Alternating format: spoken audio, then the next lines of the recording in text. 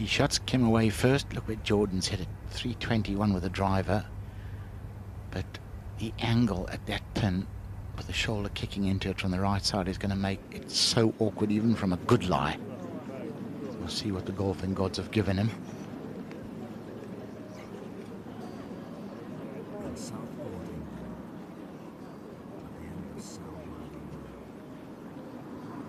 Little discussion with Mark Cairns as caddy.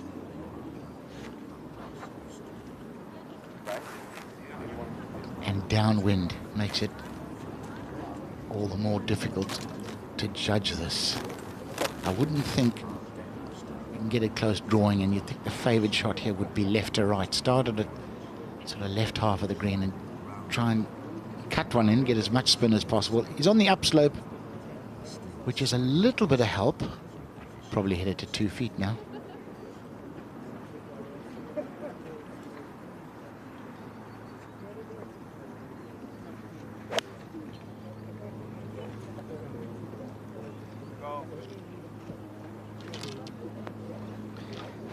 Yeah, that's the difficulty when you're trying to cut it in off an upslope. Launches higher, a little more spin and a little bit shy. He knew that. On the dance floor.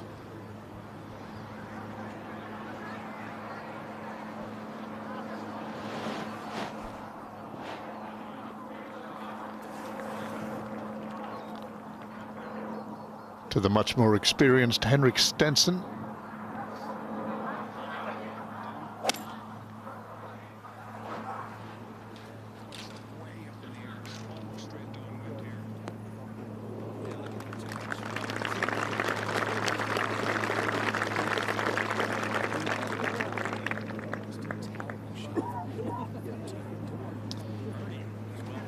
Oh dear. Jordan Spieth's lie.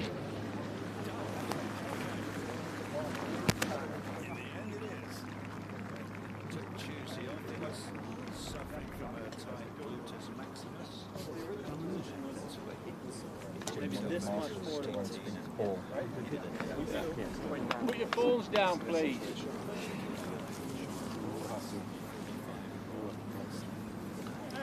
I'm not sure what the issue here is, if somebody kicked it by mistake or nudged it, but getting a ruling. I wonder. It must have been nudged by somebody if he's taking a drop. You don't know the exact position where it was, so you take a drop, I think. Well, one of the marshals, we believe, trod on the ball, but it's got a drop. Well, it's in a better position. You can see the back of the ball now. Tone.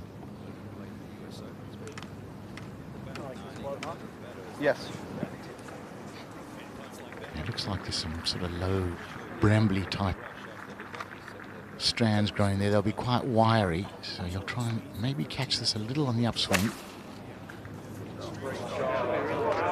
Get it coming in high and soft down the wind. Well, I'll tell you what. Well, that was probably the plan then with a driver. You know, I'm going to get it far enough down there that if I miss the fairway, I can go with a very short iron and try and get some control. But he did have a break there. Yes. Very much a good break. Well, have a look who we got here. Two-time Open champion, Ernie Els. Birdie putt at the first.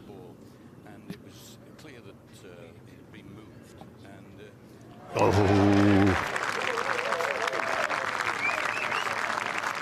He hasn't lost it. He did for a while with a putter, but so good to see Theodore Ernest Els holding them again. It's so nice. And at a sign, nicely hold. Birdie at 5, 1 under.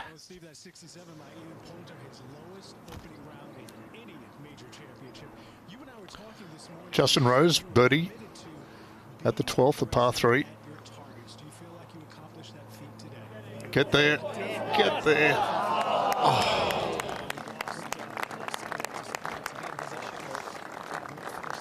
Dead on line, but good par.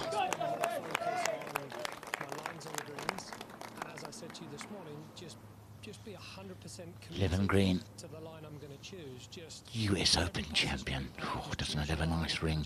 Birdie putt. Go on. Oh, yes.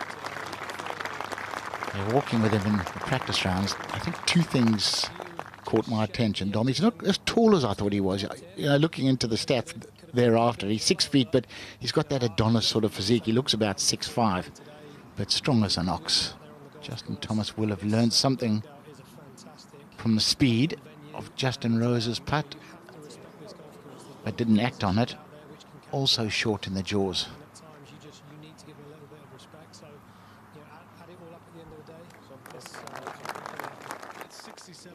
Makes his 3. Thomas stays at 1 under par.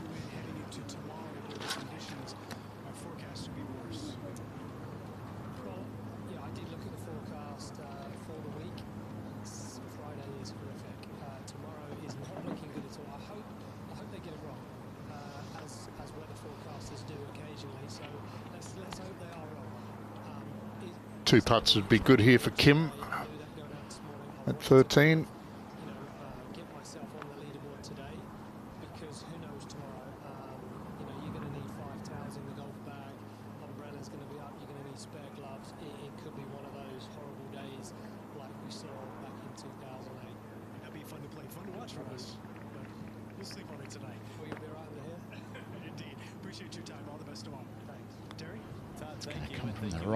Initially, will it come back? I don't think so. I think he's just underread that. Shoulder coming off the right-hand bunker. Ah, I'm surprised he hasn't got his green jacket on. I thought he wore it to bed. And why wouldn't you? Sergio, Masters champion.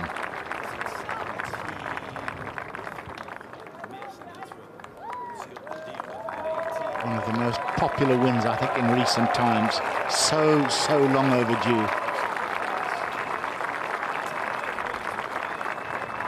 I think a lot of people fancy him this week, right?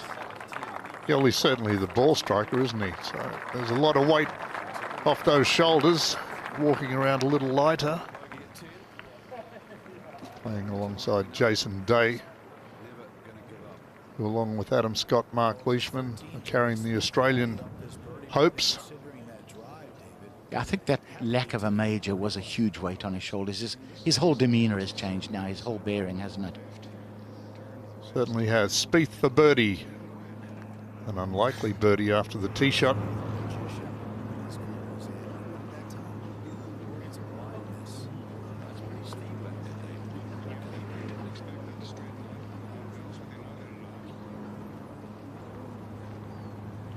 Twelty. Fresh off the birdie at 11 is Brooks Koepka. Find out if he can play some wind shots. What kind of finish, what kind of aggression is he putting into this swing? Oh, see, well, a little less pause, wasn't that? Will he get away with the pull? He sure is. Barely, but there it is, the edge of the green now. The ball of Brooks Koepka right alongside. That's how close it is, right to being almost done. And up to 13 again, and this time it's Henrik Stenson trying to get it to 2 under. This would be such a Hollywood week. It would become a movie.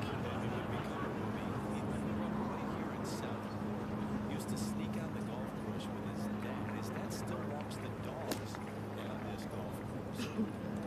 Hold on. Tried its hardest to get back.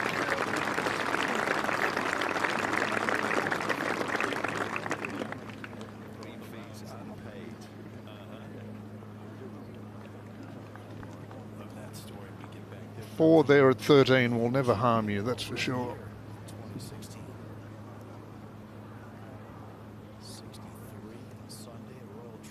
There's still the 2 par 5s to come for Stenson, 15 and 17 to try and take advantage of.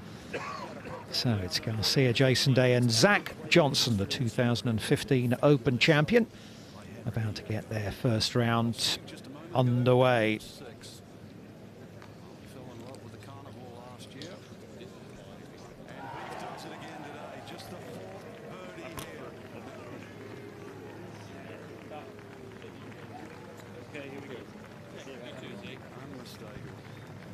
This is game number 35. On the tee from the USA, Zach Johnson.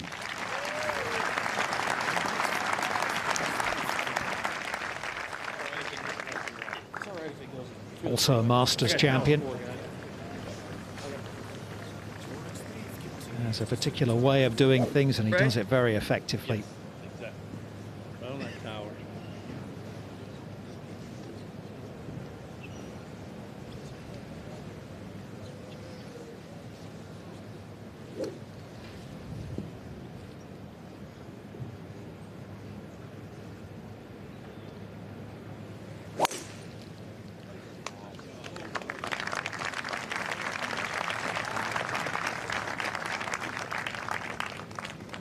Oh, a little unlucky, should have kicked straight back out to the fairway, but...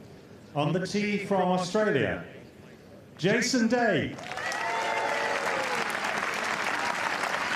Well, he's admitted it's been the major championship which he struggled the most with, the Open.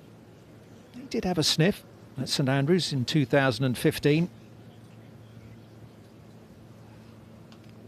He's such a high ball hitter, so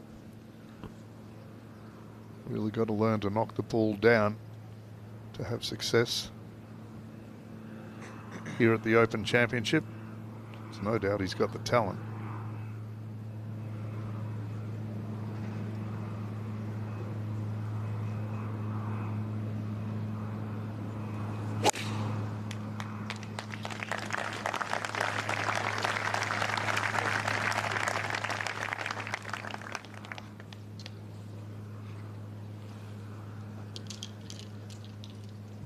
On the tee from Spain, Sergio Garcia.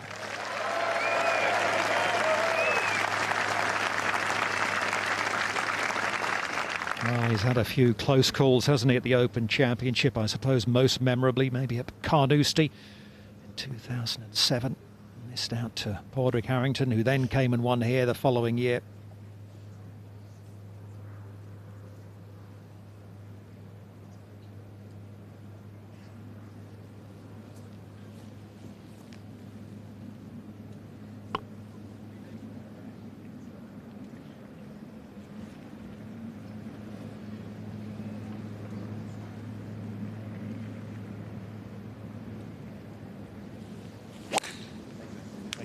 Good run.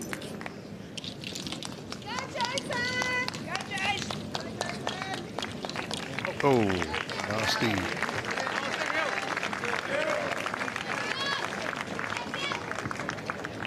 Not the opening tee shot that Sergio was looking for. We had that 1999 PGA Championship that he chased Tiger home at Medina in Chicago as a 19-year-old, I think. People thought, we all thought that he'd have multiple majors under his belt by this time. Koepka, a par 3 12th.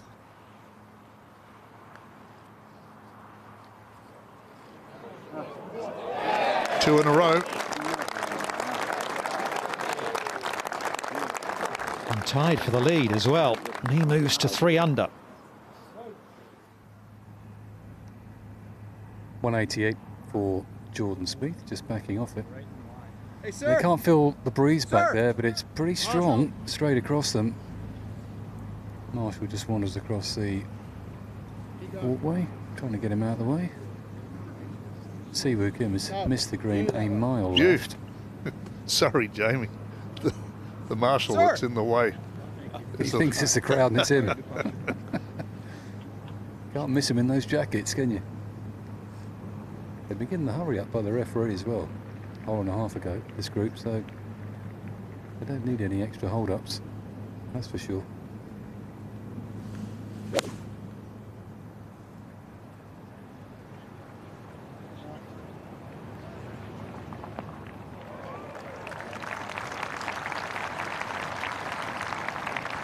Good shot there from Spieth. There's only been 6 birdies here at 14 today, which is surprising because the pin position is in the perfect spot on the green to be able to ride the ball on the wind.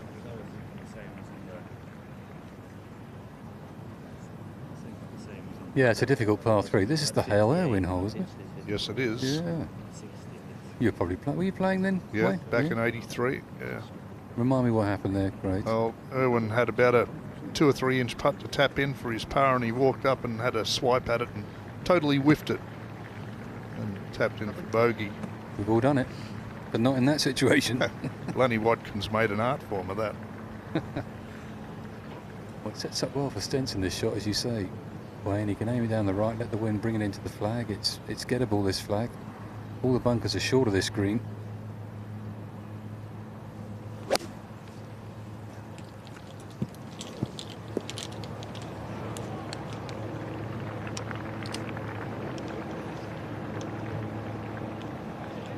Oh, my.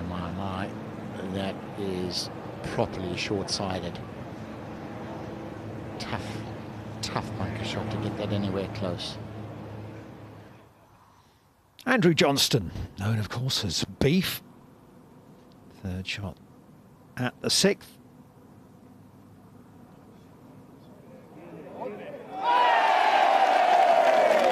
Wait for it. There we go. Beef. Much needed birdie as well. He's just a big teddy bear, isn't he? He does children's parties on weeks off. Oh, he's a character. He's an absolute beaut. When you talk salt of the earth characters, there it is right there, folks. What you see is what you get. First hole, Sergio in the rough. Let's see the ball at the moment. Looked like it finished right in the middle of a lettuce.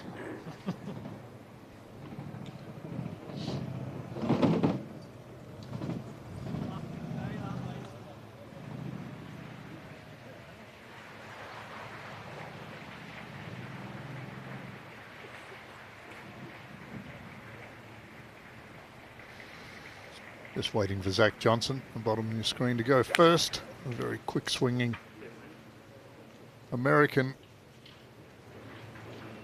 That was a bit of a misjudgment. Now a very difficult third coming up.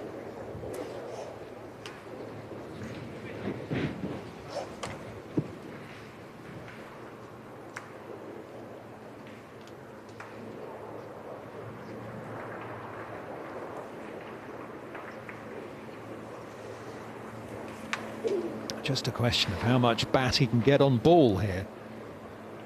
How far he can advance it.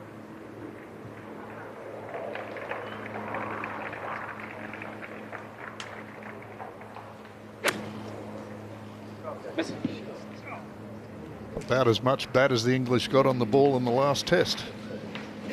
Oh, hey! Oh, a bit of a low blow. Just what we expect from you Aussies. This was just a brutal lie. And you can see him just holding on for dear life through there, and even with his power, right foot off the ground, just had a swish at it. Really, literally a hit and hope. You just hope it comes out with a flyer, pitches short and runs up there, but it didn't happen.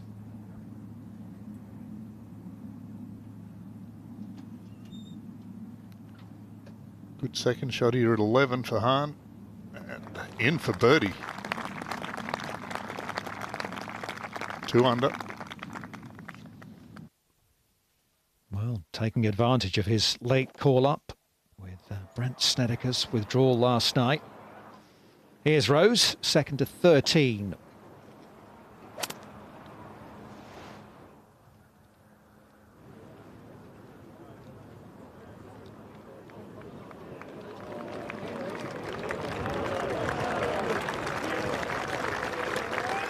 Well worked out. You have to guess a little bit how much how much topspin it's going to come out with, then work out your landing area, take the wind into account. I'd say you got that quite right. To 14 and Siwoo Kim. Oh, will come. Well, that was a short while ago, actually, where we saw Kim's standing on the tee. He's played his shot, and like Stenson, he's in this greenside bunker at 14. Jamie's down there.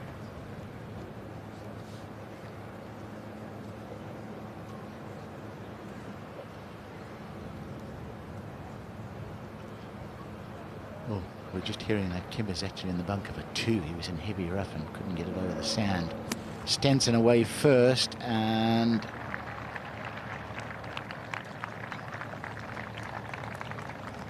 it wasn't a great line. Again, the shoulder. So many of these greens you have little shoulders feeding off the bunkers, and I think he just got the wrong side of the crest of it. Kim better lie. Still not easy though. Hasn't dropped a shot yet. He'll have to hold this one if he wants to keep that sequence going. Pop, very nearly did.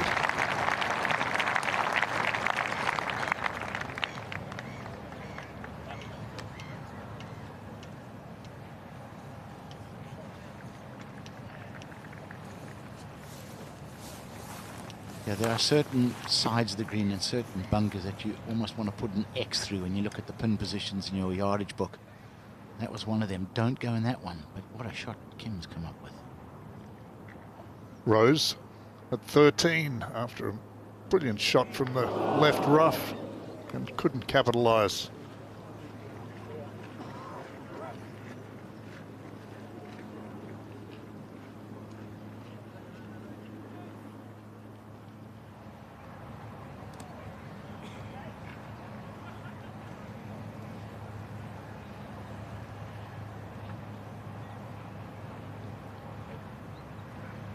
Spieth.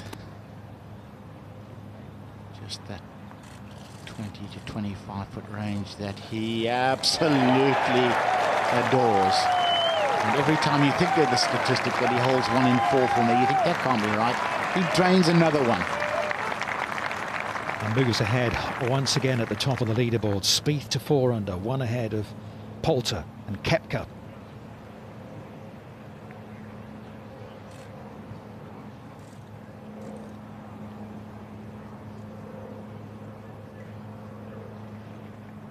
And 2 par 5s in the next 3 holes.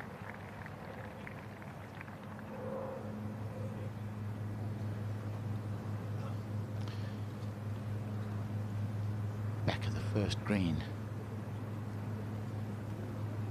Day the only one with a chance for a birdie in this group, although it's a huge outside chance. Par would be nice. Get 2 putts. Kick your round off to a solid start, and it's got to keep tracking just the length you don't like on the first green. You hole it, happy days. I'm putting nicely from 4 feet, but you miss one of those on the first green, and somehow it sets the tone for the day, or often it does. Ankle-high boots, short trousers, just come out of the gym. Brooks Koepka.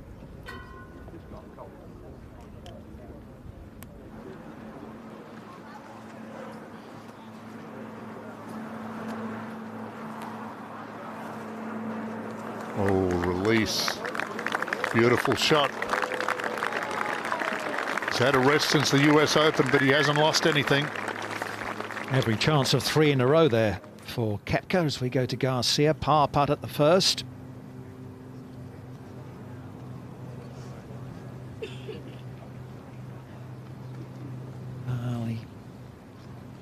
sort of smother hooked that opening tee shot, didn't he? And it was trouble from there on in.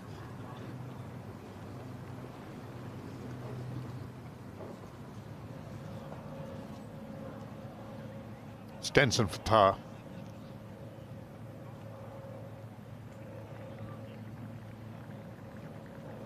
Hit it, Henrik. He's been shy all day, the entire day. The only one that he got past the hole was on 12 when Tony said that it's really slow up there.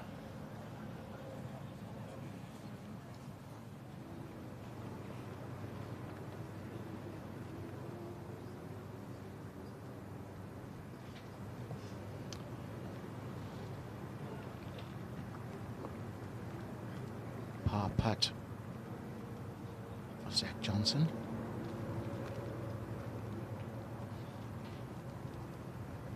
Trusty old Seymour putter that served him so well over the years, but the stroke looked good. Might have just read a bit of left to right in it. There wasn't any.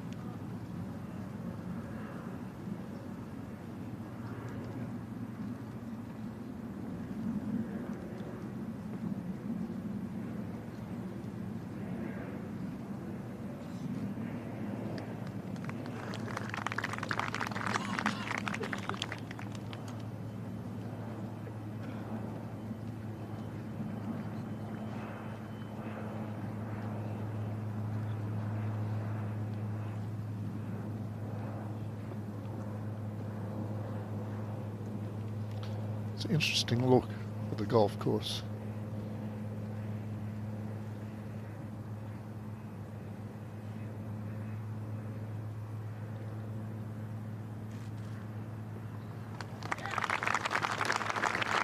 We're too old for that look, Grades, do you think?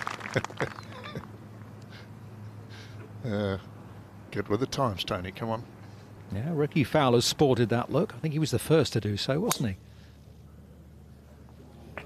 Spieth, knocking one down the par 5, 15th.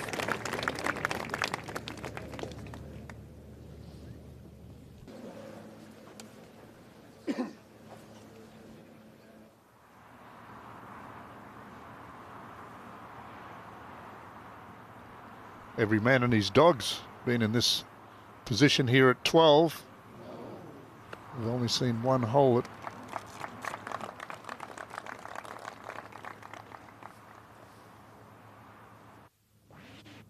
Stenson with a driver at 15.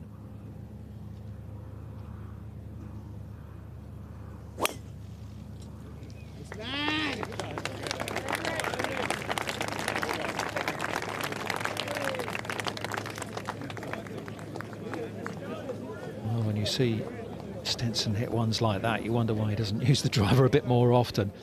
Quality strike from him. Let's go to Justin Rose, tee shot at 14.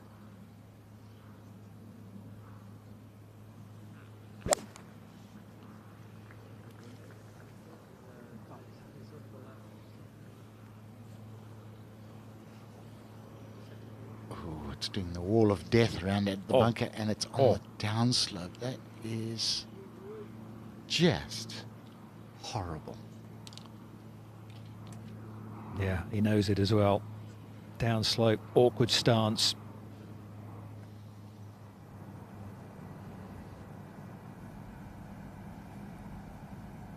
So Spieth by 1 from Poulter and Koepka. Stuart Manley with that wonderful round of 68 earlier today, taking taking advantage of the morning conditions, but actually it was rotten first thing this morning.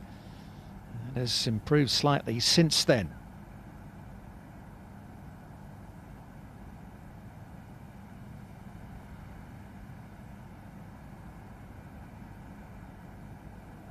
Testing conditions, we're told we might get another shower or two throughout the day, and then it should be quite a pleasant evening. It's going to be kind of sunshine, showers, breezy over the next few days.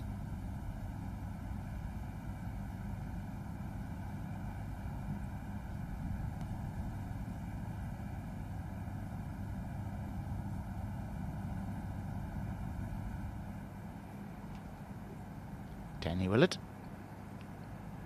opened up with a birdie, then got it to 2 over, fought back 71. Nice to see Danny playing decent golf again.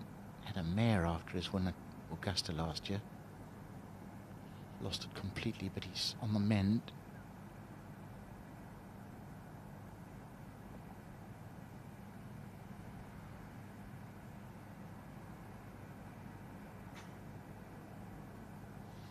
Tom Lehman, a round of 72 for the 1996 Open champion. John Daly's in the field this week. No doubt looking colourful. Won at St Andrews in 1995. Harrington, the winner here at Birkdale. Last time the Open was staged here in 2008.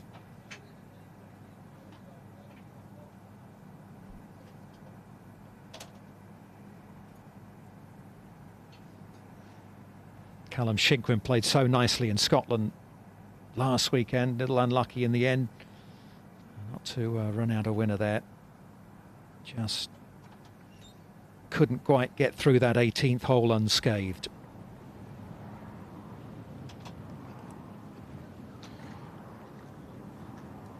Koepka. Birdie putt. Effortlessly brushed in. 3 in a row, 4 under par. Dangerous.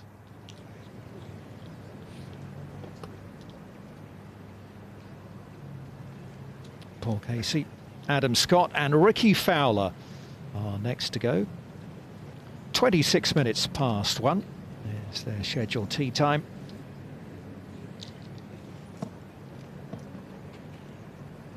Fowler's in good form. Casey's had a good season. Playing nice and consistently, isn't he, Casey? He's come back. And Fowler, well, he's a proven winner now. He's really coming into his own. And Adam Scott, well, he could do anything. He can get the flat stick going.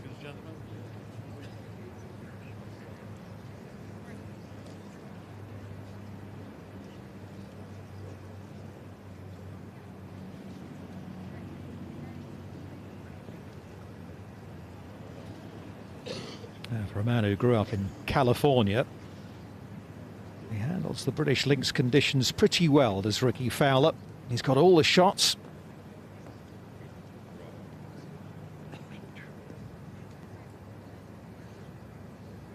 This is game number 37.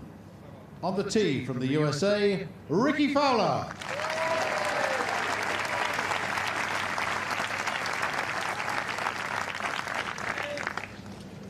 Sporting one of these popular 2 irons, looking for a low stinger down this opening hole.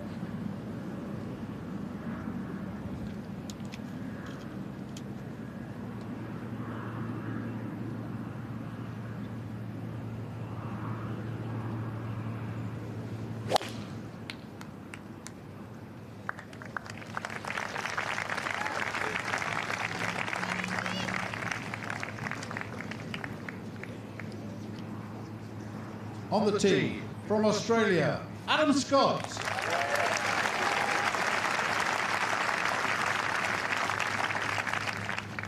Taking it all on with the big dog, Adam Scott. He's one of the better drivers of the golf ball. So close to winning the Open up the road at Lytham.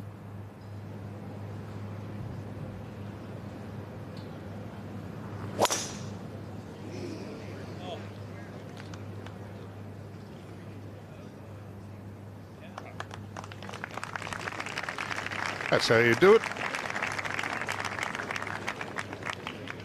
On the tee from England, Paul Casey.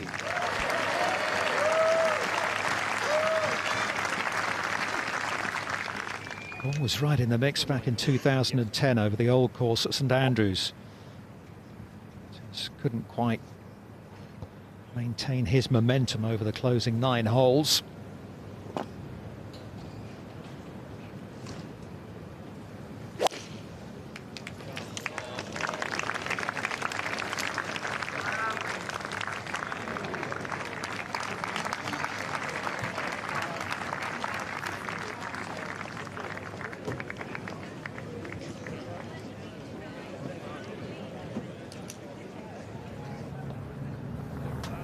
Perfect tee shot for Spieth.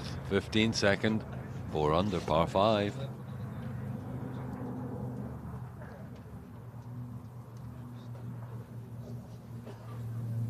Starting it down the right, wants to draw back, is it? Oh, ground hook. A little unlucky if that kicks left, it's down by the flag, but it's come back into the trap. Not a difficult shot for him.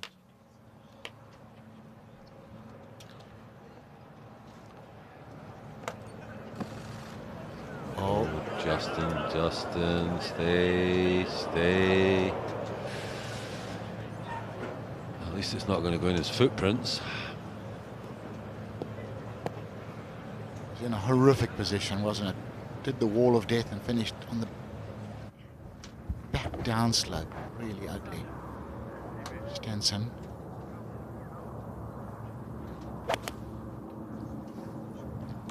Still cut this. Just left out to right. Stay there, stay there.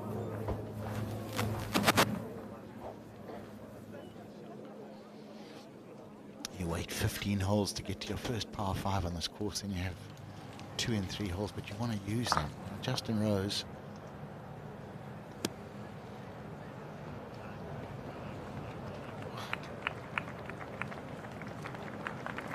Actually played that too well.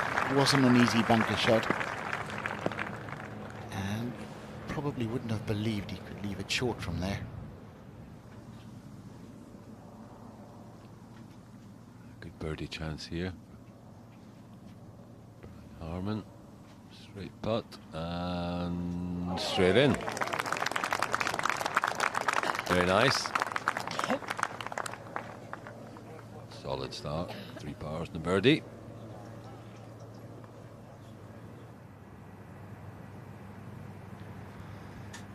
Well, he's not in the bunker, Stenson. He's just on the downslope. I think he'd rather be in the bunker here. It's a difficult shot. This coming over the shoulder of the bunker. He's got to pitch it onto the edge of the green and get a lot of spin on this shot. It's on a downslope. This is not easy.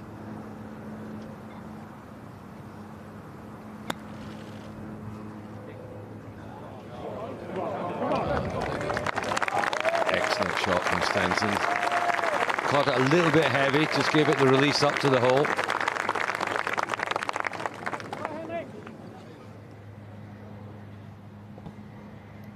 Bogey putt for Rosie.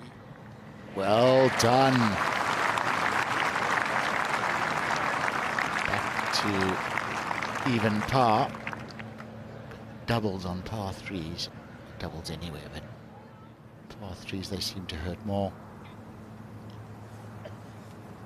Good lie on the bunker for Jordan. Into the wind. Not bad. I never agree with Stenson's ball being left there. Yeah, it's a strange one, Sam. I was thinking the same thing.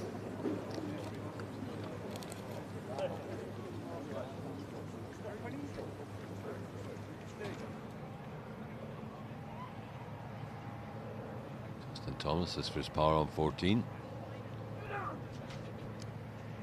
Side right.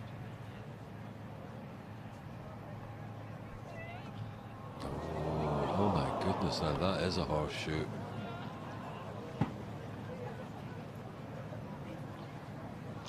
Looking at his caddy for sympathy, I'm afraid. You're only allowed 10 seconds when you get there.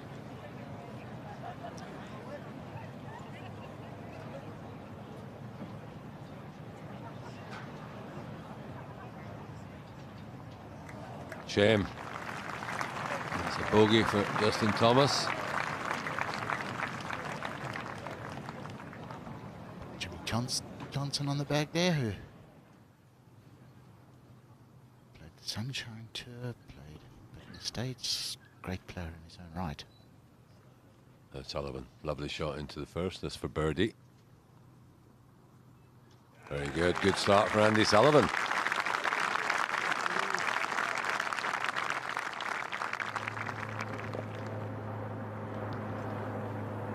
Garcia. Good lie.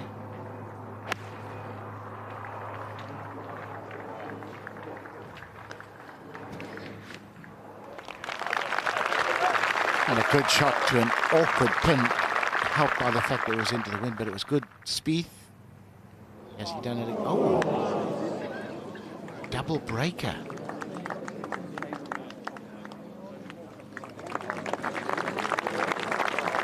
Looked like it couldn't miss a foot out.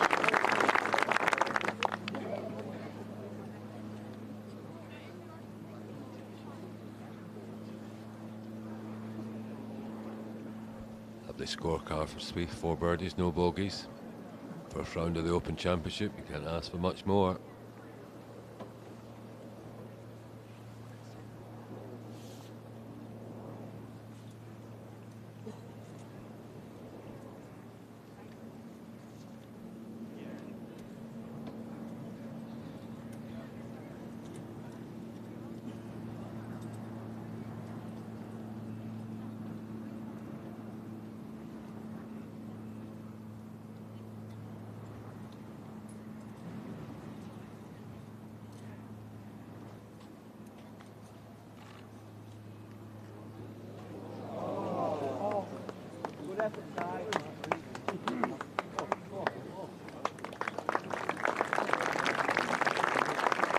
Par for Kim. Remains on par.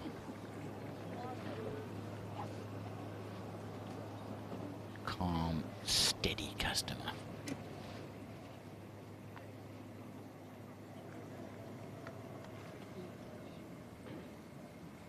The defending champion. 7 hours to the minute since the first tee shot of this 146th Open was struck by Mark O'Meara in horrible conditions early this morning. The third shot was also hit by him as well. I feel for Mark, winner here in 98. It really was horrible early on, and the later starters have certainly got the best of this opening day.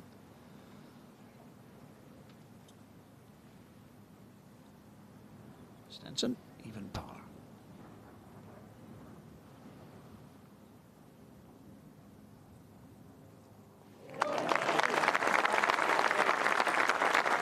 Make that one under. You have to wait a long time for a par 5 to come around here at Royal Birkdale, and when they do, and there are only 2 of them, they're going to take advantage, particularly at 15. We're not going to lose any marshals this week, are we? That isn't orange, that's orange!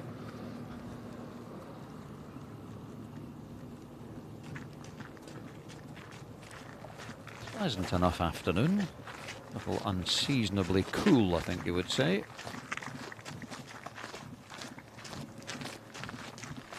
The 2 Americans, the 2 major champions, Jordan Spieth and Brooks Koepka, leading on this opening day. Long walk back to the 16th tee. Spieth.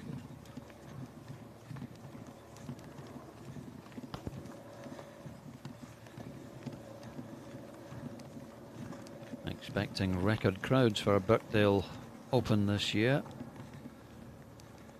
Somewhere around 225,000 people. All-time record. In fact, the top 2 attendances ever, both at St Andrews, not surprisingly, as we go to 14 and Koepka.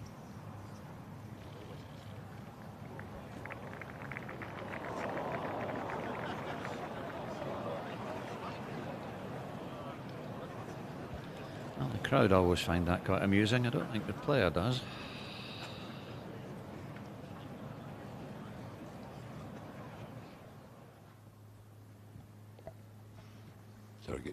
Sergio Garcia, this for birdie at the second.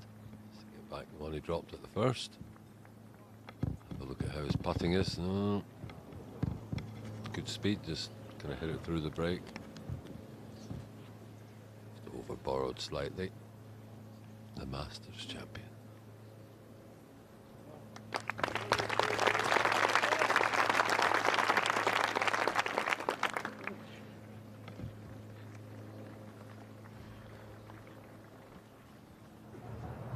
Ahead to 15, and Justin Rose in the left rough.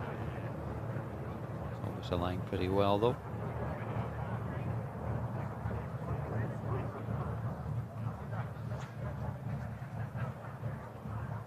Oh, not now.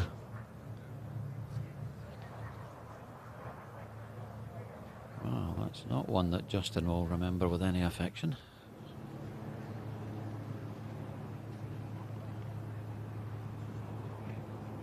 Matsuyama.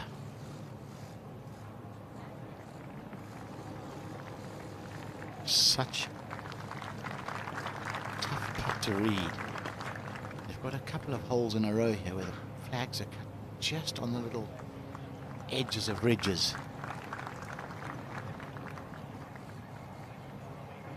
One under.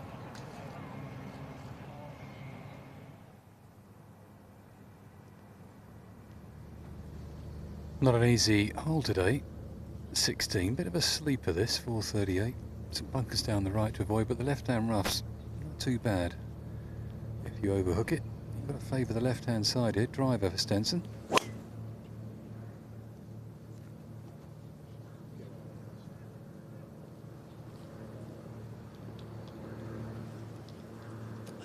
That's in Arnold Palmer country down there.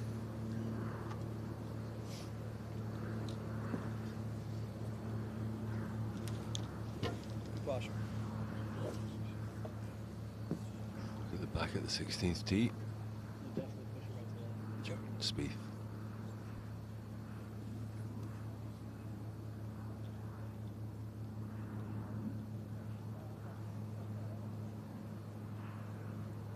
Very pronounced left forefinger there, you see on his left hand. Interlocking grip. Actually doesn't even interlock, it just goes over the top. Greg Norman used to grip it like that. All right. Four. It's not good right here. There's wind bushes, everything. Not far from Palmer's plaque. Smashed a 6-iron out of the winds and the heather and knocked it on the green.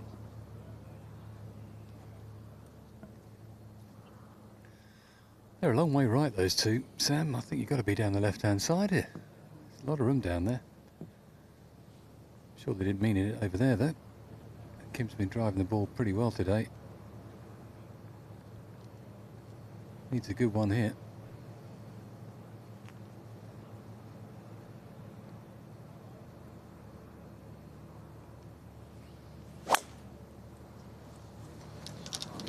Also with the interlock grip.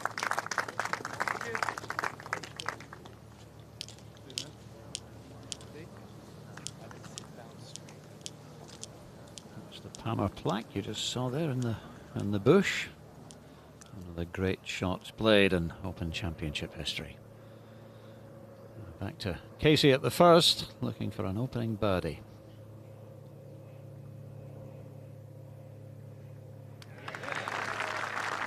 Yeah, I still think he's got a major in him somewhere, Paul Casey. I agree, Tony.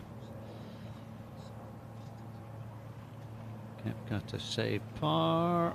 Oh, well done, Brooks Koepka. Woo.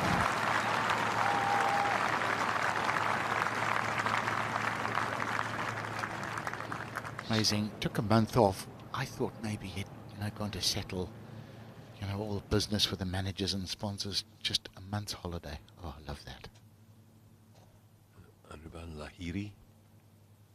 So birdie on 17. This to get back to 2 over, which would be a huge difference. Oh, it's straight in. Excellent. Eagle at 17.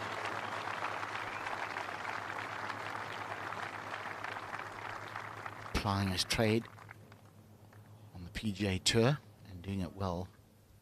Says he's come back into form again. That's how it looks. Opening day of the 146th Open Championship. Jordan Spieth and Brooks Koepka tied for the lead at 4 under. Ian Poulter in with a splendid 67 earlier. He's only 1 behind. Excellent 68 from Stuart Manley and Alex Noren.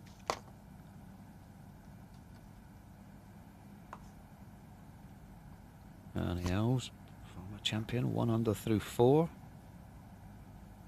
And 70s for Tongchai Jaidi and Steve Stricker. I think Tongchai in particular will be delighted with that. He's been pretty depressed about his form recently. He's not had a good year, and I had a chat with him in Scotland last week, I think it was, and he was a bit down about things, but that's a good start. And Brandon Grace is another man who I think has got absolutely the game for links golf. Low ball flight, good short game. Starts with a 70, as does Russell Henley.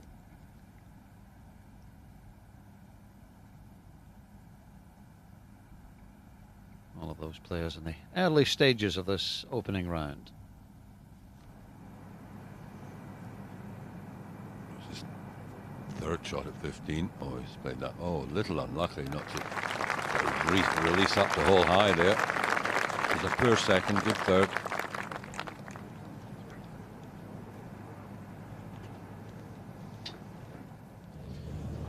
Back on the tee. Koepka. Driver. This will get a proper hiding.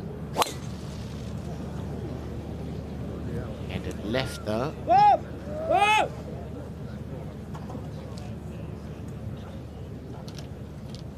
Kind of got away with it. The lie doesn't look too severe. A foot right, he'd have been perfect. I'm just doing the job. Appreciate it.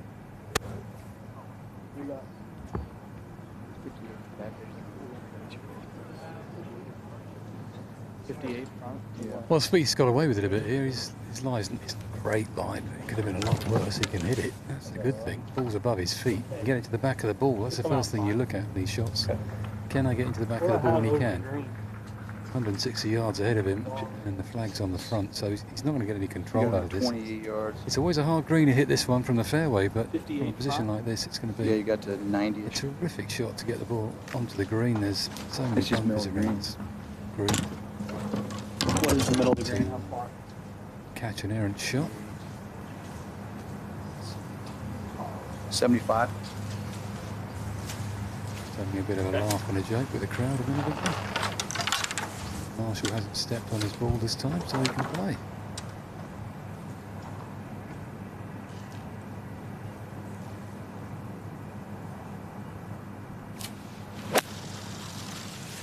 Came out straight right. That's it. Just going to say it looked to go straight right. I heard him say it. It's in the trap.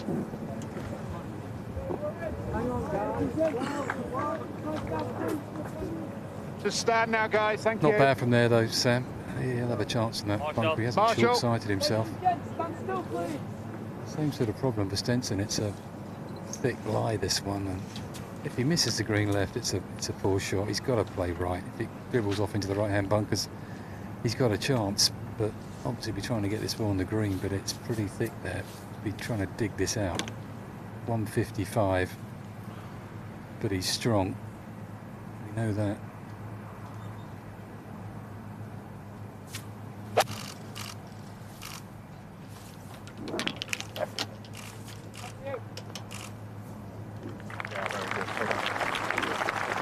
Well done.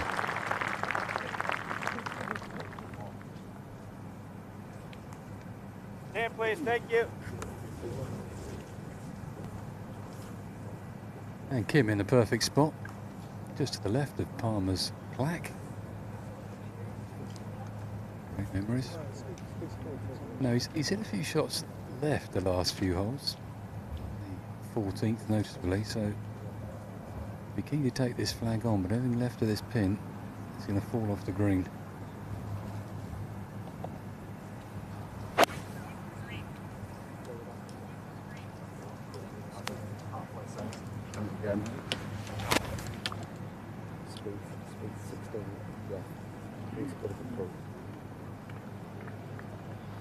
And I won the Players. He was also 13th in the US Open, but that's actually the only cut he's made since winning the Players. Justin Thomas at 15.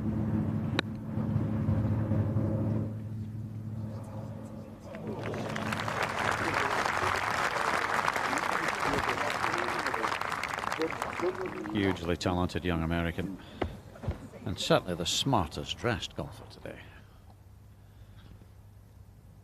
Alex Levy this for 69 on the 18th. Oh, shame. You work hard all day, keeping it under par. Give one away at the 18th. Still said, oh no, he's given two away. Oh, no. Oh, it's a 1 over 71. Oh, what a shame. 5-6 finish. It wasn't careless either. He took his time. Anyhow, still 1 under after 4 holes.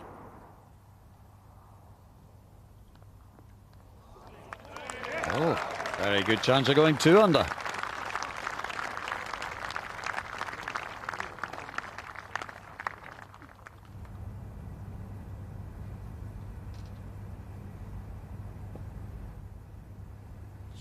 The best completed round so far. Ian Poulter.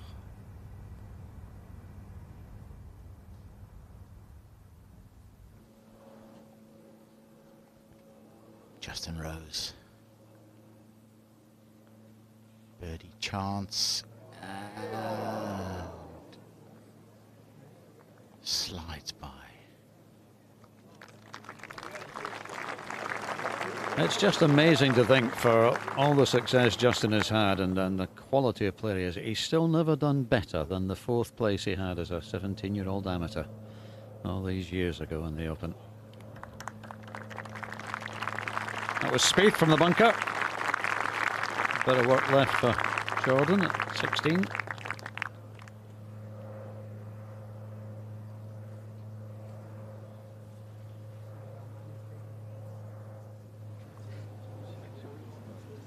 Justin Thomas. Level power today, this to get to 1 under. Very good. Over the funny horseshoe at the last very quickly. Birdie's the next. Gets it back to 1 under.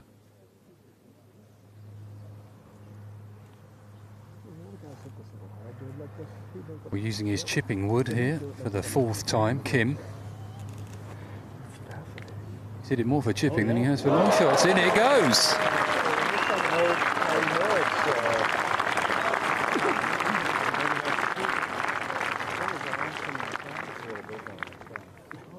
The old bonus birdie there for the Korean, just 22 years old.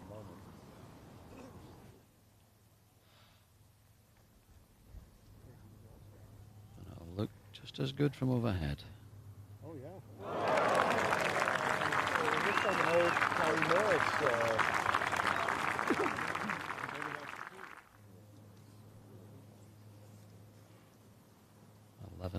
Successive pars before his first birdie at 12.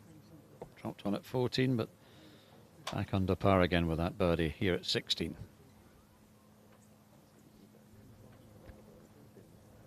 There'll be a few people out with their 3-woods practicing their chipping. What, if they're watching this today. Doesn't matter how you do it. He's brilliant with that club. Now Stenson, that was a great shot into here from that lie for Stenson, about as good as he could have done. This is across the green, a little bit right to left, but a good chance this for Henrik.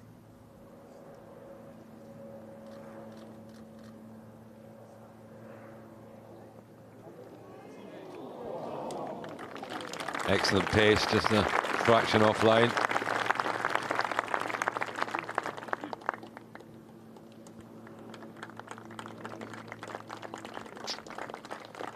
Henrik Stenson stays 1 under as he begins the defence of his title.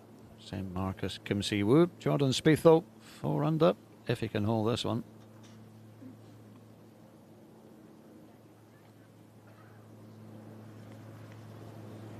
Apparently it was not a nice lie in the bunker, so he's done quite well to get it as close as he has, Jordan, but hasn't dropped a shot today so far.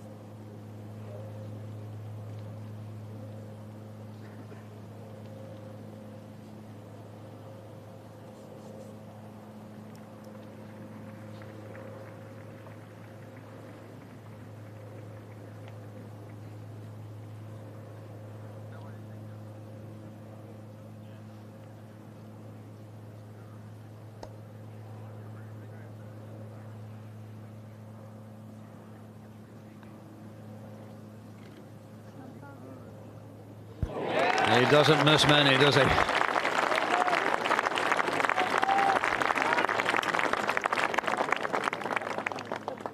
Hard-working par for Jordan Spieth. Stays tied for the lead with Brooks Koepka at 4 under par. And here is the man who shares the lead. Big tee shot pulled at left. Koepka has just got an iron in. Hold still, please, hold still.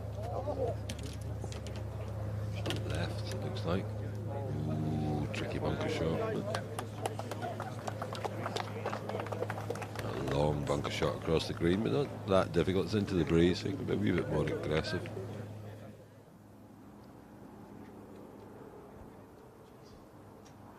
Jason Day. Birdie putt at 3. Good solid start, and it's just got better.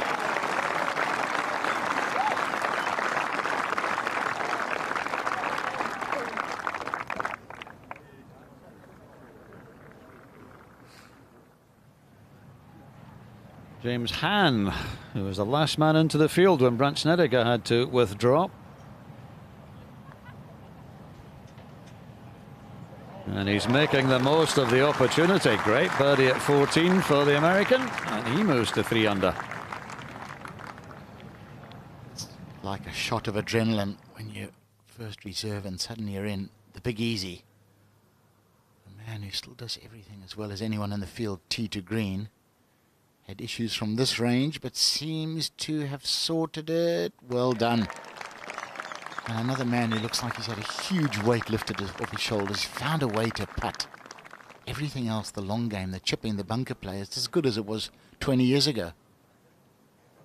And got old faithful Ricky Roberts on the bag still. Par 5, 17th. Good indication there of just how far we are from the seaside. Unusual for a links course. Normally you get views of the sea and we're much closer to it, but at Royal Birkdale you don't.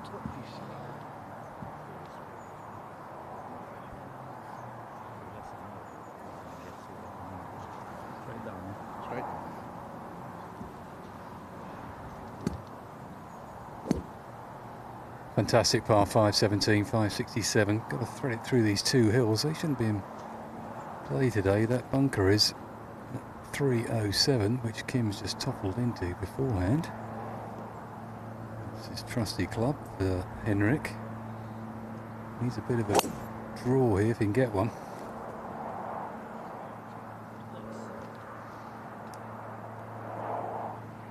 Steady, steady. Yeah, great tee shot. Wind is down, but off the left-hand side. That doesn't make it easy here. Tiny little 2 pot bunkers down on the right-hand side, right where they want to drive the golf ball. Now Spieth.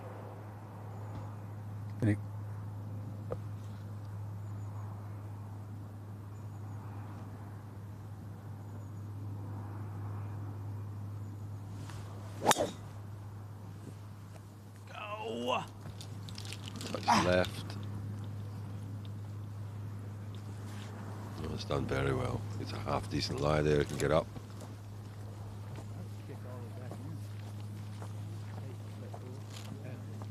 Not too bad where he is.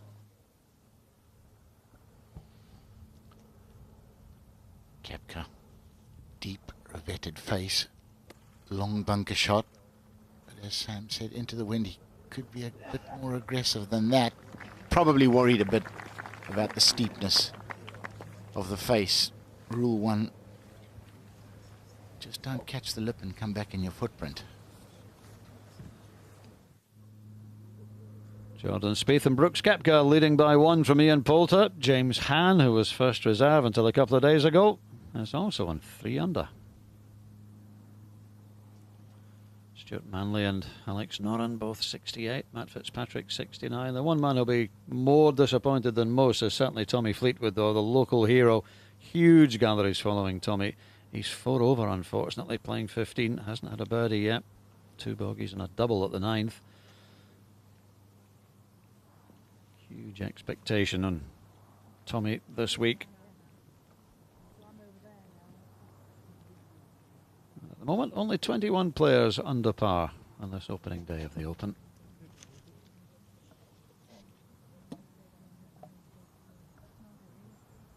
Ryder Cup star Thomas Peters. Great second at the 17. This is for Eagle. Oh, well done, well done. 3 over to the turn, but 4 under the back 9. Thomas Peters gets into the red figures. Great comeback there.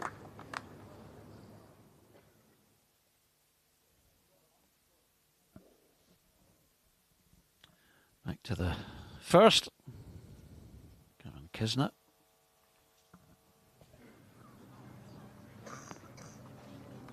Can you imagine some of the players that are watching this now that teed off this morning? He's just flipped a sand wedge in there. They're taking 8s and 7s and 6s here. Fantastic opening shot for Kisner. Surely that can't be his drive there.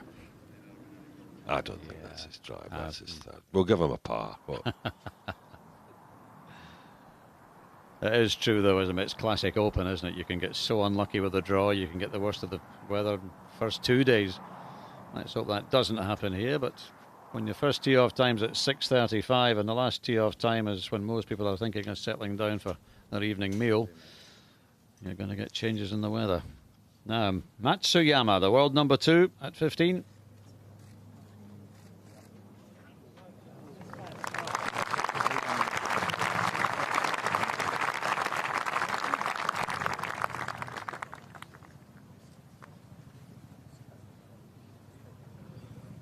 Top 15 in the Irish Open last time out, a couple of weeks ago. Look back down the 17th. Much changed green from the last time the Open was here when Roderick Harrington won in 2008.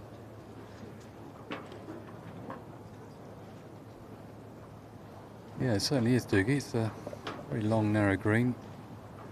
Kim in the bunker. Can't move this more than 80, 90 yards out of here. They're real proper bunkers here. They're a penalty shot.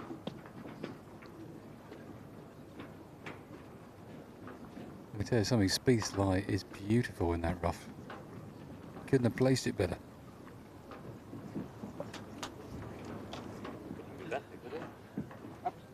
Well, Sam and I have just been joined in the commentary box by the man who won the Open 20 years ago, Justin Leonard. Justin, good to see you. Does it feel like 20 years? Yes, it does, actually. And today is actually the 20th anniversary. Of the actual day? Of the actual day, yes. At Royal Troon. Special week. Fun to get to relive it, and especially last year playing at Troon. A lot of great memories. Well, this man's got some good memories of Troon as well. Yes, he does. An amazing performance last year. Battling Phil Mickelson for all weekend, and then those 2 rounds they played Saturday were just amazing.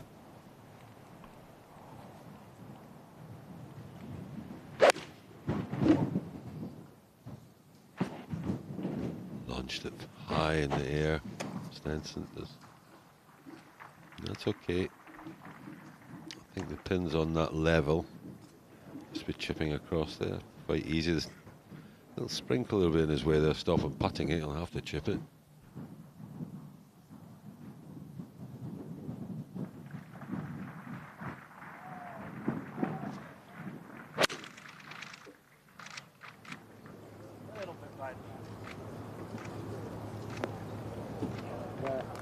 Yeah, Jordan Spieth bouncing it on nicely.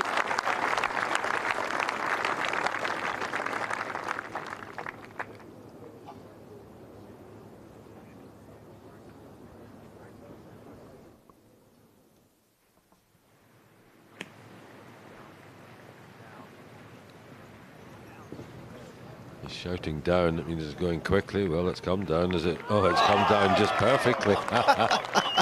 Here's a nice start to your day. Oh. Within a yard of out of bounds off the tee. How many players would have taken that this morning at 6:47 a.m.? I think 155.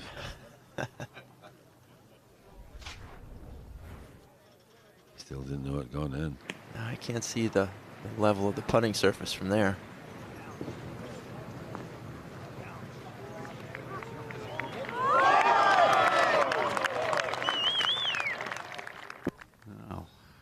Another contender for shot of the day. Plenty more golf to come, though, here in the first round at Royal Birkdale. Now Koepka has to move into the lead on his own.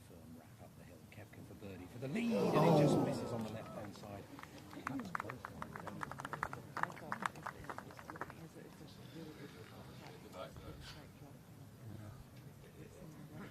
I think it's always such a buzz, Justin, isn't it, to come to the Open, especially the likes of you and Sam have played in it so many times. You've won it, but for all of us, it's just a thrill to come to this tournament, isn't it? Oh, it's unique among the other 3 major championships, and the opportunity to come over here and experience links golf, which has its own idiosyncrasies. This golf course seems to be the least of those. Every player I've spoken with this week has talked about how fair Royal Birkdale is. Yeah, this is regardless as the fairest of them all. Good fairways to hit, not bounce off from the middle of the fairways into the rough. Poor Louis is having a tough run. He's just gone bogey, bogey, double. Oh. Even be worse than that. Oh dear. Oh. This is the man who hasn't missed a cut since the Open last year and has a great record in the Open. Won in 2010, was in the playoff in 2015, but having a torrid time today, Louis, as we go back to Rose at 16.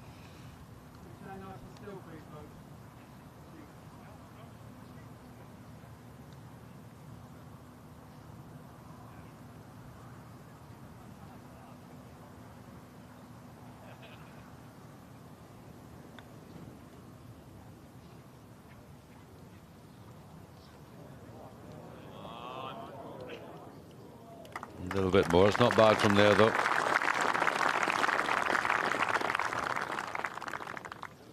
I guess growing up in Texas, Justin, the wind was never an issue for you. You were used to that. But how long did it take you to get to grips with the vagaries of links golf? Well, I came over and played as an amateur in 1993 at Royal St. George, and I fell in love with it immediately. I didn't understand it immediately, but I fell in love with it. Just the strategy that was required to play links golf, and then just being over here and amongst these old towns where these links golf courses have so much history involved, and I just immediately grew to it. And I think so much of it over here is attitude. If you come in with a good positive attitude and embrace it, you'll reap the benefits of that, and I did that at a young age.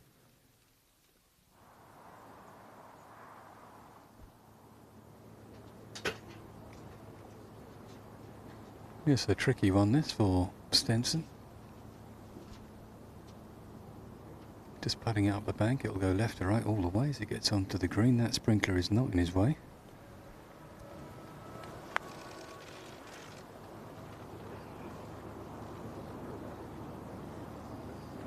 The wind just held that very straight, strong wind right to left there. That's best. A tricky one there. That's got a bit of a swing on it from left to right.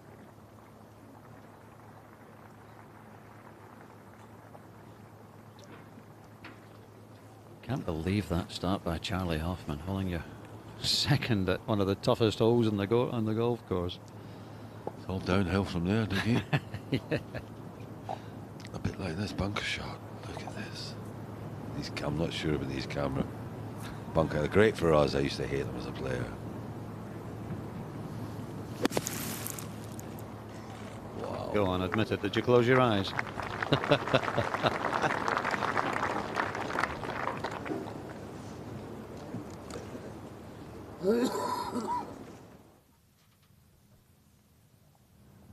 Captain Clark. That's for birdie on 18. Come on, Darren. Oh, nice. Make your first cup of tea taste a wee bit better. There you go, Big D. 75.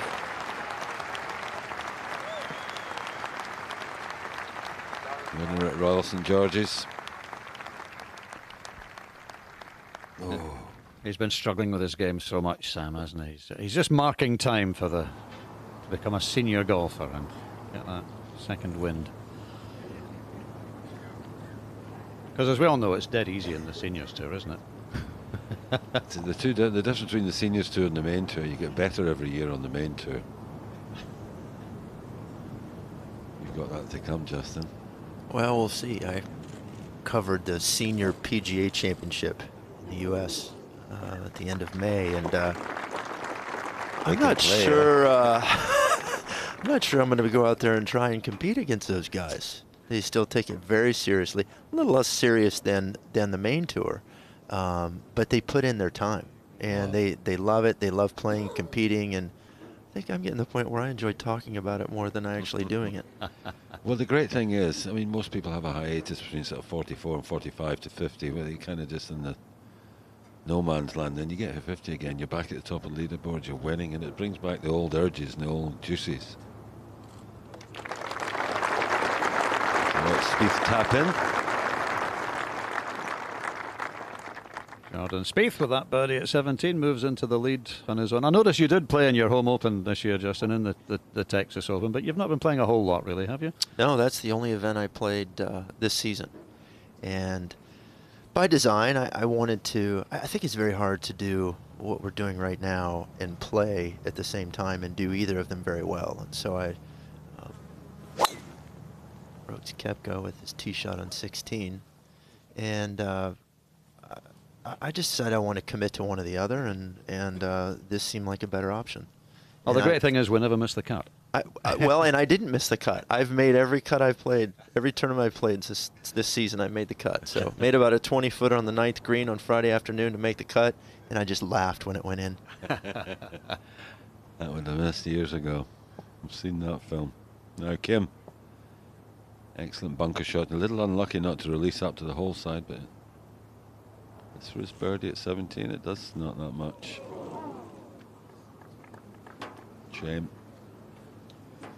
Missed the cut in his last 2 outings on the PGA Tour. As I say, after winning the Players, he had a good US Open, but that's actually the only cut he's made since winning at Sawgrass. Now Rose for par.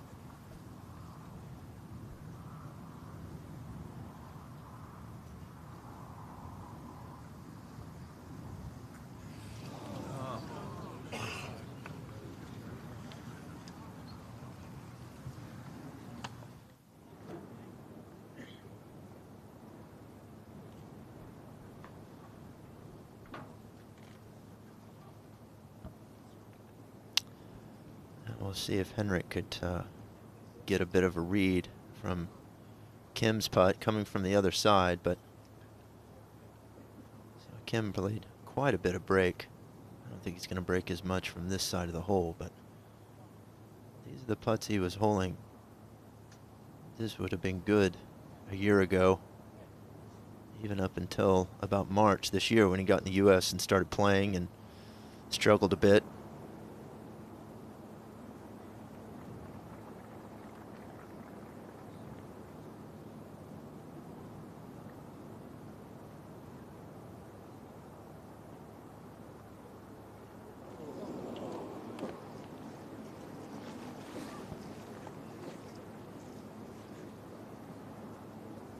That'll be a disappointing par.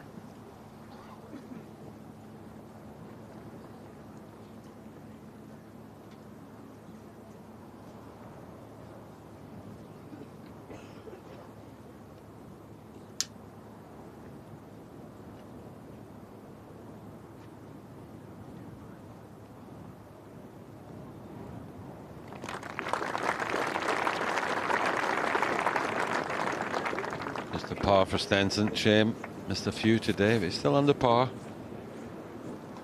5 under leading Koepka.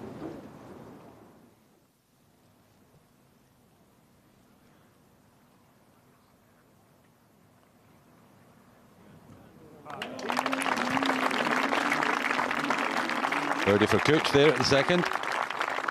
Good start for him. Played very well last week in Scotland, particularly on the Saturday in those horrible wet and windy conditions. Jordan Spieth leading by 1 though. Brooks Koepka on 4 under, Ian Poulter and James Hahn on 3, and then there's a long list of players on 2 under par.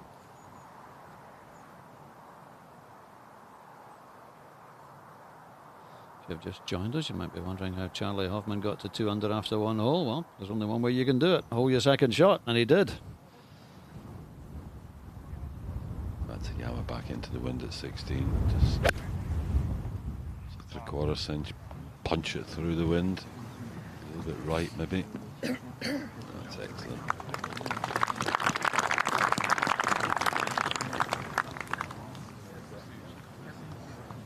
Did you play here, Justin, in the Open? I did. I played here in '98 and '08. Not with very good results, but I, like most of the players, really enjoyed the golf course. Now Jordan here at 18. Chopped it right, bunker there somewhere. No, it's fine. What is he like? I wish I could miss hit him like that. Yeah, straight down the middle, perfect. Yeah. You were defending here, of course, in '98, Justin, weren't you? I was, yeah. yes. How was that as an experience? Was it okay once you stepped onto the first tee? Was it all of the stuff beforehand that was a distraction? You know, it really didn't require a whole lot during the week. You know, the hardest part of the week was giving back the claret jug. And I wasn't 8 feet inside the car park before they came running to the car and demanded it back. I told them at first, I said, what, I was supposed to bring that back? I forgot it.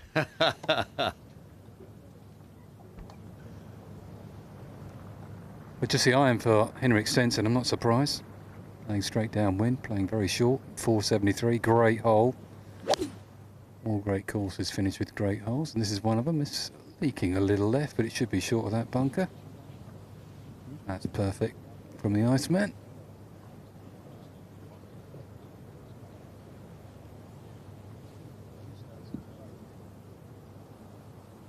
Looking straight down the hole towards the clubhouse. I'm right halfway down the fairway here. Beautiful Art Deco clubhouse. Thinking back to that 2-iron Tom Watson hit. 218 yards, I think it was there.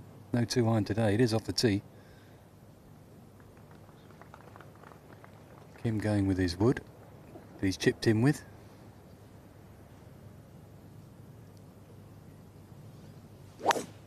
He's given it enough tries, Jamie. He must have used it about 5-6 times today from off the green. I think he has, Sam. Yeah, 5 I've counted. About to get one in.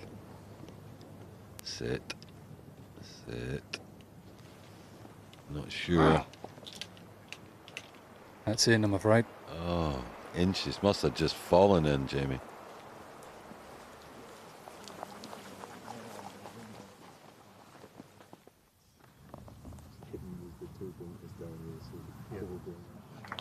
Four birdies, no bogeys for Brooks. Looks like he'll continue that trend. Lovely third in there.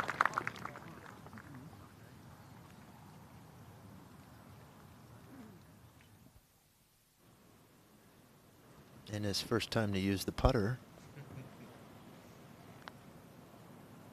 Putt breaking quite a bit to the left.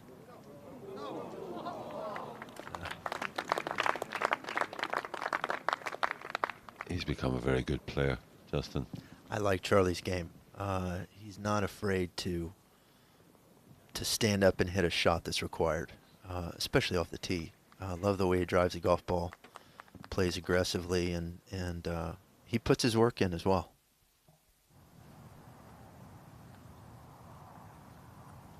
Matsuyama, highest ranked Japanese player ever in the world rankings. No one's ever got to #2 in the world before. Imagine the pressure he's under from, you know, just the media at home, and they follow him wherever he goes. He handles it beautifully. I'm sure the sponsor softened the blow slightly. True enough.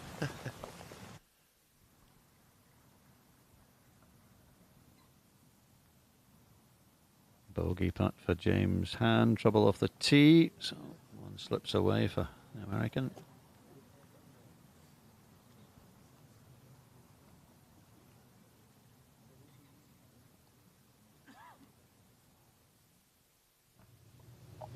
Paul Casey. Resurgence of form over the last year or so for Casey. This boy can play.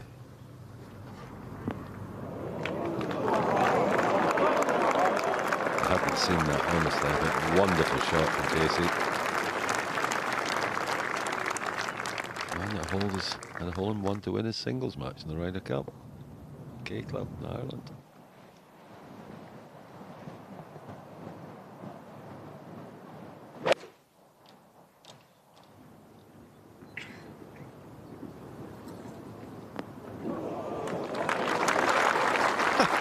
Oh my goodness. To hit a drive that far, straight downwind, short enough club to put that much spin on it. Greens are still soft from the overnight rains. Now Koepka for par here at 16.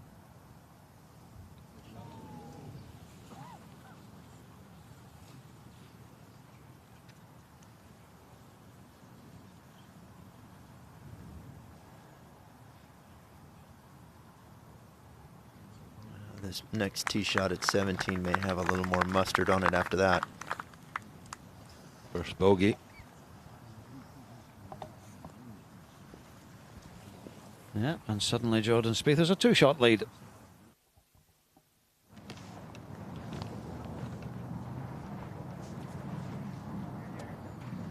Just in the semi-rough, Henrik Stenson, 212. It's a flying lie, this ball will travel out of this grass. But he's got a great angle to the flag, it's back right. Can't see this being more than an 8-iron for Henrik. It's going to go from here. 212 all up, straight downwind. Sun's out.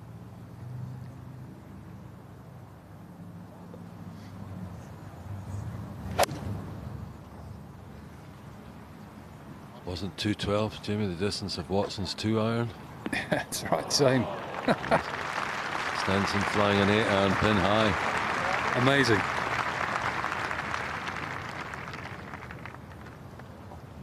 Great Tom Watson won it 5 times in 8 years, starting finishing here, his last one, his last victory in the Open. His only win in England. Won the Open 4 times in Scotland, Mr. Watson. Wasn't downwind when he hit that 2-iron. He's got a chance here, Kim. The problem is the ball just nestled a little bit. The lip isn't that much of an issue. It's the lie. If he had a clean lie, he could have whipped this up. He's got 158 to the front, but from this lie, I don't think he can quite get it there. It's all about the strike.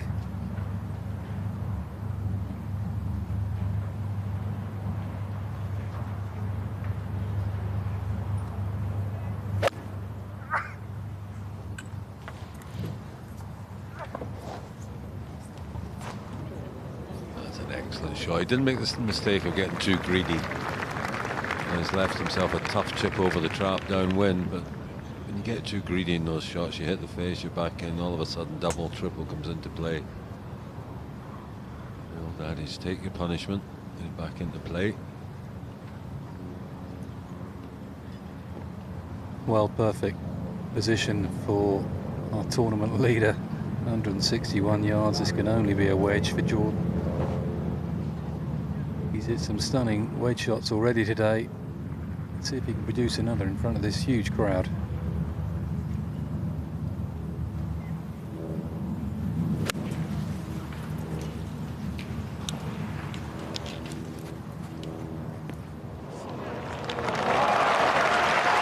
Yes, he can.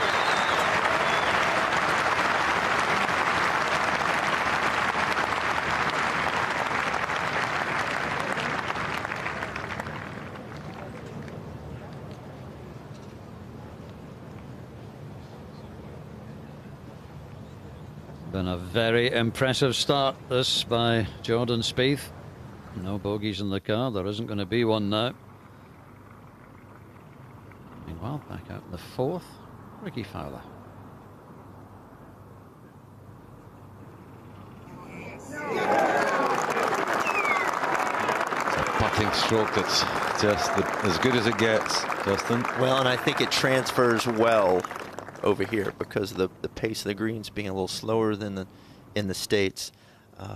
He has a little more speed going through his stroke. I think it's easier for him to make that adjustment. Yeah, but it's a beautiful roll on the ball. The rolls for eagle off the right. It will not quite turn that much. Excellent putt though, and a good birdie. Get the shot drop. And dropped back at 16 back and back to level par.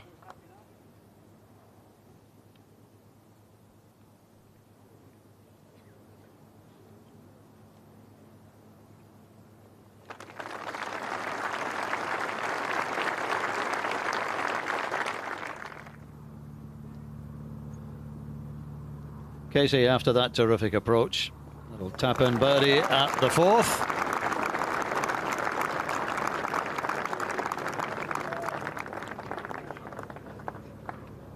He just returned from a cycling trip in Italy. Climbed some 37,000 feet over the week. He's in great shape. Now an eagle putt for Justin Thomas.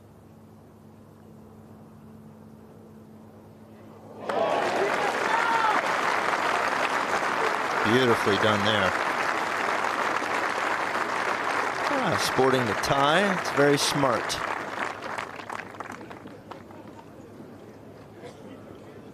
Better if it was fastened though, no? I didn't think he'd take the 3-wood out for this one. He could run it round the lip, but I'd be impressed. That's a little lobby Sandown. Most lofty club in your bag. Just chip it up, let the wind do the rest.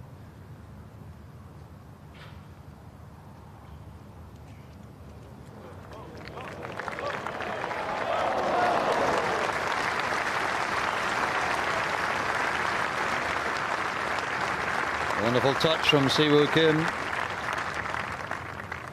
And isn't that a glorious picture of the famous Art Deco clubhouse? Instantly recognisable. Royal Birkdale.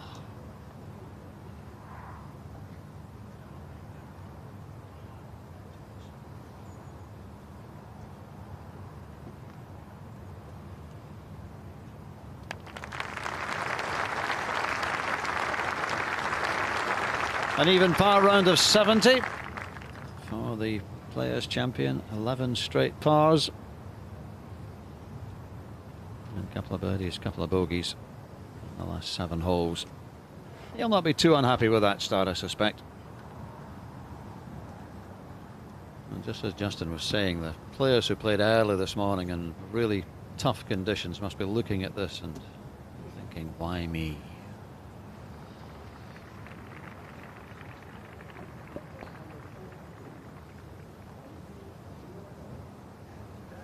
Why me indeed, Doogie? Should have that written on my golf bag.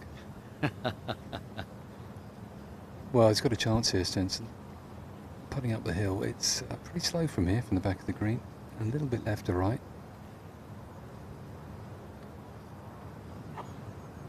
Played well. Great defence of his championship so far. Must be delighted to be in the thick of it here. It's going to move about a cup left to right up the green.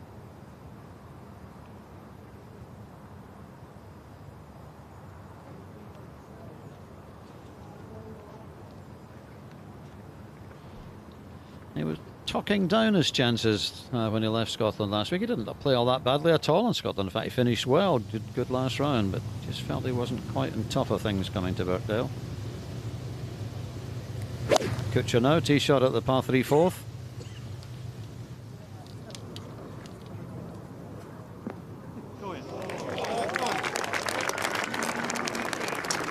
I know Matt Kuchar loves to come over here and play. Played last week and played well. Really enjoys links golf. Well, Spieth, that's for 64. Lowest round ever in the Open Championship, 63. No. We're just blasely watching this going round at 64.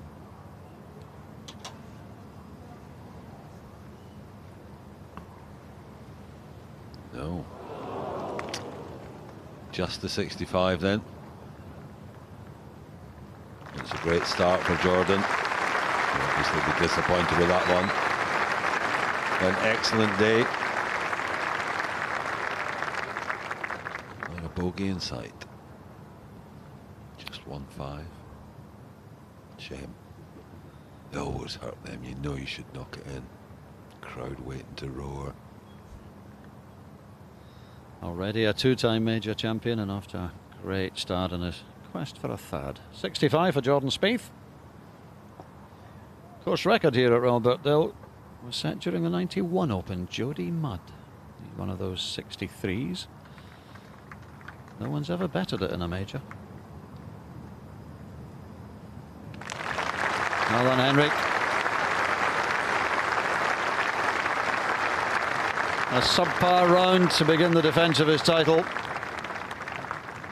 169. Siwoo Kim a 70. Nick Price came the closest to beating it at Augusta when he horseshoed that putt on the last green for 62. Or Phil Mickelson last year at Troon, he'd the one for 62 as well, didn't he? It'll happen. It's just surprising that it hasn't really. Beautiful blue skies overhead now. Nice breezy seaside afternoon. Lovely conditions for this Open Championship. Wherever you're watching us around the world, hopefully you're enjoying the coverage. The best players in the world taking on the Birkdale Challenge.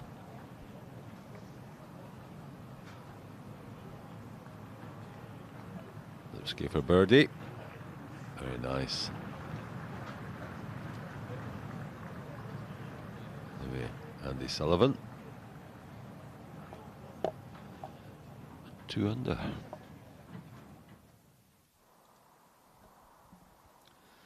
Jordan Spieth in with a 65 to lead by 2 from Ian Poulter. Justin Thomas, Brooks Koepka coming towards the end of their round. And they could yet get a little bit closer to the leader.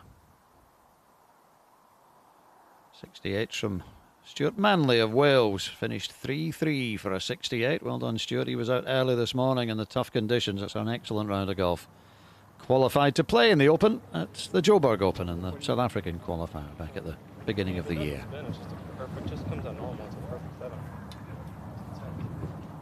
How highly do you rate Justin? Justin? He's a fun player to watch. He's generates a lot of club head speed. A little bit inconsistent, but he's young. But when he's on, he's very, very good. It'll be interesting to see how well he controls this going downwind, and now that it's dried out a bit.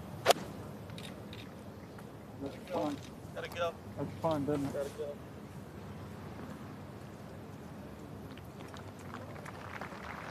Only his second Open. Finished down the field last year at Troon, but did make the cut, so sure he learned a great deal from the experience.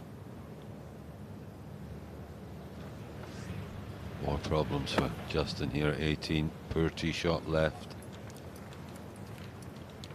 A real up and down day. Got off to a good start, then gave them back. Got it under again, then went over, back to level. Looking like dropping one at 18.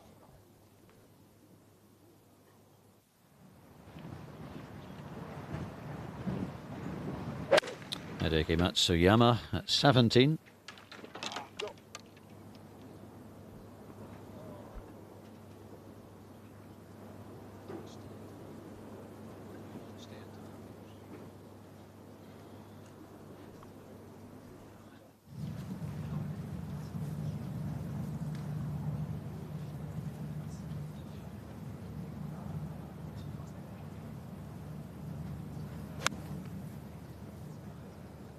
Louis, who's been struggling today at +8. That's not what he was looking for.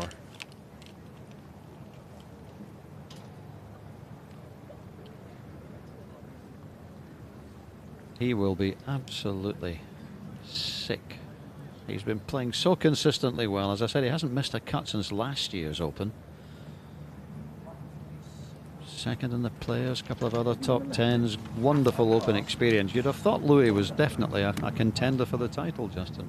Oh, absolutely. The way he swings, it's so fluid, and I mean, I'm really in touch with powerless effort. That's my game. Louis is effortless power. It's amazing. It's a wonderful golf swing, isn't it? Rosie, third shot into the last.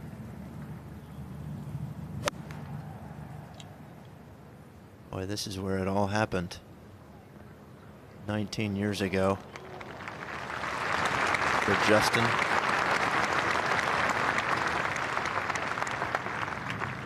Can't imagine the pressure that the English players are under, playing here and having not won in a while.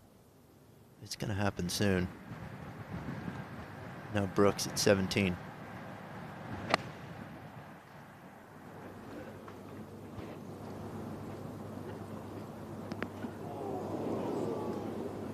Oh, that was just a couple of feet from being perfect. Finding a bit of sand in the way in, Brooks. Easy to do at Royal Birkdale, though. They are proper seaside bunkers. They are going to cost you half a shot every time, if not more. Torbjorn Olesen, young Dane at the second. Par at the first. This to get his round under par. Well done. Rattled it in.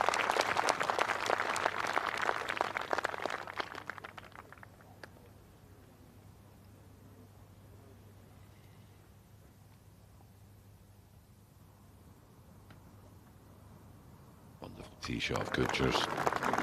An excellent birdie. Great start from Matt. 2 under after 4. This is a tough one here. Difficult distance. Do you hit it like a bunker shot, or do you try and pick it? Oh, that's beautiful. Wow, what a shot. And the crowd recognize it too. Is down through the ball. He's taking his least lofted wedge and blasting it through there. Perfect strike.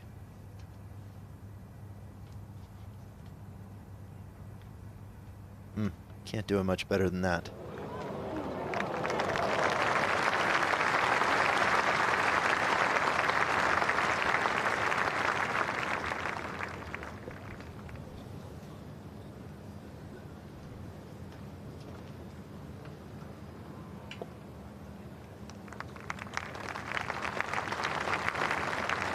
A double bogey and a triple bogey and a string of regular bogeys as well. It's just been a horrible day for Louis.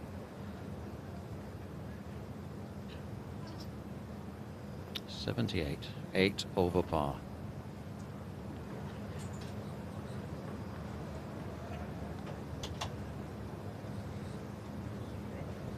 Sun breaking through. Sunny and breezy afternoon here at Birkdale, and we've just been joined by Thomas Bjorn, Ryder Cup captain, a man who played in, what was it, 18 Opens, I think I checked. Thomas, second twice. Good memories and bad memories, I guess. Yeah, that's a bit of a mixed bag there, but I think anytime you play in an Open Championship, you make good memories, and the bad memories often comes from playing very well, and you almost get there. It's not so much the ones where you miss the cut you remember, it's the ones where you actually get very close and you don't quite get there.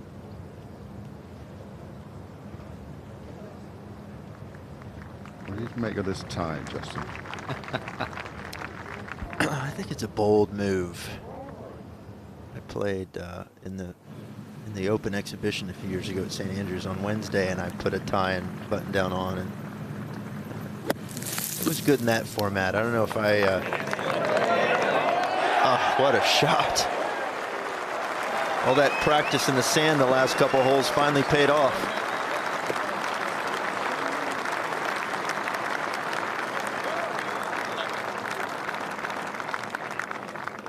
Every golfer gets into that moment in time in their career where things just go the right way, and it seems to be going Brooks's way at the moment.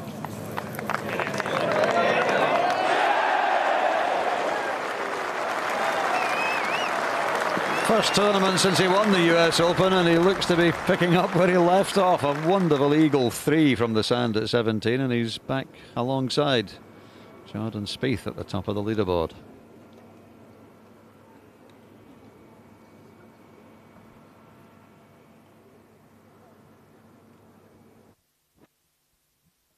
Justin Rose.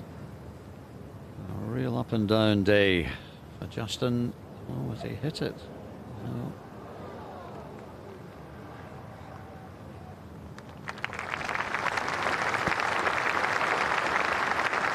Three bogeys in the last 5 holes for Justin, and it's a 71.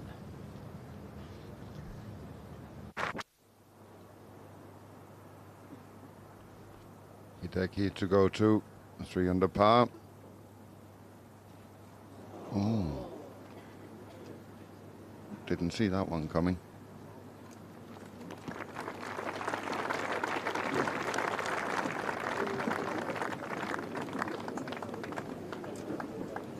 That's disappointing after such a beautiful bunker shot.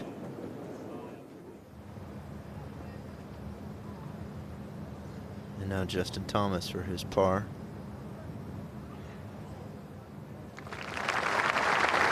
Great round, 3 under par to begin the Open.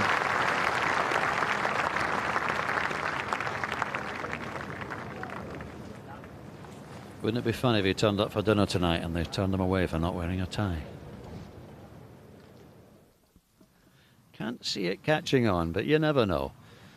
Adam Scott for birdie, back at 5.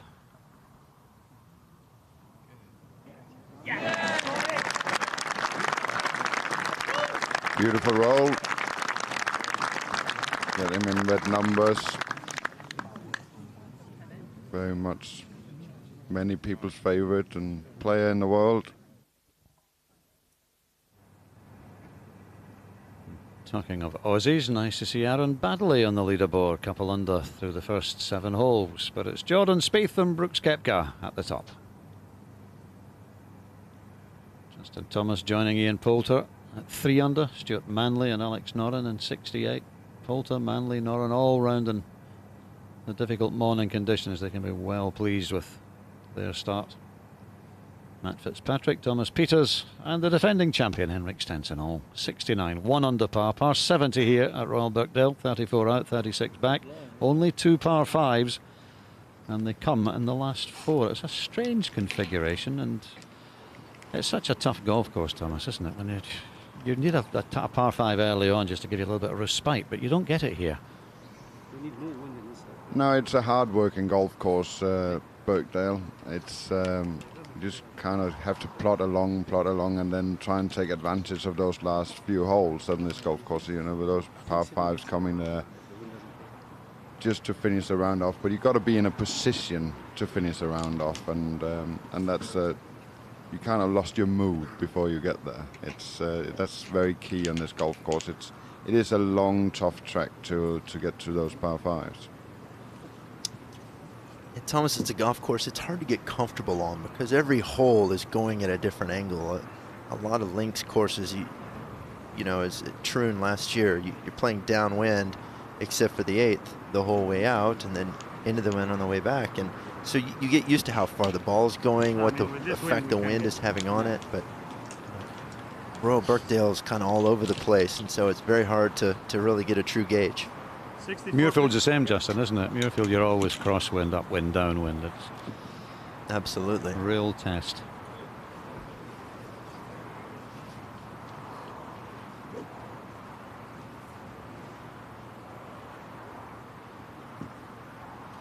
Well, they saw the figure there for the number of consecutive majors that Sergio has played.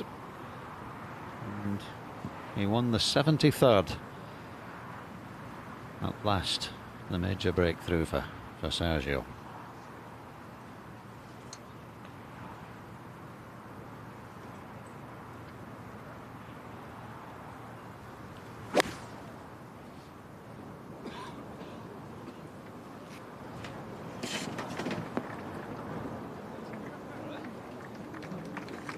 Well, it's turning into quite a spectacular year for Spanish sport. Not just Sergio winning the Masters, but Real Madrid won the Champions League. Rafa Nadal won the French Open.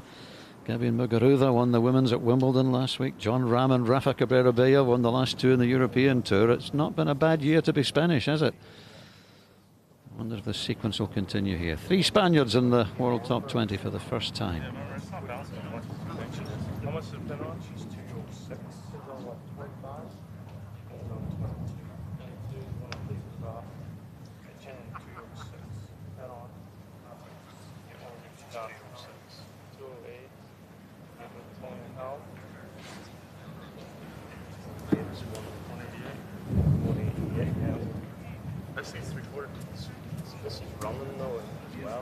Began his tournament career, of course, here in Europe, playing on the Challenge Tour.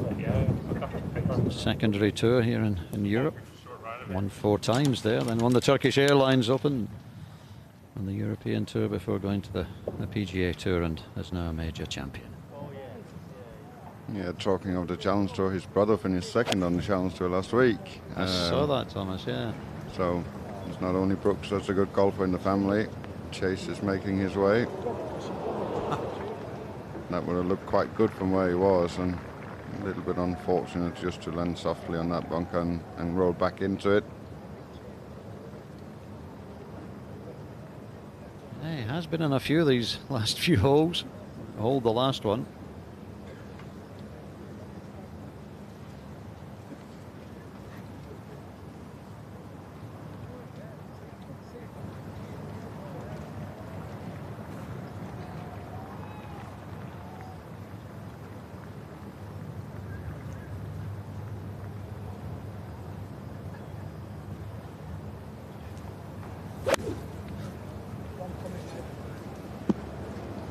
Don't turn away. He does that quite often, but not typically with an iron. See that sometimes from Matsuyama off the tee. Hopefully that will get down in the flat.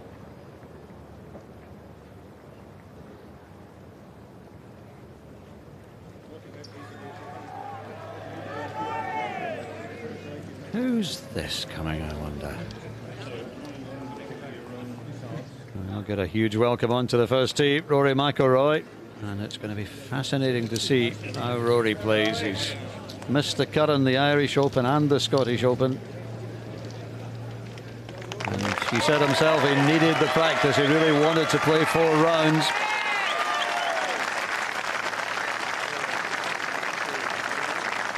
And welcomes onto the first tee for another Open, playing with Dustin Johnson.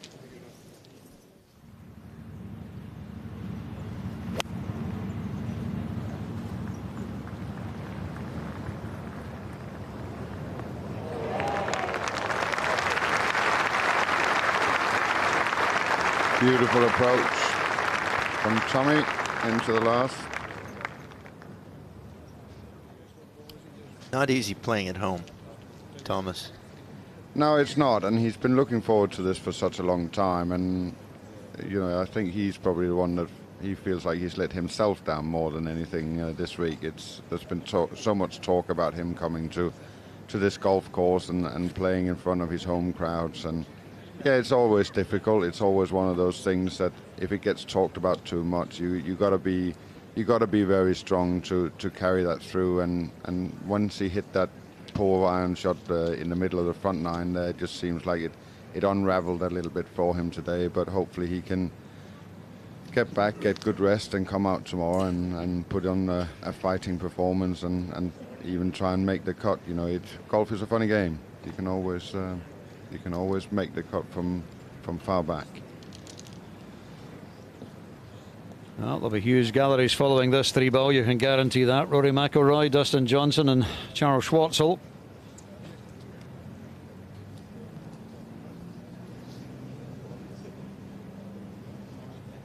The world number 1, world number 4, and the world number 21, who's been in all 3 of them successful seasons so far. Rory, of course, been bothered by that rib injury, which first played up in South Africa, which really came about because he'd been hitting so many balls testing for new equipment in the off-season, and it's all been a little bit of a struggle for him so far. Maybe it'll come good here at the Open. Let's hope so.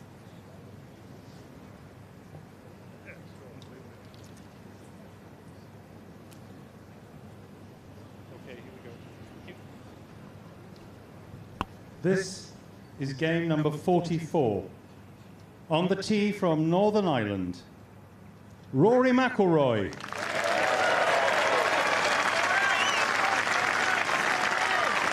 The 2014 champion, not far from here at Royal Liverpool.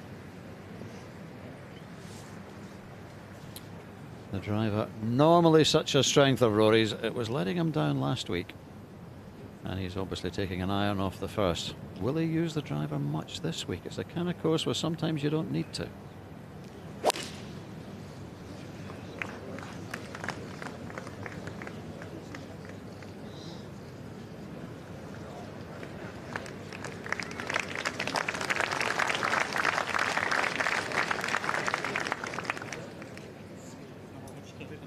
On the tee from the USA, Dustin Johnson.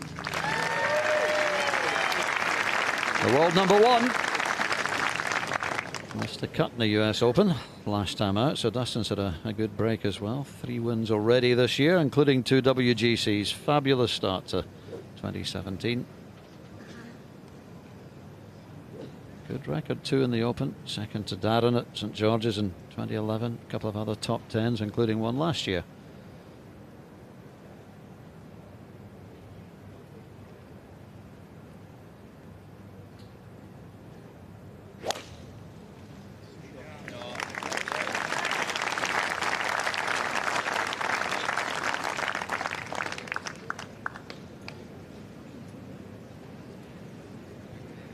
On the tee from South Africa, Charles Schwartzel.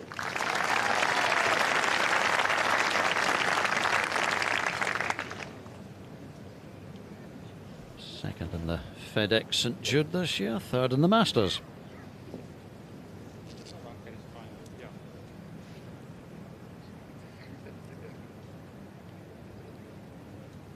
Former Augusta champion, of course, Charles.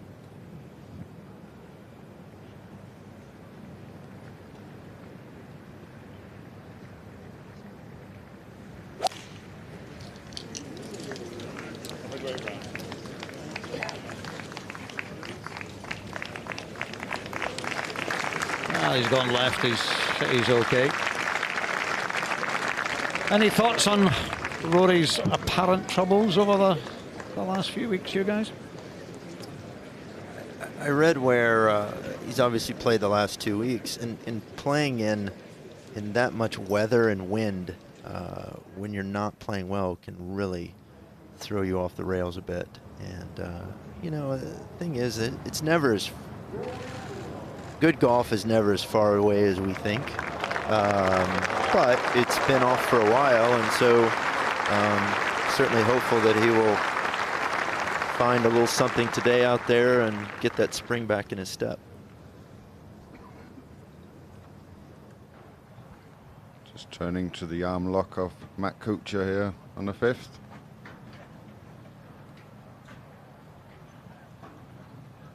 Works well. He goes to 3 under through 5 holes. Nice start from Matt. But turning back to Rory, I think, you know, he's just the type of guy that when things are not quite right, you know, he'll turn on it at one day, and then it'll all be forgotten, and then he'll start playing well. You hold the last bunker shot, Brooks. He made a good effort of that one as well.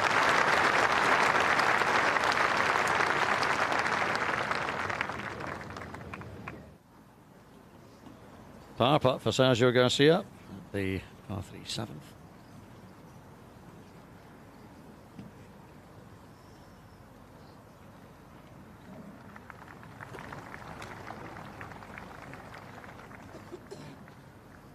Yeah, Rory himself says the pieces are all there, it's just a case of putting them together.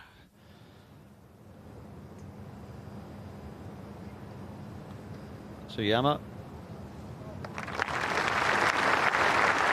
And that's a pretty impressive start too for the world number 2, Hideki Matsuyama, round in 68.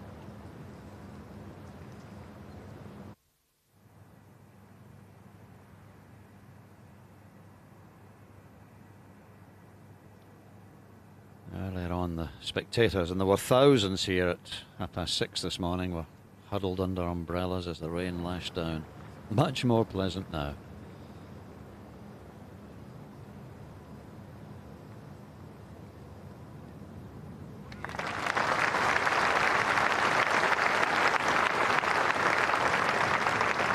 Wonderful round from Brooks Koepka. That wonderful run of holes over the middle of the round set it all up, and then an eagle there in the end of the round. 5 under par, tied for the lead. It's not always an easy thing to do, bridge a month without playing competitive golf, coming from his victory at the U.S. Open to now he's tied for the lead here at the Open. Tommy Fleetwood eventually signing for a 76-6 over par without a birdie on the card. Back to the first then. Charles Schwartzel.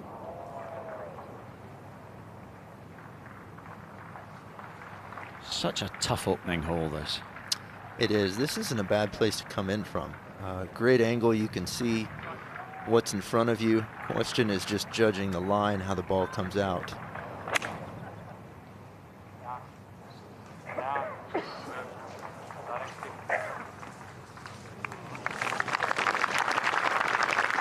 Say that was rather well done.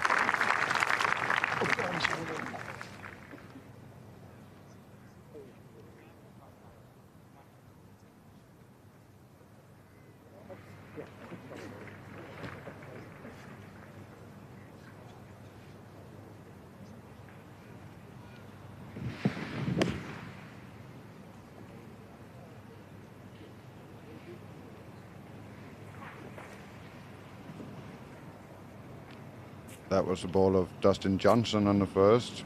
And he obviously got it turning, the blade turning over in the rough, and that is not a good place to be. He has to maneuver his way either over or around that bunker. As we go to Rory, the last man in this group, into the first. Same angle as Schwartzel, but a little bit further up in the rough.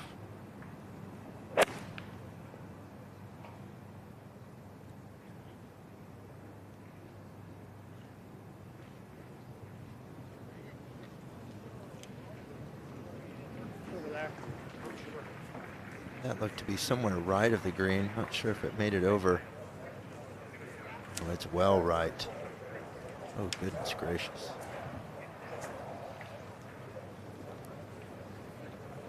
There were a few of those last week.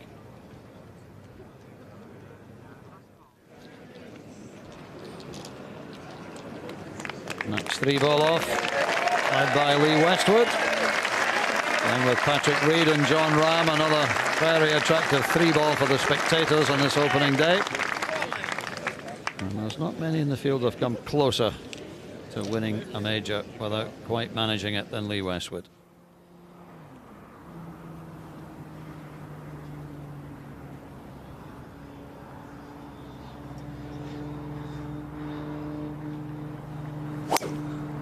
Yep.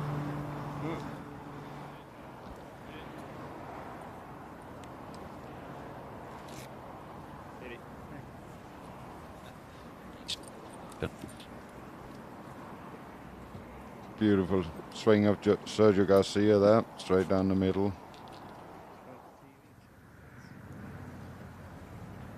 So we watch Ricky Fowler on the 6th for par. Nice start the first 5 holes. This one slips by and he'll move back to level par.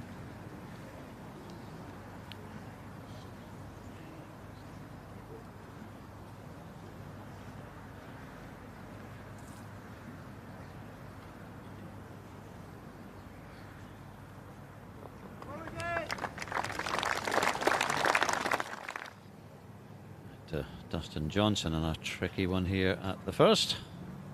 Alongside me in this fine sunny afternoon at Birkdale, Justin Leonard and Thomas Bjorn. I don't think either of you would particularly fancy this shot. This is tricky, isn't it? Dustin's got a couple of options. Unfortunately, none of them are good.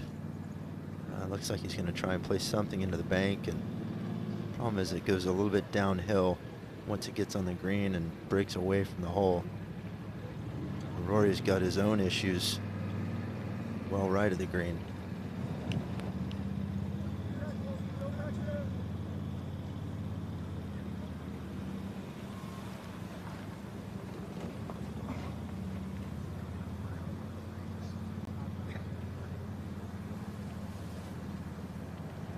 Certainly looks as if he doesn't have to fly the bunker. It's still not an easy shot, but the bunker's in his line. I think once it gets on the ground, oh, he's taking it up in the air.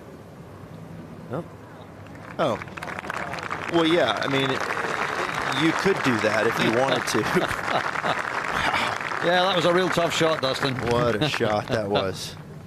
Superb. He did it so casually as well. It looked like his walk almost. It was just, oh, I'll just do this and then throw it up in the air, and there it lands, off it goes, and yeah, 4 on the first.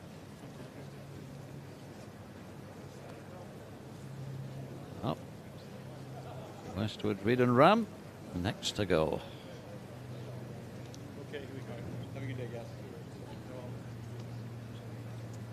This is game number 45. On the tee from Spain, John Rahm.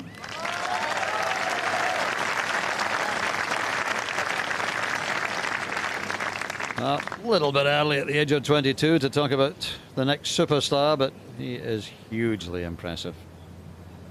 Won the Irish Open 24 under par just 2 weeks ago. The real deal, this brilliant Spaniard.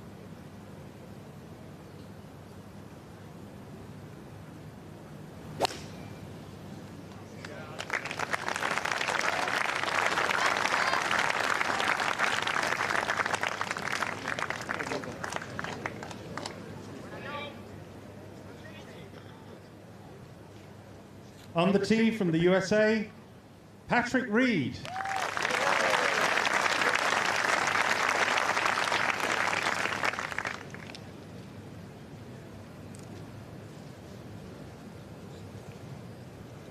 Disappointed to miss the cut at Dundonald last week in the Aberdeen Asset Management Scottish Open.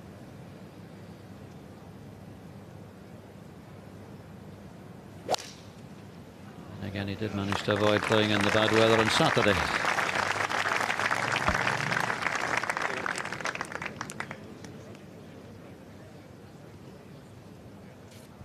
On the tee from England, Lee Westwood.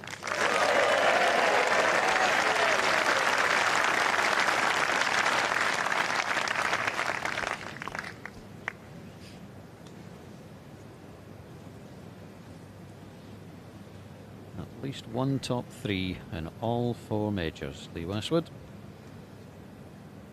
No win so far.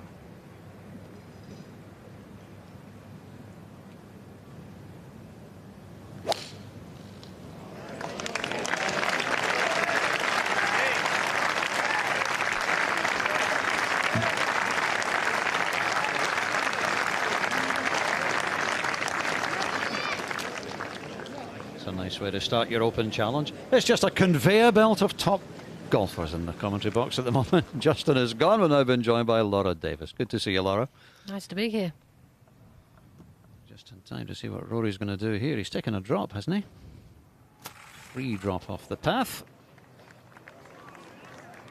Chases it through, though.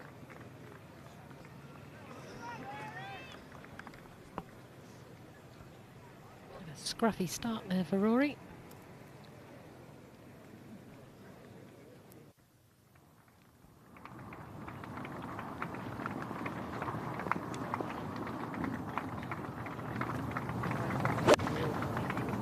Garcia with just a wedge, I think. It's one of those that just get knocked down by the wind. Comes up a bit short. 4th shot at the opening hole for Rory McIlroy.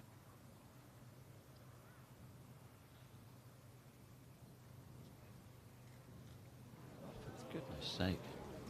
That's very surprised he putted that because he had quite a bit of the longer fringe to putt through first. Lack of confidence, you'd have thought.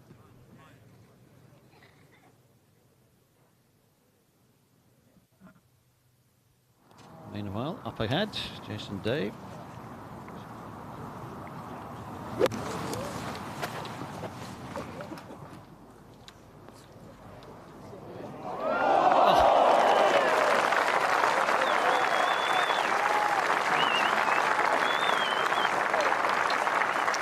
Almost a slam dunk, but I guess the boots go with the slam dunking.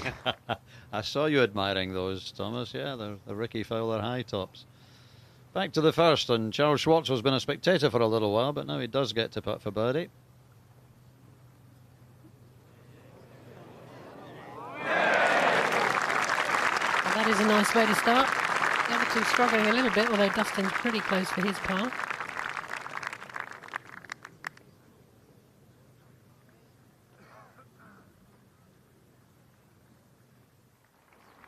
Tee shot at the par 3 7th for Tom Casey.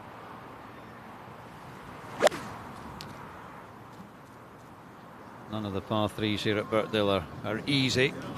Oh, very attractive. This is another of them down the hill. Beautifully played. Birdie the 4th. Good chance of making birdie at 7 as well. Back to McIlroy. This for bogey at the first.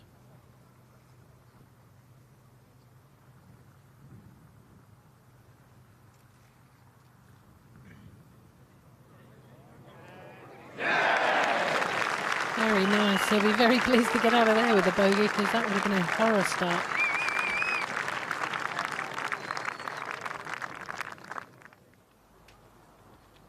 It's strange how quickly it turns around. He walks off there with a 6 and it's the end of the world, isn't it? Because he's held a great putt for 5, you walk off with a bounce in your step, don't you? Jason in with a very impressive birdie at 8. Nope. Johnson's in for his par at the first. Did you see that guy with the bright green? Good. I've been saying it all year, he looks an awful lot older than 22, doesn't he? Yeah, he's a strong boy, John. He's putting a good stamp on the world of golf at the moment. He really is. He's a good guy. He's passionate about his golf and has a strong belief in what he can do.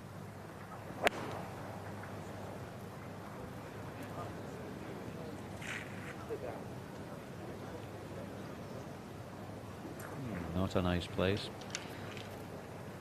And of course he's very desperate to be on your team next year as well, Thomas. Not here to talk about the Ryder Cup, but I know it's very much in John's mind. He was talking about that when we were in France a couple of weeks ago. Now Schwartzel, tee shot at the second. Drifting right.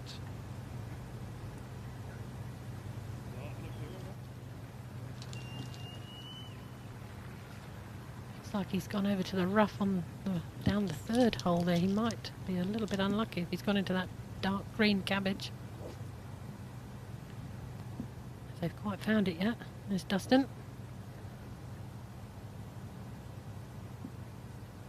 Never nice following a dodgy tee shot from your fellow competitor, so not that I think Dustin worries about too much. You always tee off first, Laura, so you're all right. I wish. He's gone the other way. Needs a bit of luck. If he can just carry that corner, which, knowing him, he can. Yeah, that's nice now. Good angle to that pin, back right.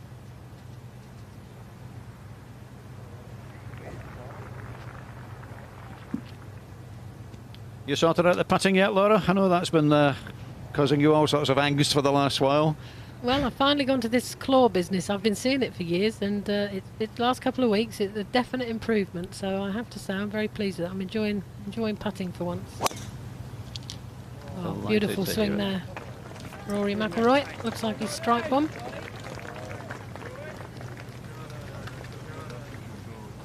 Do it every year with. And I hate to say it, but you've got a senior event to look forward to now. Yes, we played one last week. Trish Johnson won it. Yeah. I finished third. That was nice. And then next year we've got the Senior Women's US Women's Open, which will be great fun. Westwood at the first.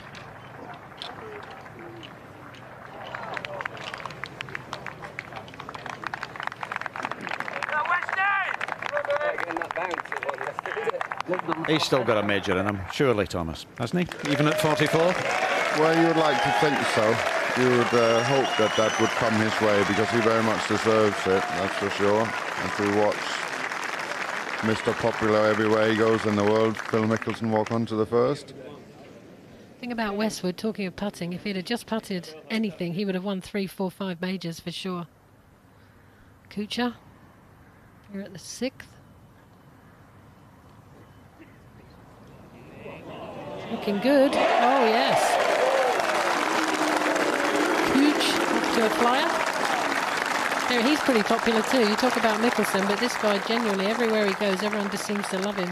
Well, I've never met him, but looks like a really nice guy. And that's a nice start.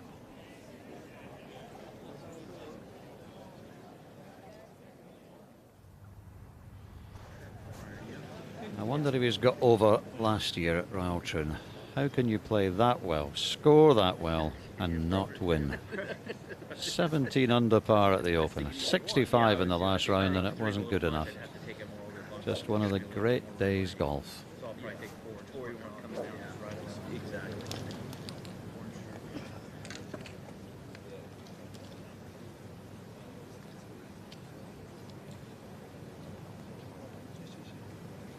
Brother Tim on the bag now. One of the most publicised player-caddy breakups in a long time. Phil and Bones had been together for 25 years. Bones is here at the Open working as an on-course reporter for American television, and it's brother Tim who's on the bag for Phil, whose last win actually came in the Open when he won at Muirfield back in 2013. I wonder if Bones got this group in his first assignment. I bet he's out there with him. Good insight. I'll keep an eye out for him, Laura. I'm sure there's an American producer with a sense of humour somewhere. Playing today with Francesco Molinari and Mark Leishman. Okay, here we go. This is game number 46. On the tee from the USA, Phil Mickelson.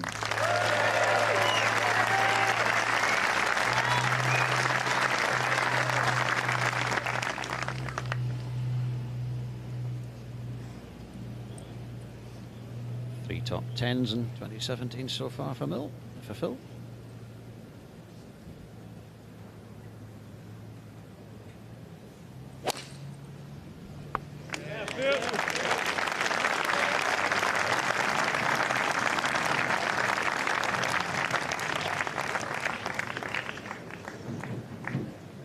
On the tee from Italy, Francesco Molinari.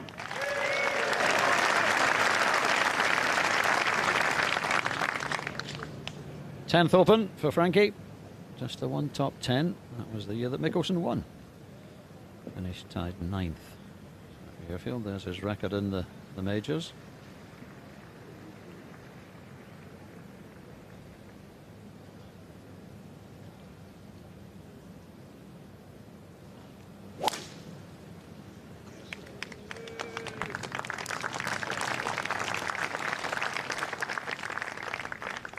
He was looking a bit anxious there, but now it's settled down a little bit, but he'll be pleased. Not too far On the further tee right from from there, it's Australia, out of bounds. Mark Leishman.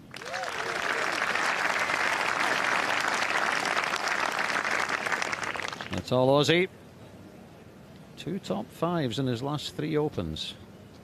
Of course, was in the playoff in 2015 when Zach Johnson won at the Old Course.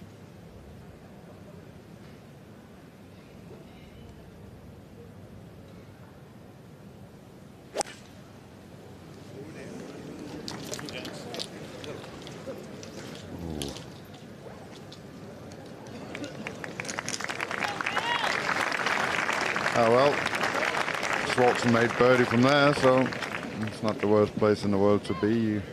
You'd rather be left over that bunker than down the right. You open up the angle into this first green. As we watch John Rahm after turning that second shot.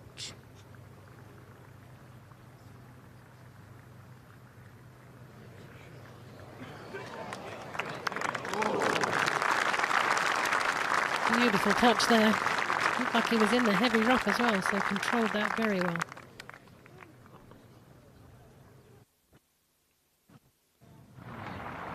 May have had his problems at the first, but an absolutely cracking tee shot from Rory at the second.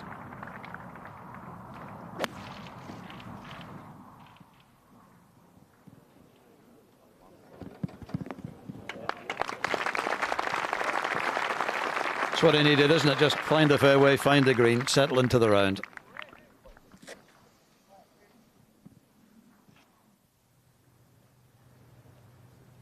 Lee Westwood for birdie on the first.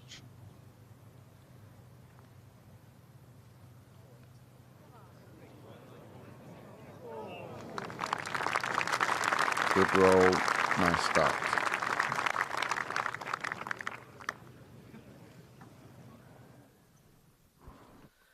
Fowler, birdie chance.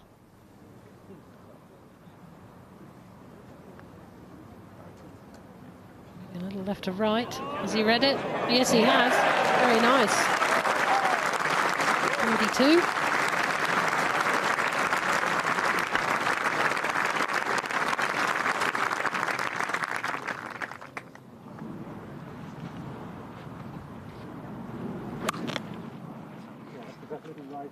On the pin. Go.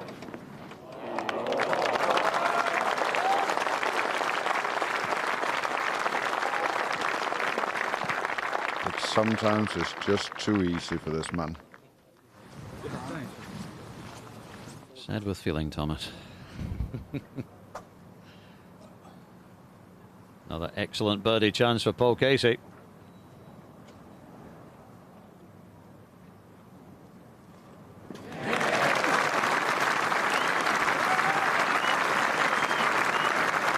Three birdies in the first 7.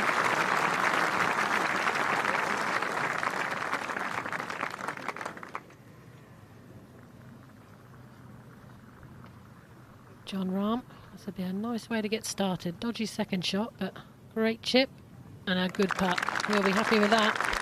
It's a lot easier this afternoon, this first hole, but it's still a hole where you're happy with a 4. You don't need to make 3. Just get out of there and move on to the second.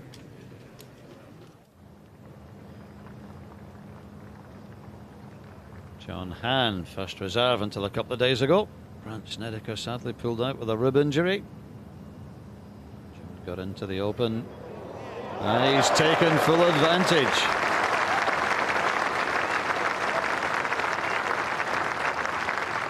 Around a 68, and that with a double bogey 7 on the card.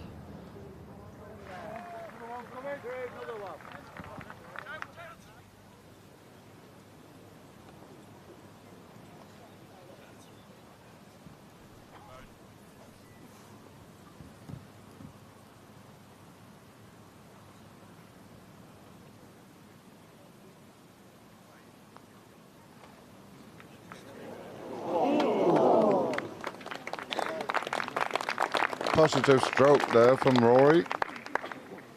Didn't quite get the line right, but Kuchar, chance to keep this great start going. This would be 5 under after, not quite. That's a good putt, nice pace. Didn't quite read it.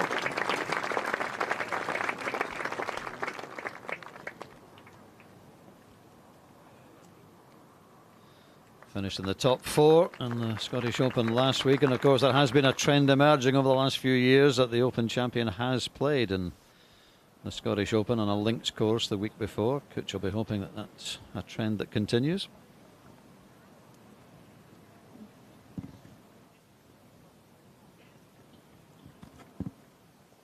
He does make it look very easy, doesn't he? Just wanders around, hitting these monstrous drives, great iron shots. His wedge game's magnificent. And he certainly putts well too.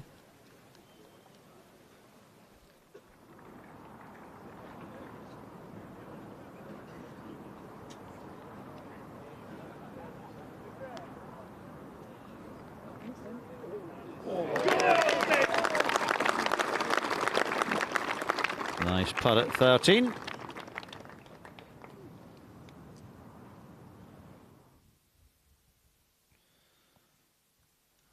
Austin Connolly from Canada. And there's how the leaderboard looks. Matt Kuchar now only 1 off the lead after just 7 holes. Austin Connolly and Paul Casey also in 3 under with plenty of holes left. James Hahn with his 68. Fitzpatrick, Peters and Stenson all round in 1 under 69.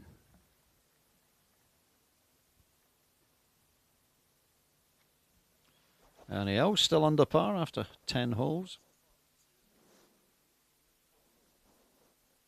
Daniel Berger, recent winner in the PGA Tour. And as we said earlier, Tongchai's been very unhappy with his game so far this year, but that's a pretty solid start, an even par 70 for the tie. Corner there. Yeah. Stood on the corner. Yep. Is that okay? Yeah.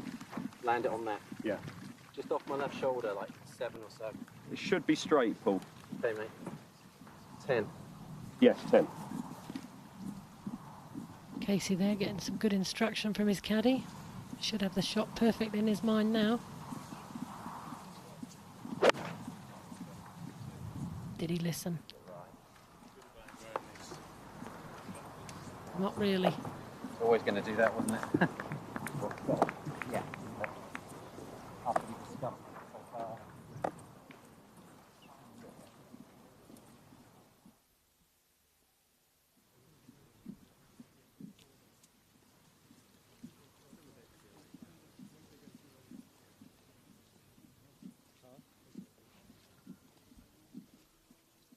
Really is a very pleasant afternoon now.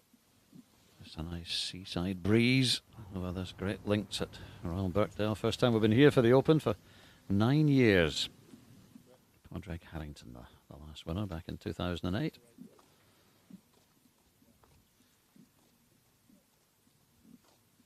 And we've never had an English winner here at Birkdale.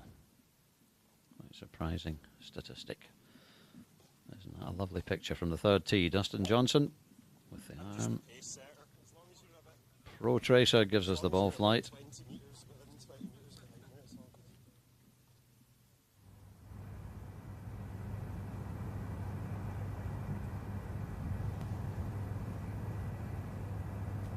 Oh dear.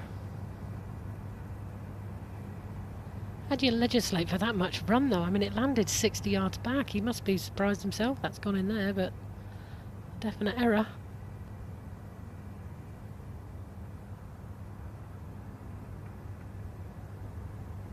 You've got to enjoy this golf swing. It's always wonderful swing. Charles' biggest problem is always that when his rhythm goes a little bit, he tends to get ahead of it. But when he stays in it, there's not many better golf swings in the world, and this one is straight down the middle. And he does like playing at home. Never back against him in South Africa. Stunning record of victories in his home country.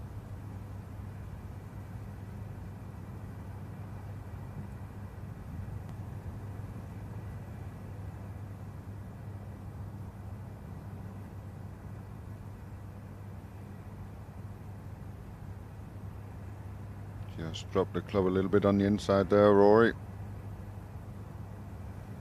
Pushed it into the right rough. It's not quite settled with all of his stuff yet, but you never know with him.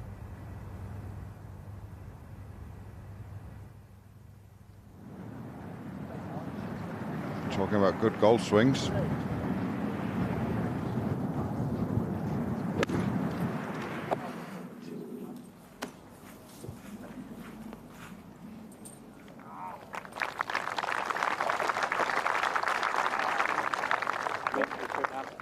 Straight down. Okay.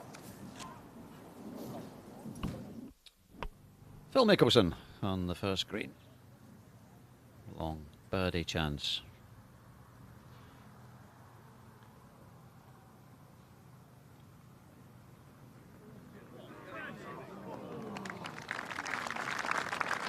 Good putt. 47 now, Phil Mickelson, but still up there at 26 in the world.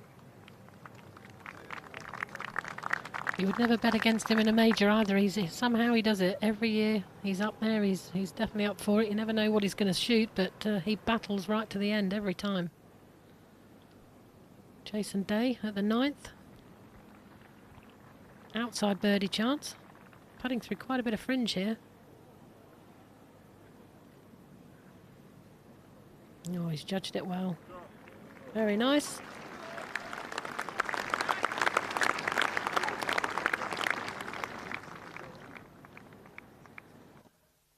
Long birdie chance here for Paul Casey.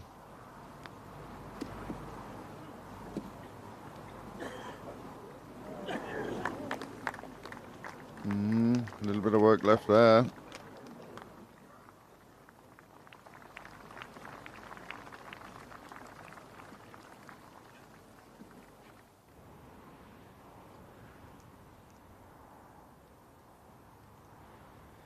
Martin Laird tee shot at the par 3 12th. Really picturesque par 3 this. Oh, how about that? Beautiful shot there. Just using the wind to draw it in naturally. Tap in birdie.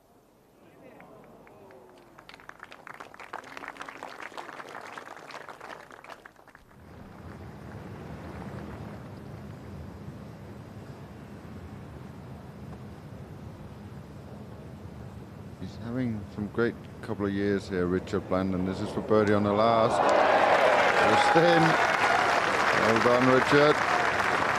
69. Oh, sorry, 67 even. So used to everything being past 72. Yeah, we all do it.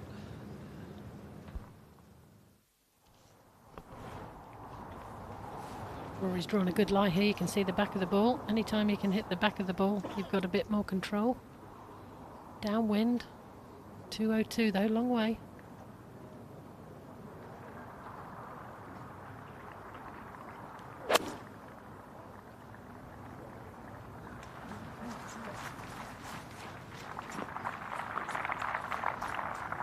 There's a little bit of control just being in the rough, but should be a pretty straightforward up and down for him.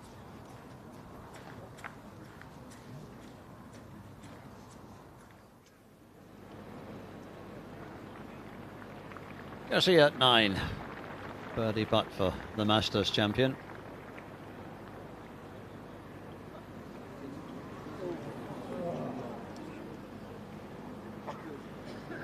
That green jacket's done some travelling, hasn't it? I've seen it at dinners, I've seen it at football matches, I've seen it at Wimbledon. He's been everywhere with it. And so he should be. Yeah, exactly. So he should be. Everyone wants to see it. Now Scott for birdie.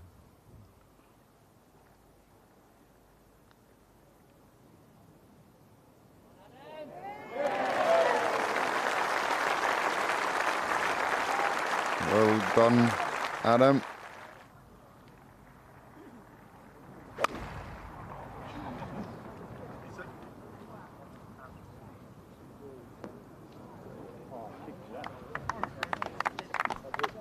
It's actually a very good shot. He's a little bit unlucky there. He's almost caught that too well. I suppose a little bit downwind, but I don't know how he got the ball up so quickly from that little downhill. Yeah, I was wondering whether he could reach from that bunker. DJ can do some wonderful things, as we know. John Ram at the second. Third shot for the Spaniard.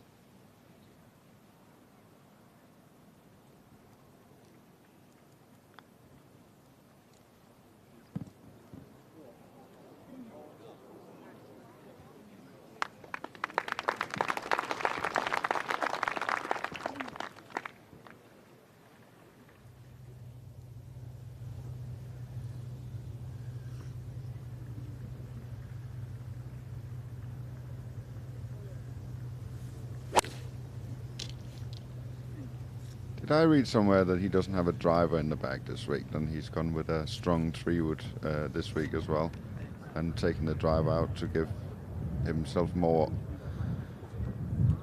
I think he has a strong 3-wood and a normal 3-wood in the bag. I thought I'd read somewhere. I hadn't heard that, Thomas. It wouldn't surprise me, because didn't he turn up with 2 drivers at Augusta one year? I mean, he's always got a theory as the right clubs for the course. And this is a you could probably get away without too many drivers if you're hitting, you know, a strong 3-wood. A lot of the guys have got 1 irons in the bag this week, apparently. This is Westwood.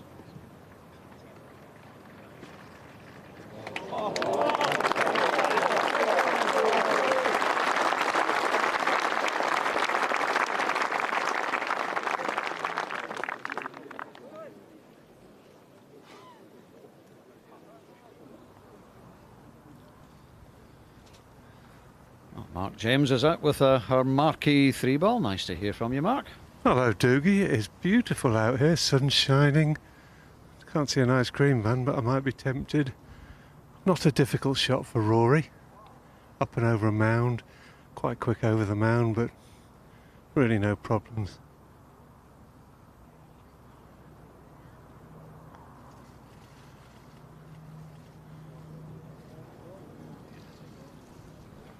Bit surprising he actually putted that one. There's a lot of fringes putting through there. We've seen quite a few players come up a little bit short. Rory actually at the first putted from off the edge and left it short.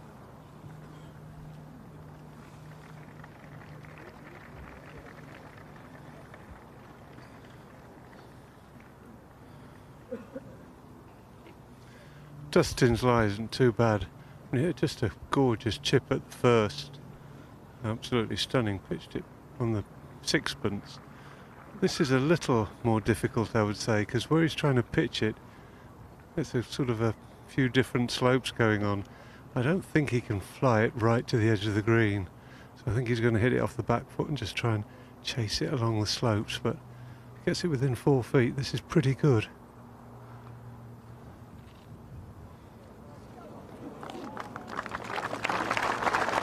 About 4 feet, Mark. Exactly right. Very good shot.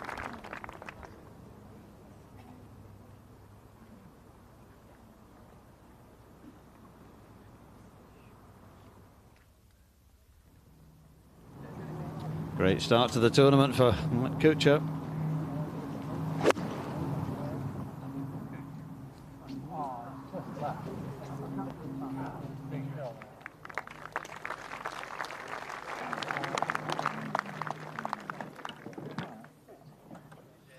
Surprisingly, he's only ever had one top 3 in a major.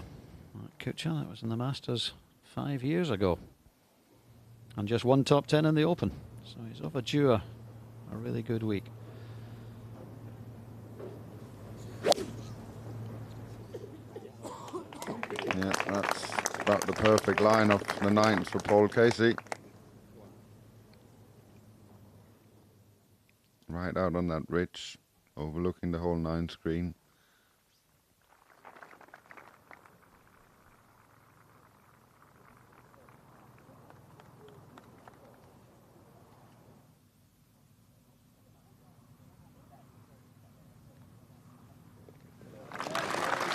Well done, Lee.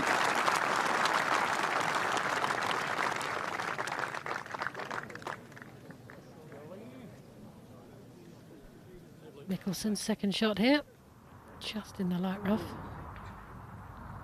Like we said, good angle. Just land this short and let it release up to the pin. Oh, he's blown it all the way. That's probably going to go to the back edge. That is a difficult putt because not only is it quick, it's got a huge slope on it. He'll have to putt out towards that bunker that Westwood was in.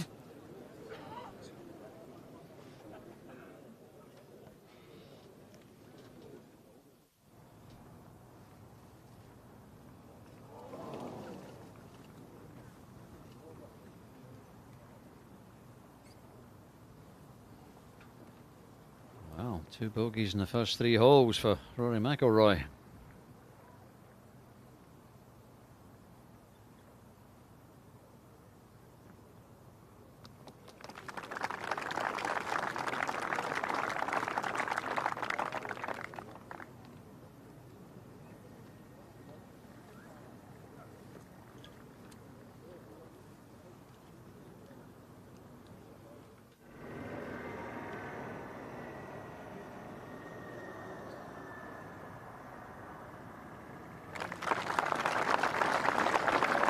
Nice save there from Johnson.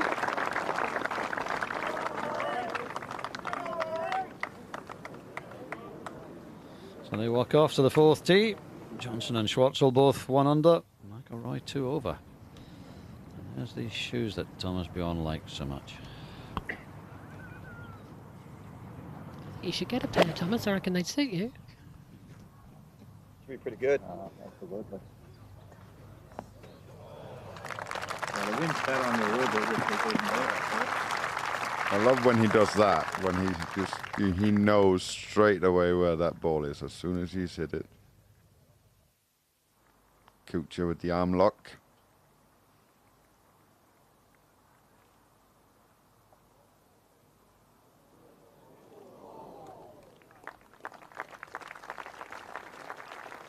He was a good putter before he even went to this arm lock, but he's certainly become one of the greatest putters in the game with this technique.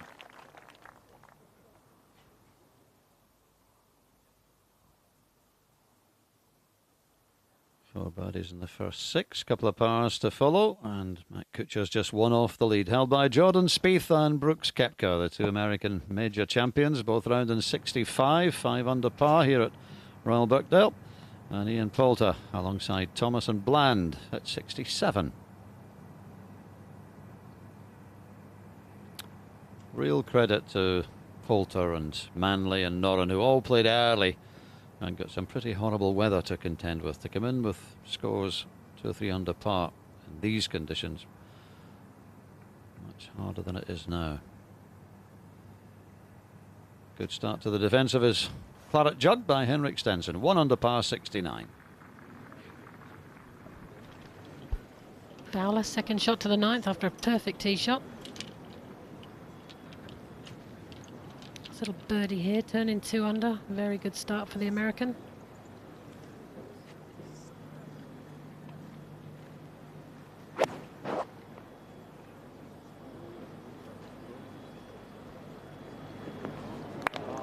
Oh, lovely shot, just below the pin. Nice little uphill chance.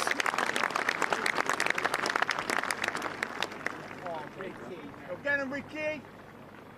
Go, Ricky!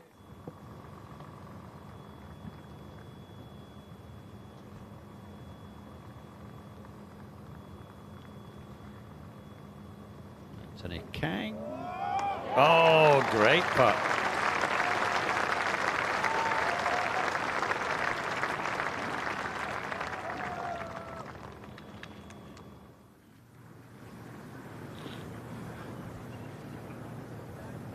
From perfect position as well on the 9th, Cole Casey.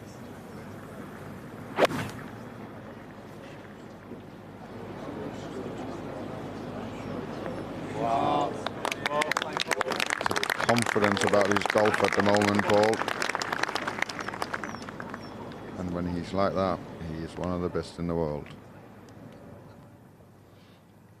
There's a spectacular view of the seaside town of Southport.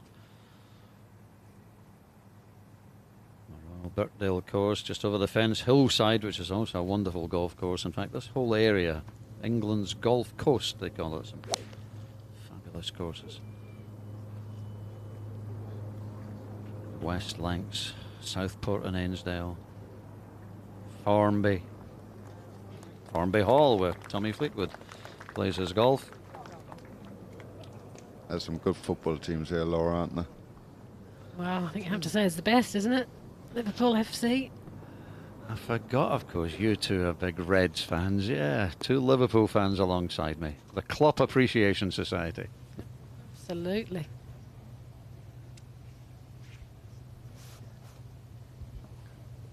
.193 yards, this par 3 fourth.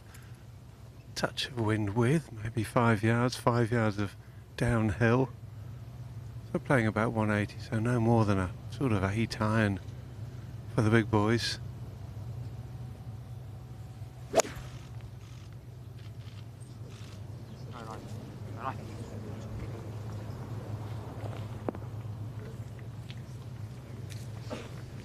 Well, that'll be a very tricky chip. He's just got to land it over that bunker and let it release down. Not happy with that.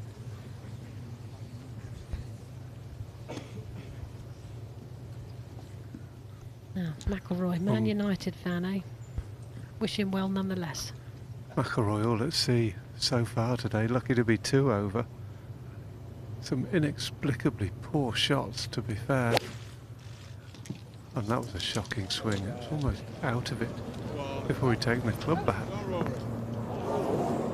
Incredible.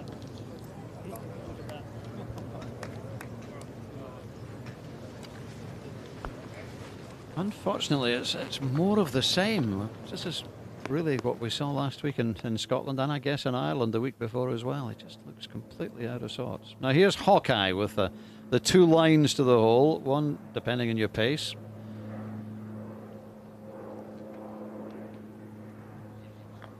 I think you'll be going closer to the blue one here, Phil. Not sure you want to take this one at pace. Yeah, not bad at all.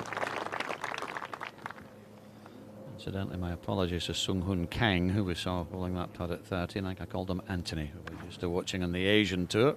Sure, Anthony would love to be here, but it's actually Sun Hoon Kang that is going well.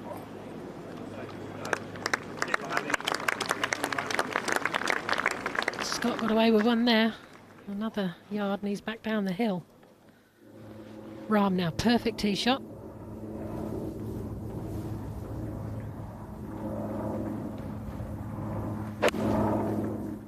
Playing straight downwind. He looks like he's hoisted that up high. Oh, it's a lovely shot. Beautiful shot. It's a strong looking golf swing. It really is. Looks like He's really in control of what he's doing. Birdie chance for Jason Day, even par at the moment.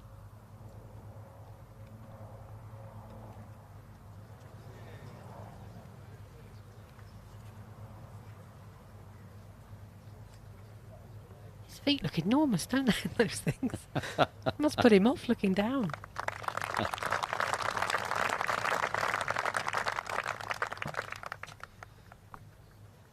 Missed the cut in his last two events, Jason. US Open and the Travellers. Did lose a playoff though in the Byron Nelson. That's his best finish of 2017. Billy Horschel, I think it was. Now Westwood at the third.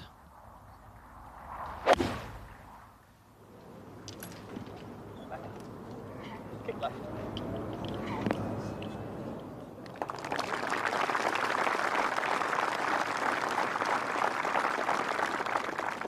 Good distance control from Westwood. We go forward to the 9th. Watching Adam Scott for birdie.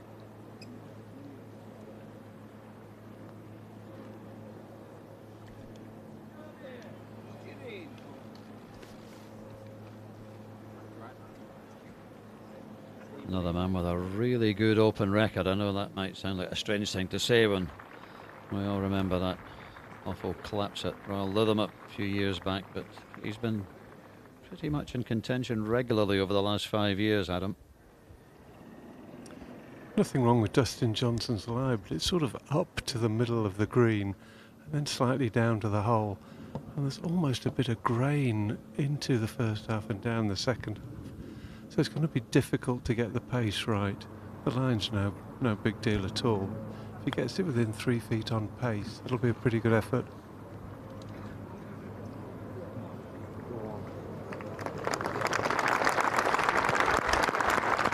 Good effort then.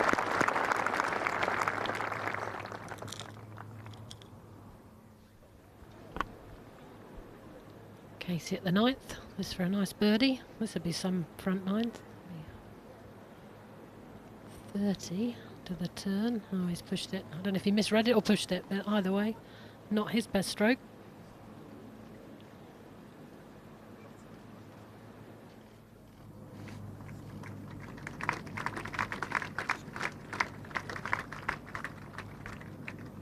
Jason Day off the 11th with an iron here.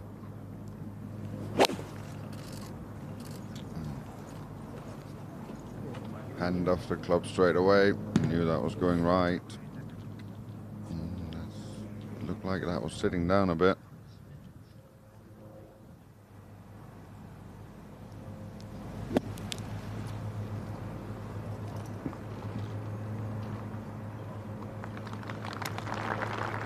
Just doesn't look comfortable, does it, today? I mean, like you said earlier, following on from the last couple of weeks where he's missed both cuts, he just doesn't look right. And he's explaining everything as well, and it usually means you're trying to make excuses, but I'm sure he's not, but just wants to try and get something going very quickly. Mickelson, tee shot at the third.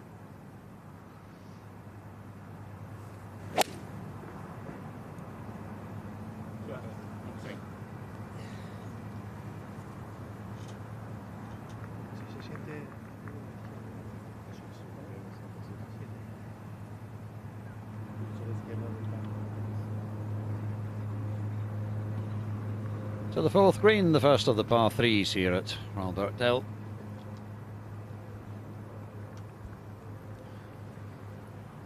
Not a whole heap on this for McIlroy. The problem for him, that tee shot is just the sort of shot and swing that takes away your confidence and spring in your step and everything. Slightly down, pretty straight. He really needs to work hard to keep his head in the game right now.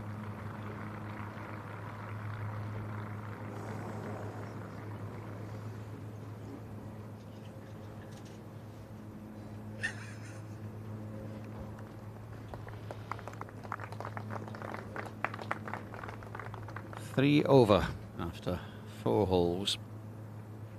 Was working pretty hard with Michael Bannon is his one and only coach since he was a youngster, and I think I'm right in saying he didn't play yesterday, he didn't go out, so the assumption was that they were quite happy with the work they'd done and that everything was set to go today. Doesn't seem to be the case though, as we watch Lee Westwood's birdie putt.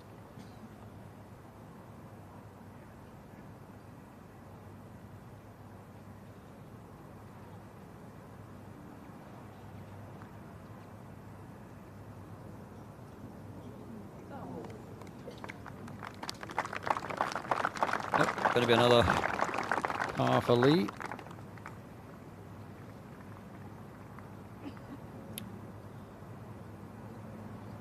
"41 career wins, and they really are around the world. He's won everywhere, Lee,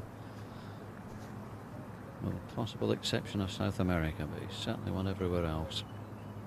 Fabulous career. He just needs to round it off with that much deserved major.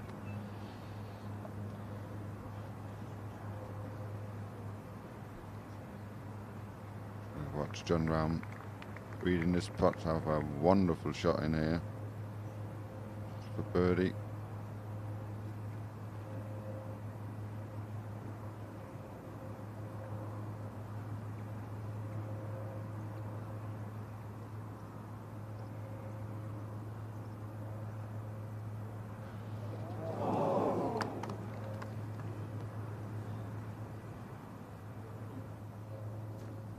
Doesn't leave many putts short, does he? Nice firm stroke there. Slight misread, but not too bad. Kuchar now.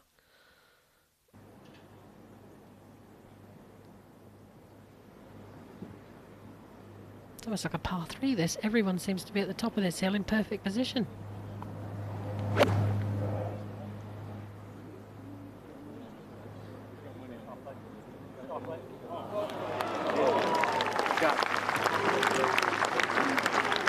Another lovely iron shot from Cooch. Round to 15, Austin Connolly, the Canadian.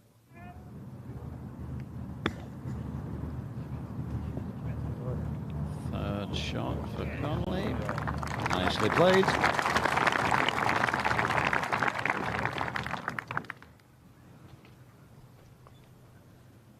Bella here, winner last week. So get his week off to a really good start. Very nice, lovely.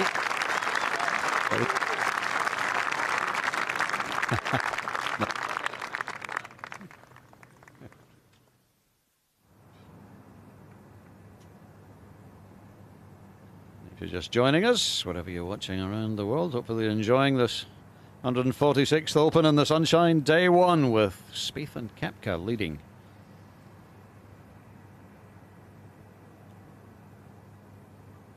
I have to say, the way Matt Kuchar's going, they're unlikely still to be top of that leaderboard at the end of the day.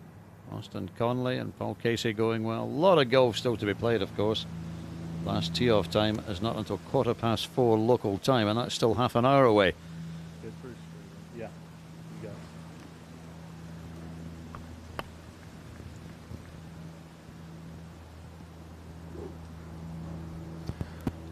If you headed up the right half of this fairway, the run out's about 240. Johnson just hitting an iron. Wind blowing pretty good, almost straight into the players' faces. Just a question of position. He's going to be slightly out of position though, and into a little clumpy bit of rough.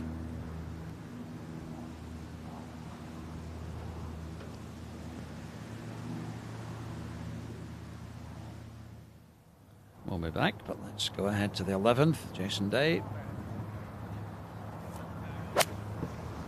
Stay there. Oh, no. Stop.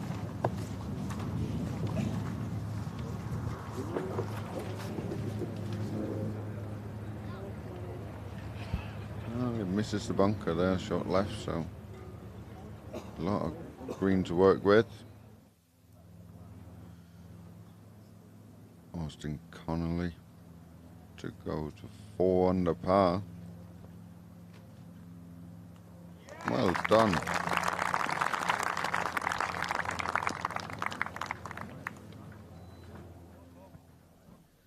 John Rahm at the 4th. Oh, surely not brought that over here. Leaning a bit means he's close to the bunker. Hopefully he'll carry.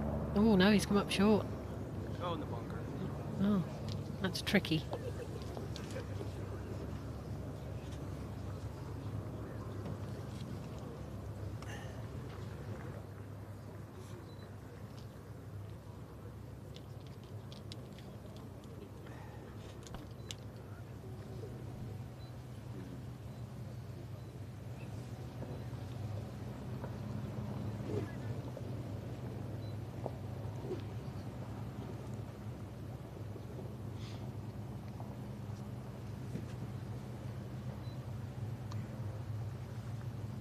He'll be aiming this right in the centre of the green, Lee. He'll be too clever. Certainly Billy Foster would be too clever to tell him otherwise. Sometimes on these short par threes, people get too aggressive. Be right. Be the one. Very close. Sit.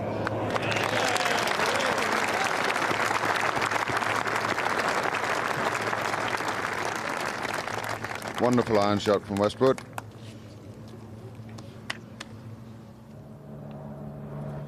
Second into the third for Phil Mickelson. He's opened up with 2 pars.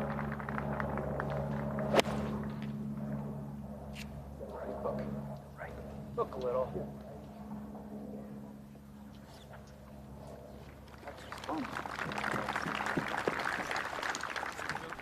Not quite up to Phil's standards, but not bad. Matt Kuchar. Good birdie chance. This to be out in 29. Oh, very nice. Well done.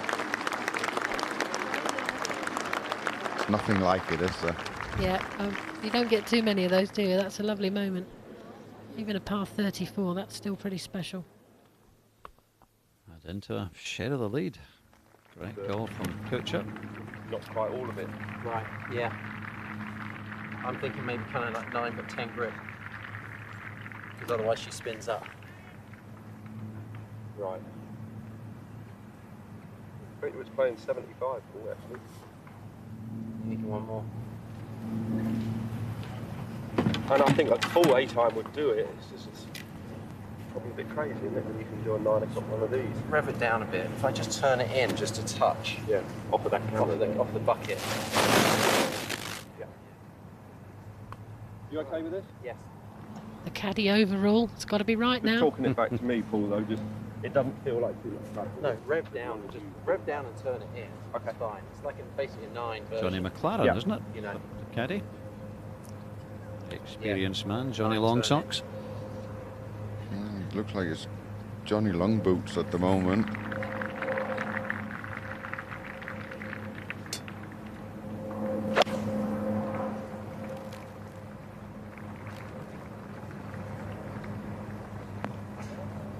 Oh, there you go. Perfect club. Caddy's done well there. It just turns a bit. It's very close.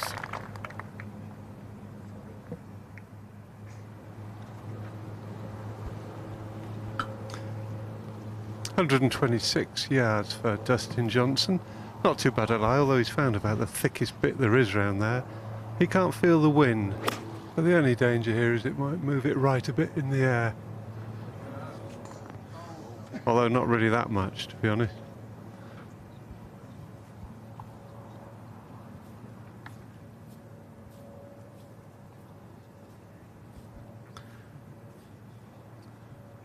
Four yards less for McIlroy. Not too bad a lie, but it's sitting just a little down, not much grass around it. Just might squirt a bit. So it needs to be treated with respect.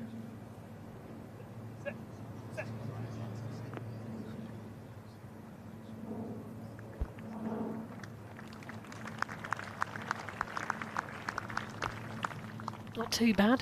That putt's going to have a little bit of movement on it from left to right.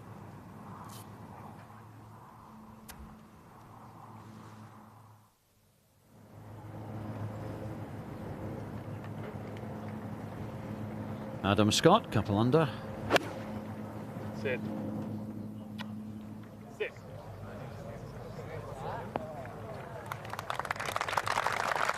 Well, it did sit.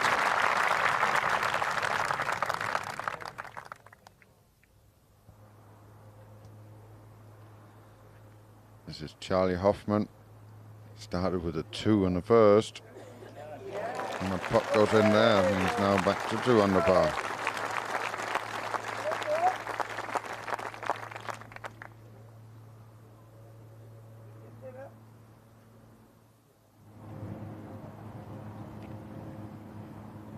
Ricky Fowler.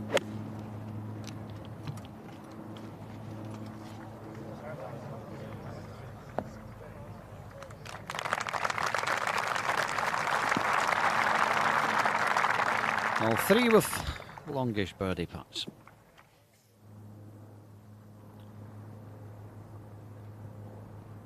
Lovely blue skies over Birkdale on this Thursday afternoon.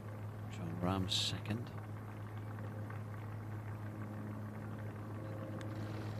Coming up a little bit short with the tee shot. Oh, that's not dead.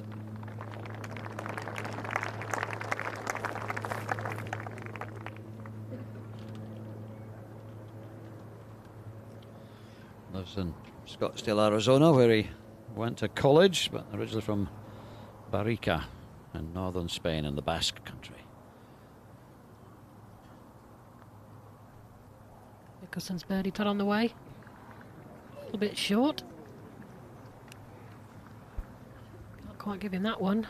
He's prone to the odd missed short putt, but hopefully not that one. Now Dustin Johnson, very hard to keep this short. Oh, he's played it very well. As good as he could do. Beautiful.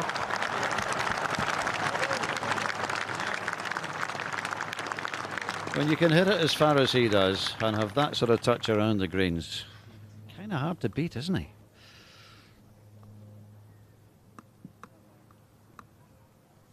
He's got plenty to smile about. Beautiful touch there from Johnson. It was lying well, but very downhill. I mean, really amazing, as you were saying. Both Schwartzel and McEnroe. He's not out there, is he? Thank goodness. We'd have to bleep out a lot of stuff. I've got long downhill putts. The other thing about Schwartzel's is he could probably bring it in from both sides. It's a sort of a slight gully. He can bring it in off the shoulder of the apron, or just let it feed from the other way. He may, of course, try and hit it straight. Maybe I'm overthinking it. But again, it's all about the pace. Most of the burrows in the last sort of 4 or 5 feet, it'll tail away to his left, depending on the angle it comes from.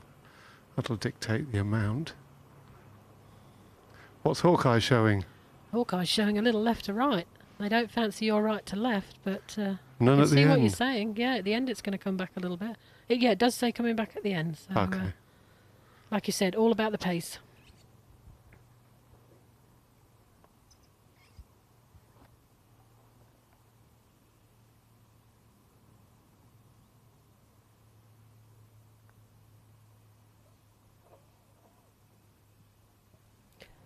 Not going to come back from there, I don't think.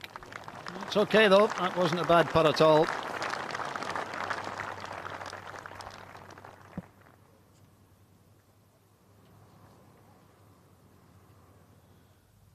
we turn out to Paul Casey. Birdie.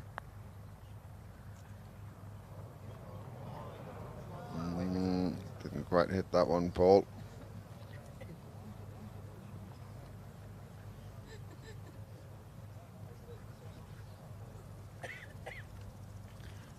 Again, downhill for McIlroy. His 2 might edge left to right to start with, and then come back at the end. But the more he gives this, the more it might come back. I would say about a foot left to right should just about do it.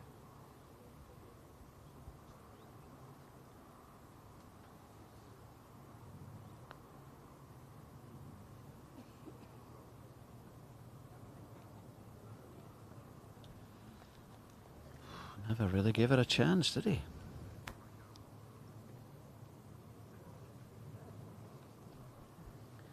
Lee Westwood after that beautiful tee shot. Chance to capitalise now. A little bit uphill this, needs to hit it. Oh, it's a good roll, didn't break. He read it to break.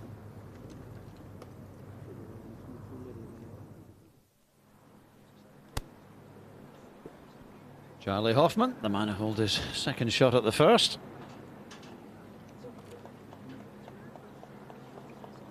Oh, good putt.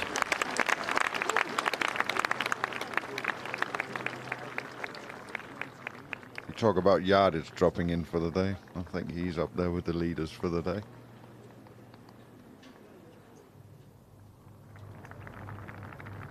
John Ram for his par at the fourth.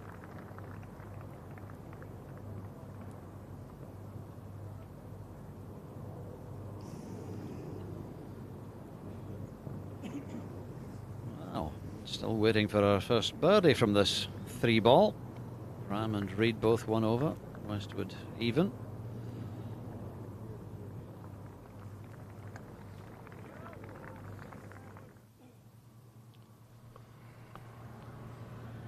Early on, but really needs to hold this. Can't be dropping another one. Oh. That is just a horrific start for poor Rory. I mean, he can bring it back, there's no question about that, but that confidence-wise, he's got to be reeling.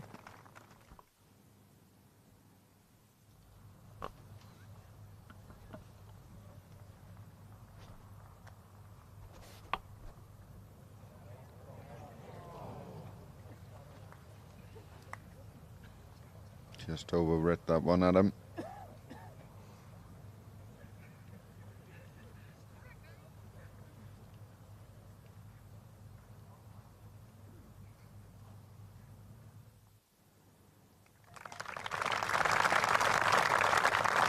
Well, I think there's still a bit of stunned silence around the course and maybe here in the commentary box as well. Rory McIlroy, 4 over after 5. Johnson going with driver here. He can carry that bunker undoubtedly, but can he keep it in the fairway once it lands? Yes, well, just off the edge, but that's not bad. That's way, way down there. Well, I think it's badass. Is it? Well, an eagle putt for Andrew Johnson, who's, I think only his mum calls him Andrew. He's beef to everyone else, and listen to the roar of this. Goes in for eagle.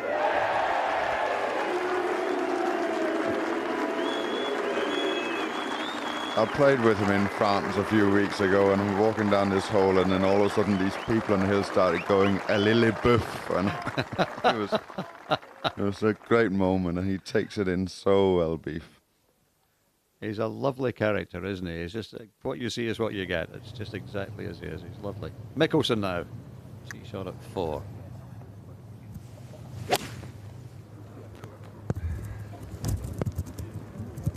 Doesn't look thrilled. That's why.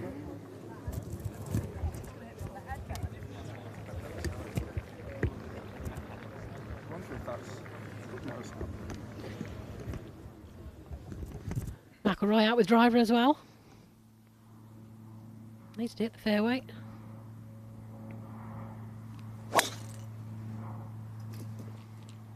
Well, that looks very tight, but I think if he carries it, he should do.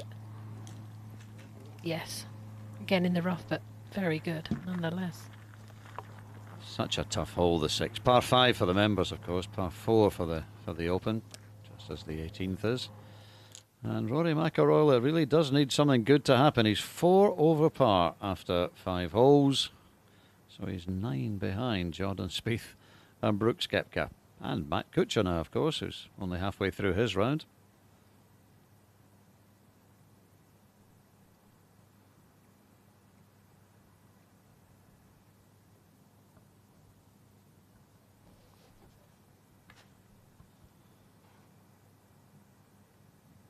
Looking a little bit further down the leaderboard.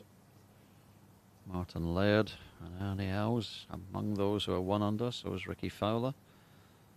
Richie Ramsey and Paul Lawrie, the 2 Scots, in fact 3 Scots in that page, all at 1 under early on in this opening round. Rafa Cabrera Bello, who won so brilliantly at Dundonald Links last week with an early birdie. Gary Woodland. Did you notice, Thomas, there's a plant, a tree and a woodland playing this week? I knew you hadn't noticed that. Alfie Plant, Toby Tree and Gary Woodland. Would count Sandy Lyle, but I don't think you can really.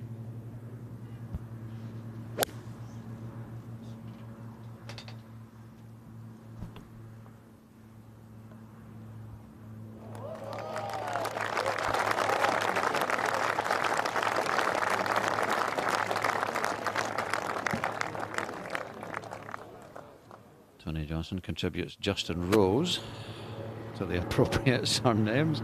I think we better stop this now. It can get a bit silly. Here's Kuchar.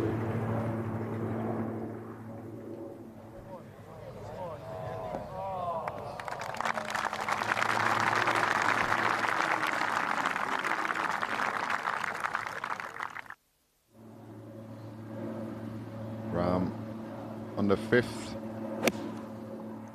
A good tee shot. There's only a little wedge in here. Super shot.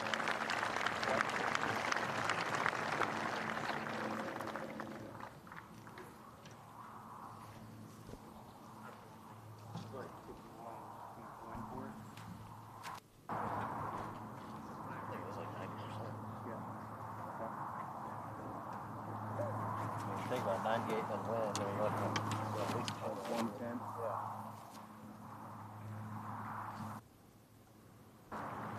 Reed, second shot from the perfect position.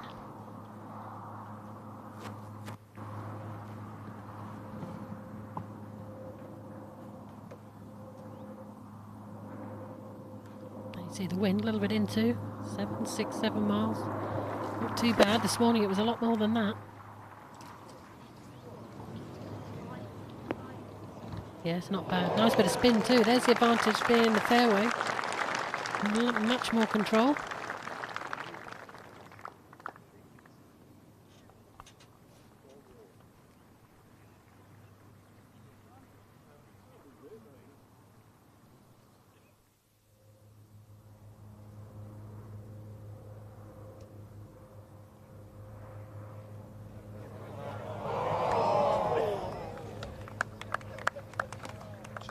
Didn't quite hit it there, Matt. You sometimes tend on link screens to forget to hit them and then concentrate so much on the lines. That's what you do when you play golf in America all the time. Greens are so fast, so you're just mostly thinking about line. And then you come over here and play and you just forget to hit them sometimes. Schwartzel and Johnson equidistant, but deciding Schwartzel has the edge, so he's going to hit 182. Narrow 6th green, fractionally off the left but mainly into. It's not the easiest target to hit, but they've hit the drives a long way up. Schwartzel's hoiked that miles up in the air.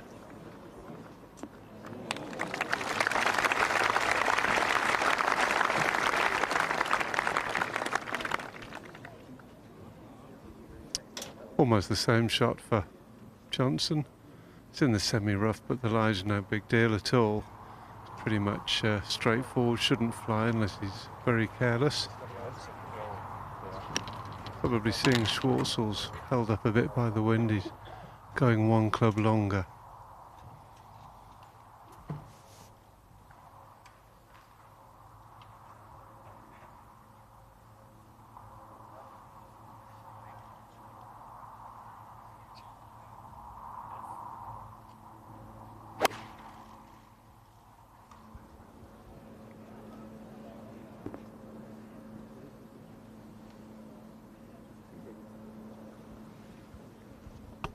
A little bit tricky there up against the collar.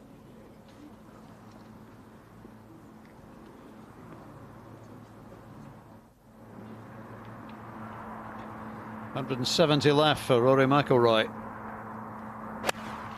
They need something good to happen pretty quickly, and it's not coming here. Well, I'm flabbergasted. I really didn't think he would be this poor after not playing well the last 2 weeks, working on his game, the inspiration that comes with the Open, but he just looks completely out of sorts, doesn't he? Not the Rory McIlroy we're used to. Over here on 12, Day with a good birdie chance. Lovely little par 3 this. Lovely too. Very nice.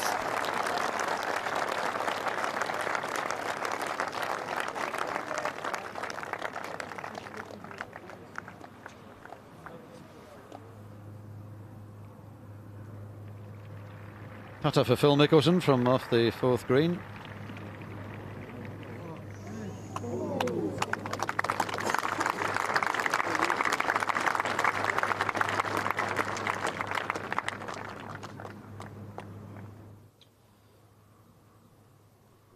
Two options or anything in between for Lee here, Thomas? Yeah, which line do you take here? I think you go for the blue one the older you get.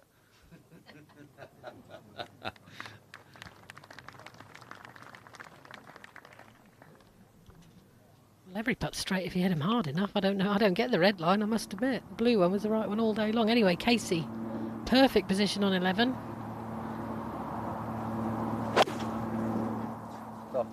Stop. Looks like he's pulled that a little bit. Oh, it's not bad though. Very quick putt. We saw a putt from Poulter there earlier today, and it's a very quick past the hole.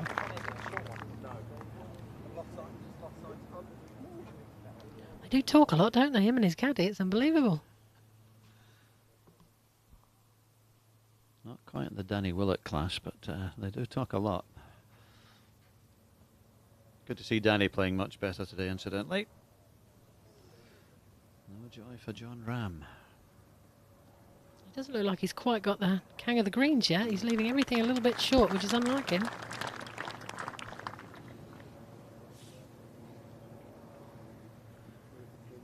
If you have just joined us here at the Open, good to have you with us. 146th Open Championship. Lorna Davis and Thomas Bjorn alongside me in the commentary box. Mark James is on the golf course, and we're all scratching our head watching Rory McIlroy. Yes, it's pretty amazing to see him all at sea like this. Bad second shot there, way left of target. Ball sat up in sort of trodden down grass. It's going to be an awkward sort of sand shot he's got to play. Lob it onto the green and just hope the spin comes out about right.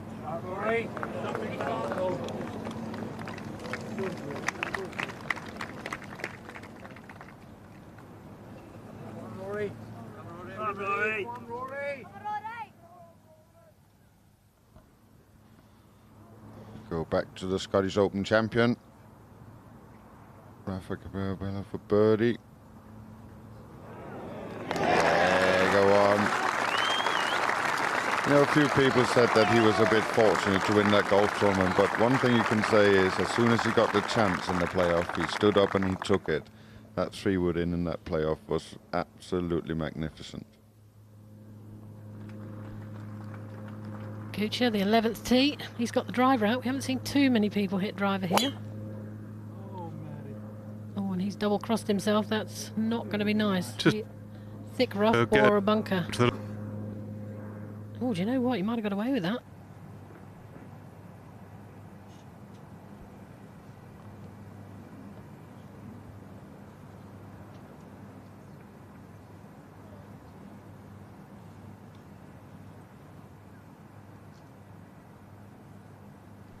Johnson playing his third. It's like he's going to putt it again. It seems to be the club of choice.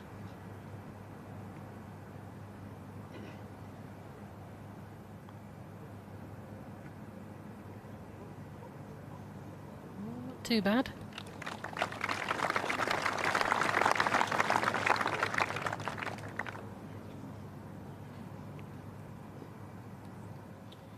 Young Austin Conley, just 20 years old, came through final qualifying at Royal Cinque Ports, had to play off for the last qualifying place. And unfortunately, that's one that's got away for. He's got dual nationality, brought up in Texas, but his dad's Canadian, and he's following the Peter Uihlein Brooks Koepka route. He's coming playing in Europe on the Challenge Tour and on the main tour when he gets a chance. And it certainly worked for these two.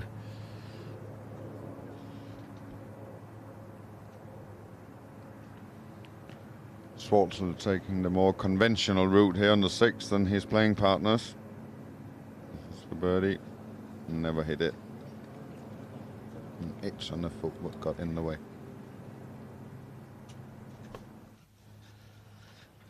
Adam Scott now, long birdie chance. I'm sure he'd be very happy to get this down in 2. You saw from Hawkeye a little bit of left to right. Oh, he's undercooked that. And that's not going to be a horrible. He's probably going to have to hit that second putt outside the hole as well, so he's got his work cut out.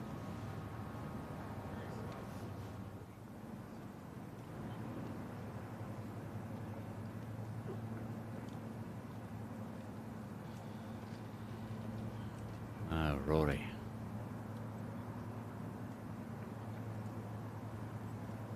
Just to avoid a 5th bogey in 6 holes.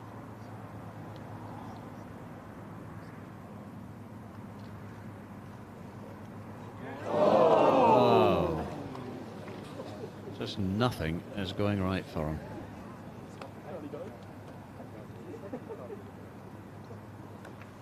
He must be stunned, mustn't he? He can't believe it. Well, we can't believe it. I'm sure he can't believe it. No, I don't care how confident you are on your ability, how good you know you are, how patient you can be. You must feel a little bit shell-shocked.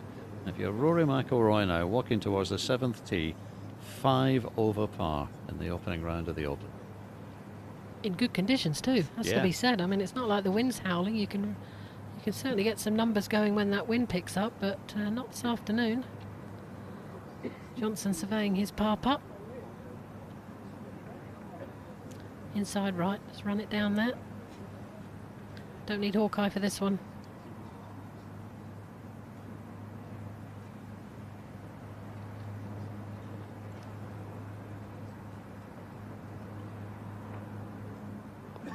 That's nicely done. Nice good par on the 6. There's been a lot of, I think there's been an 8 and a 7 and lots of 5s.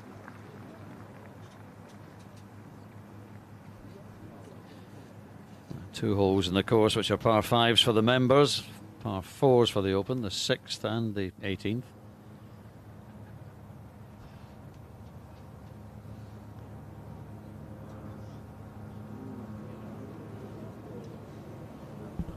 Well, Laura, you called this one. You said it was quick by the hole.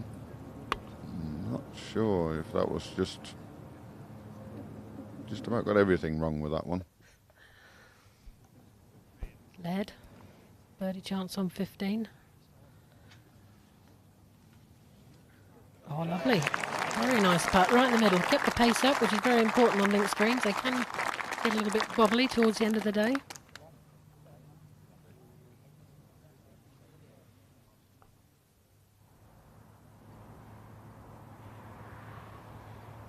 David Lipsky. 12th hole. One of my favourite par 3s in all of golf. Could be one of David Lipsky's as well. Great shot.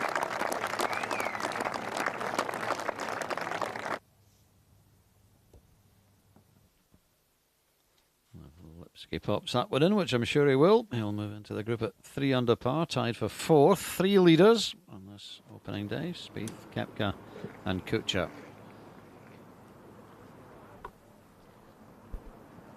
Day, second shot. Perfect tee shot. Now can he produce a perfect second shot? Oh, he's a bit unlucky there.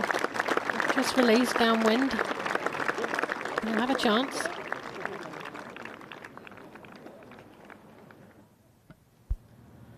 Oh, Casey. Back up the hill, a little right to left.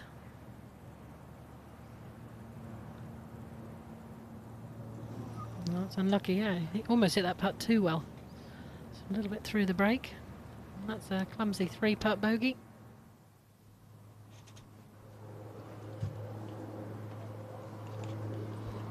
The master magician out of the rough here on 5.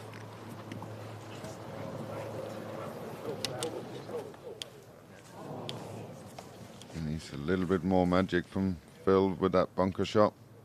We've seen a couple of guys in there, and they have gotten it up and down, but it's a soft, tricky little one.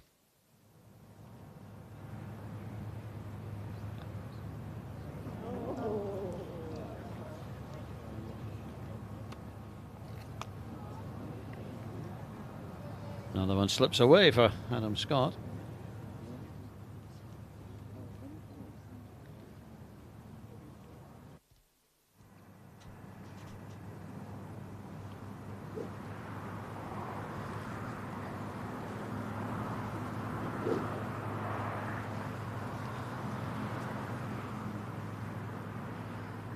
Dustin Johnson outscoring his playing partners. 1 under, Schwartzel par, and Rory, of course, struggling.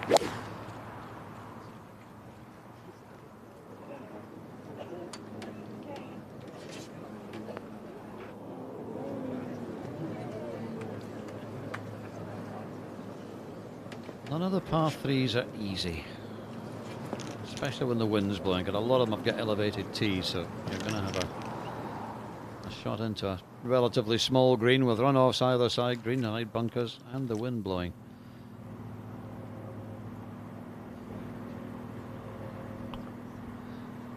Westwood here from 219. I'm going to send that out to the right and try and hit a sling hook, get it landing on the front.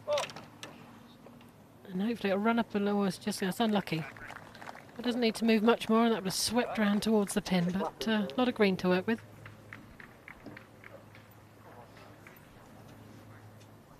.164, this 7th hole. Pin cut tight left, and Johnson's gone down into the gully on the left. That might not be easy.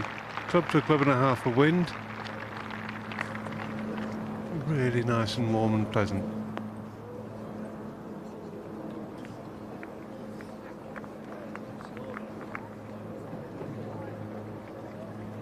The problem when you're in a slump is that the more the slump goes on, the less time it takes in each tournament for your brain to slip into neutral.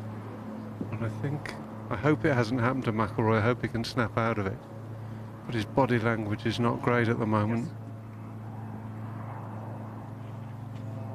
And these shots are pretty testing when you're playing reasonably well. So probably only a 7 or 8 iron for him. But the pressure absolutely on him now, every shot, and he'll be feeling it.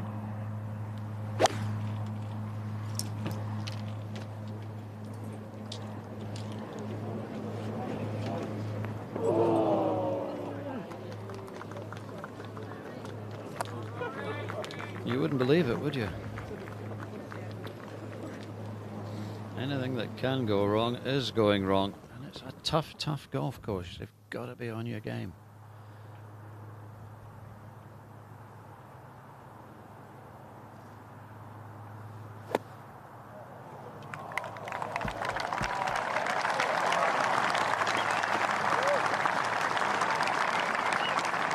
He just never stops to amaze you, this man, does he? He just looks like he's in such control of what he does in those situations. Tournament leader Matt Kuchar on 11. Oh, it's back on Out of the rough. Got a flyer there. It's going to release. It's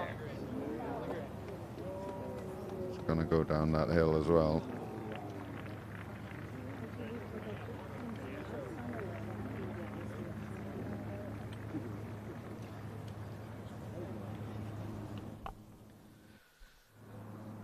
Good chance.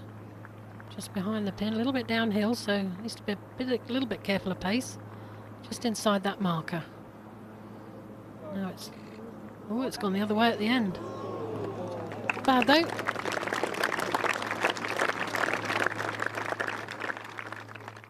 Right, middle of the fairway. 199, as you can see there.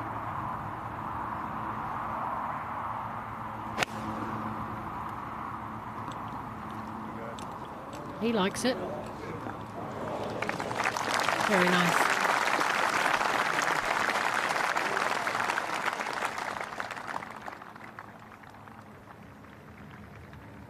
Beef to round off his first round.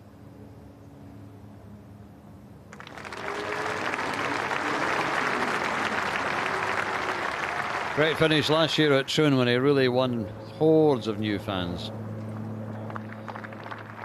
Not the easiest bunker shot for Dustin Johnson. Oh, and it was sitting down and it really did scoot on him. I don't think it was quite that hard, but not managing it at all well. Rory's ball is sitting fine. Quite lucky not to come back further up against the back lip of the circle of grass in the middle of this bunker. This is just a piece of cake. He should pitch this 4 or 5 feet short, should just trickle up. If he doesn't get it within 3 feet, it's a very poor shot.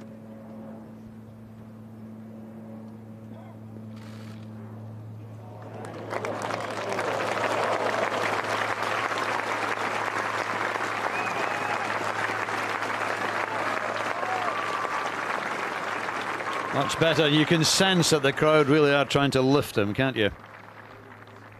Yeah, there's no question. Nobody likes seeing these top players struggle. Good pass settler.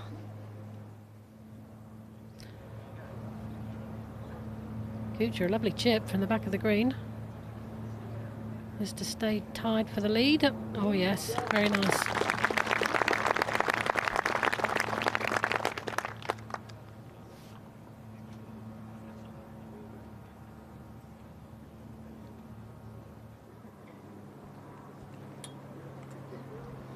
Long birdie attempt for Schwarzel. 3 pretty poor efforts at this hole, to be honest. Not easy, but none of them very accurate.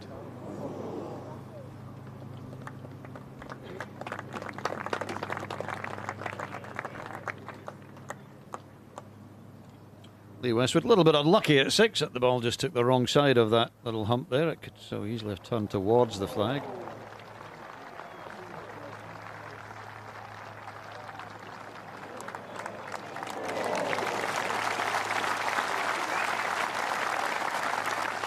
Hugely improved part of his game these last few months, Lee, I think. Every time I see him, it seems to be chipping a lot better than he has done in the past, and that's a big thing for his game. Do you think that's why he hasn't won a major, is chipping? Because it seems to have let him down so much. Yeah, it's never been a strong part of his game. I still think, there's a lot of ifs and little things that done him that he hasn't won. He's been there so many times, and I don't know, he seems to be such a great player from tee to green. He should really have won one, but sometimes it just doesn't really happen for certain people.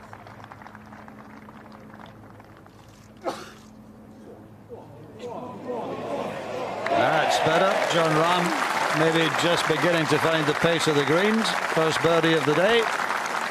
Back to even par.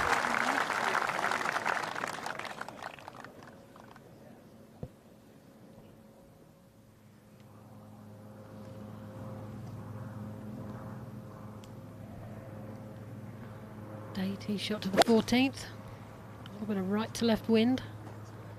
Set it out in the middle. Hopefully get the wind, bring it back. That's beautiful. Lovely shot.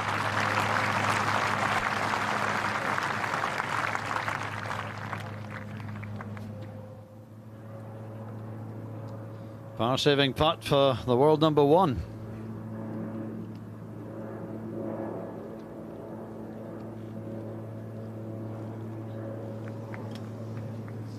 First bogey on the card for DJ.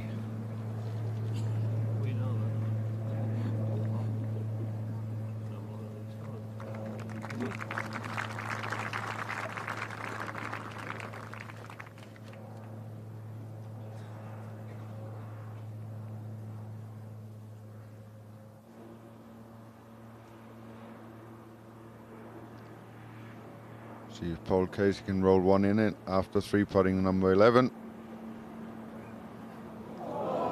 That was a big swinging putt, that.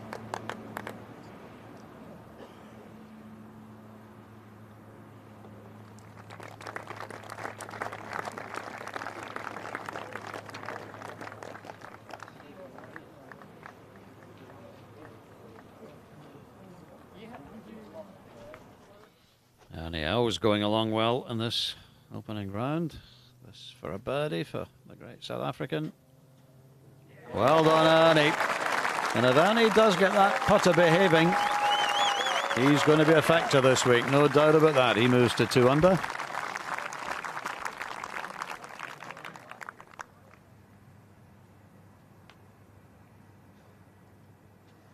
Beautiful sunny afternoon. Such a contrast to the difficult conditions first thing this morning when the 146th Open got underway. But it really is lovely now, and 3 men are tied for the lead at 5 under par.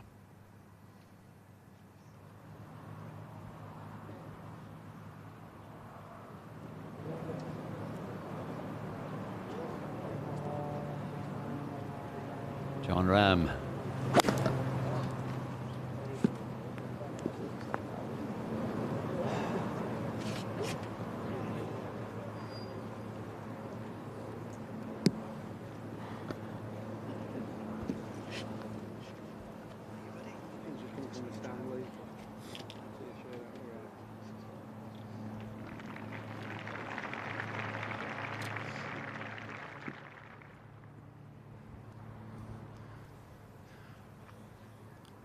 bunkers on the right, 308 to 320, 5 to carry the last one. Nothing on the left after 270. It must be very tempting to just whop it over everything, get it up there within 50 short of the green. But if you hit a bad one,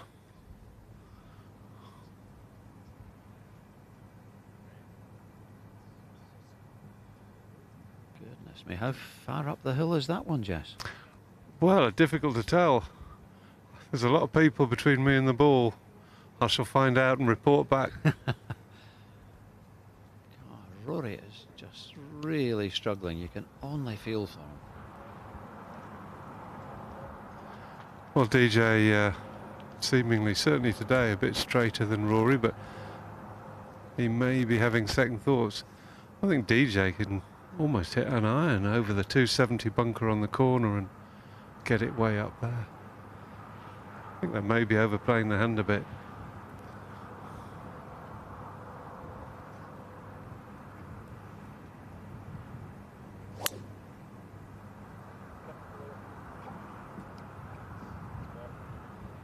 Such a wonderful, flowing, athletic, freewheeling swing, isn't it? World number 1, safely on the fairway at 8.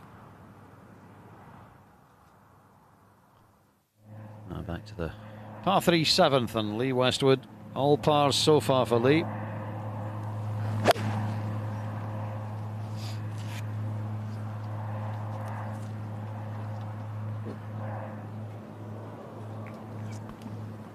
Well, our procession of top golfers in the commentary box continues. Thomas Bjorn and Laura Davis have gone for the moment. Tony Johnson's back, and alongside him, former Masters champion Trevor Immelman. Trevor, welcome. Oh, thanks so much, Doogie. It's great to be joining you guys. There's never been a day at the Open that wasn't fascinating, I don't suppose, but you just can't take your eyes off this, can you? It's so great to be here. Fantastic weather this afternoon for these guys. Yeah, I think the morning guys will feel a little aggrieved. Cooch just flying along. And they're saying it's good. It was right down the banner. Your dread, I think, Trev, when you've had a bad first morning weather-wise and it's good in the afternoon, you think, well, it's probably going to carry on and be good tomorrow morning and then blow a hoolie in the afternoon, and it's depressing, isn't it? It's definitely one of those things about the Open that you're going to have to get used to during your career. This young man is really impressing. Austin Connolly, just 20 years old. Texan of Canadian heritage. He's got dual nationality.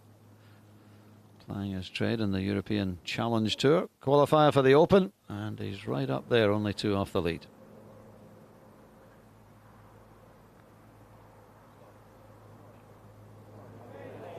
Former champion Paul Lawrie, second birdie of the round.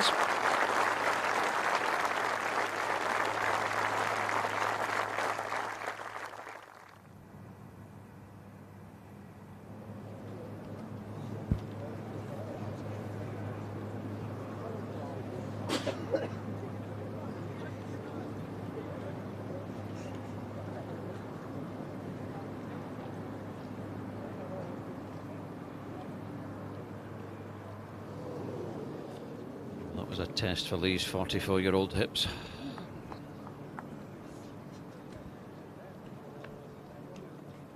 When you come to the Open, you know that at some point you're going to get a lie like that.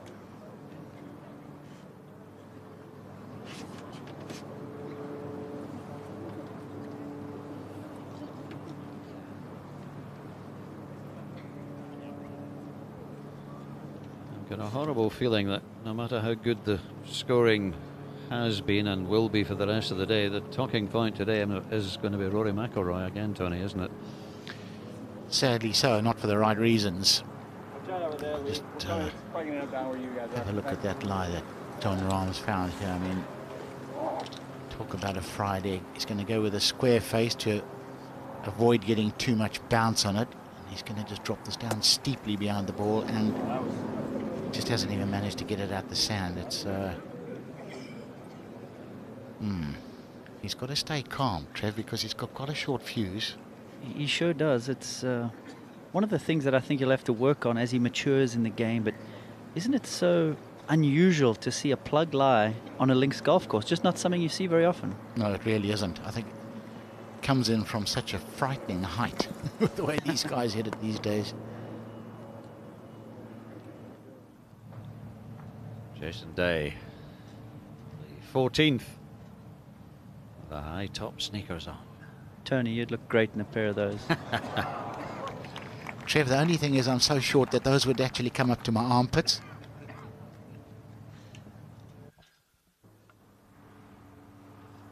Matt Kuchar, one of our 3 joint leaders. If he can knock this one in at 12, he'll take the lead on his own. Oh, he's got the line. Oh, that's cruel. Tell you what, I really do fancy his chances around this golf course at Birkdale, where length is not such a big factor. Such an accurate player. And of course he played last week in Scotland, and we all know that the trend over the last few years is for the players who have played the week before on a links course to have an advantage. Kutch has got that.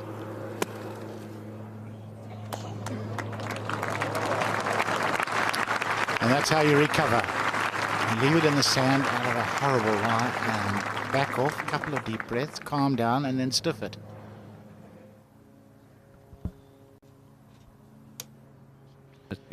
Mickelson was bunkered off the tee at 6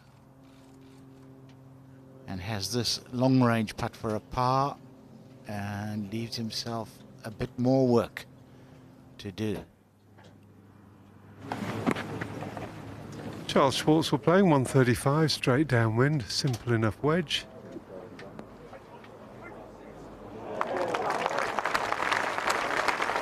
And rather nicely played. McIlroy's ball is in an interesting spot. He's actually got more than Johnson, but it looks like Johnson's going to give it a whack.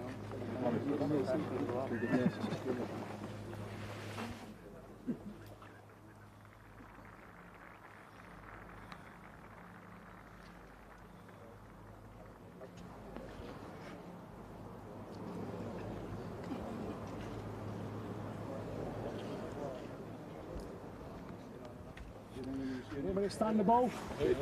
This gentleman got here. I'm not sure Rory's going to play. He may be asking for a ruling. Seems to be a hold up. There's a sort of a path, but it's just a spectator path. The ball's on the edge of a sort of a cliff.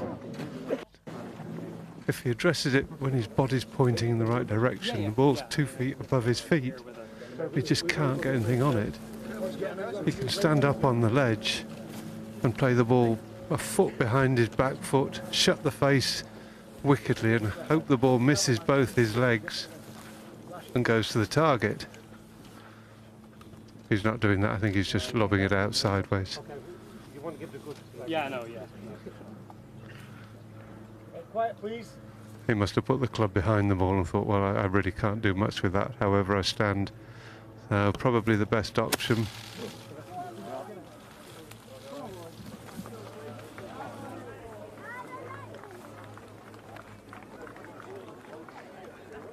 Once again, just struggling to get momentum there for Rory. Yeah, it's just not happening, is it? Really isn't. Westwood at 7. 60 front. Par putt. After having that awkward lie in the bunker, and at least one shot departs.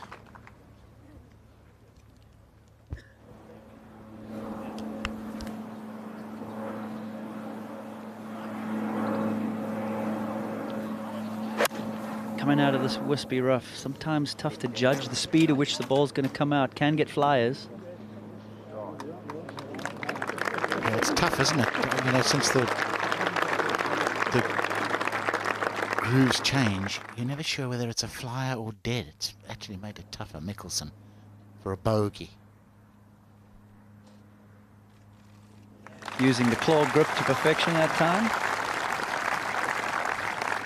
92 left for McIlroy.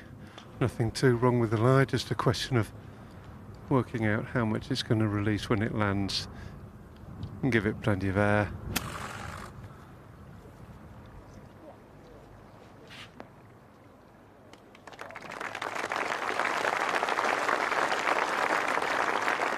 given himself a chance at least, but it's just been the most horrible start to an Open Championship. It's an amazing game when you just consider we've just seen Matt Kuchar go out in 29, and Rory's going to have that putt to stay at 5 over after 8 holes. Trouble is the confidence is going to start taking a dent. Once you start losing self-belief, it just gets harder and harder. Scotty. Steep-lipped little pot bunker, but on the upslope, which will help, and he can carry this all the way there. It won't run far. Pretty good effort.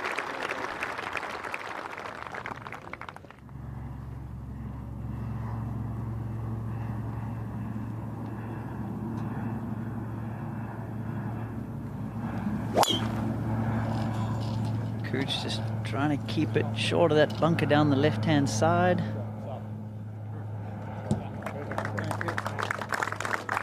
He is such an accurate player, so consistent. Yeah, holes where other guys are hitting hybrids and 3-woods, he never doubts himself with his accuracy. He just threads it through there. Tough one to read, Jess, pace-wise. Yeah, it's a much longer birdie attempt than he would have liked, Ovies. No question about that. It's going to come a bit from the right over the whole length, I think. Might add up to 1.5 foot total. But as you say, it's the pace that's crucial here and really not a realistic birdie opportunity at all now.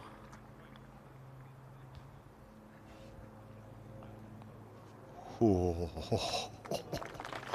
such a good putt. Great touch.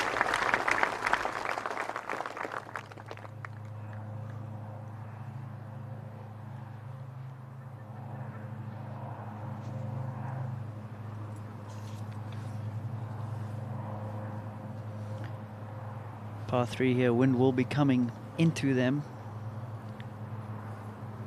Let's see if Phil goes for that abbreviated follow through that he likes so much. What are you doing?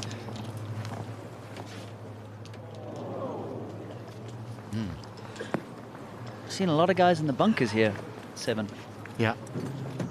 It's been, it's just not easy, is it? The front left pin too hard to get at. This is very holeable for Rory. 15 feet, slightly up, but not a whole heap on it. But every chance he could leave here with a 4. Excellent. And you know what? It's just a par, but that might just be the little kickstart. Just that little surge of, hello, I do know how to do this. Just hang in there, knowing that those 2 par 5s are coming late in the day, and he has plenty power to be able to reach them. And all the talent in the world. JP will be just having a little word with him. Look, it's early days, long way to go. Schwartzel 1 over. Can he get it back to even?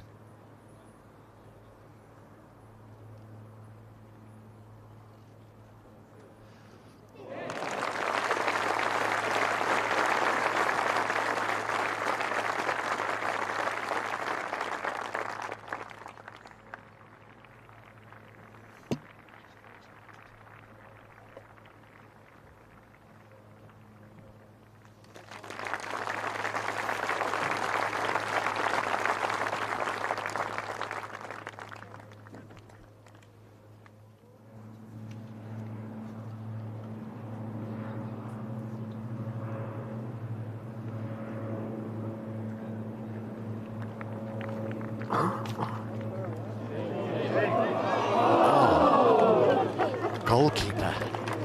Trevor, I always felt this guy had the game to grab a major, don't you?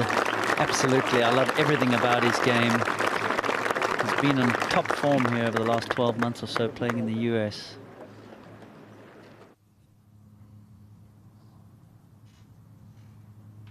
Come on, Ernie. Let's see a nice smooth stroke here. Oh, my. Thank goodness, he's found a way to putt, and that is just brutal. There are moles that don't dig that deep, Trev. You know, I think because they're coming into the breeze from an elevated tee, that ball is coming in with so much spin there on the 7th hole. Remember Rahm's ball plugging, but now the master. Let's see what he can do.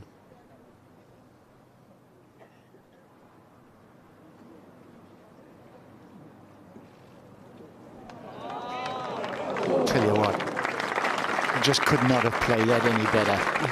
He actually risked landing in into a little upslope. He's so, you can see how pleased he is with that. That was just a fantastic bunker shot from that lie. Almost as good as you from the bunkers, Tony. Oh, let's not get carried away now. Oh, he's a wizard, isn't he? Scotty, this would be an excellent up and down from the sand as well. Oh, man. He's using a new putter this week. Just hasn't quite been able to get some momentum. If this man had Jordan Spieth's putter, he would have 5 or 6 majors by now. I think that's unquestionable. Golf swing to die for. Good course management.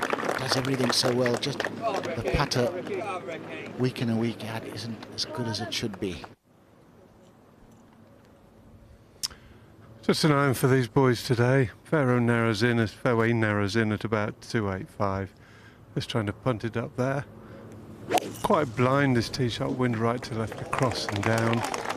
But awkward to actually hit the short stuff. That's a beauty from McIlroy.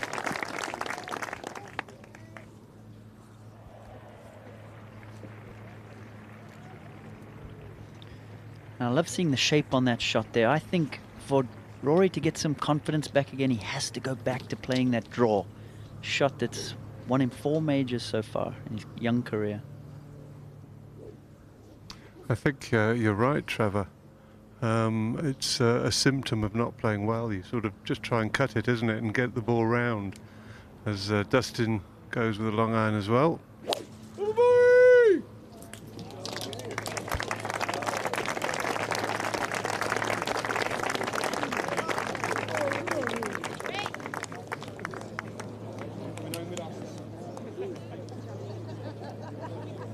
Okay, just clings on.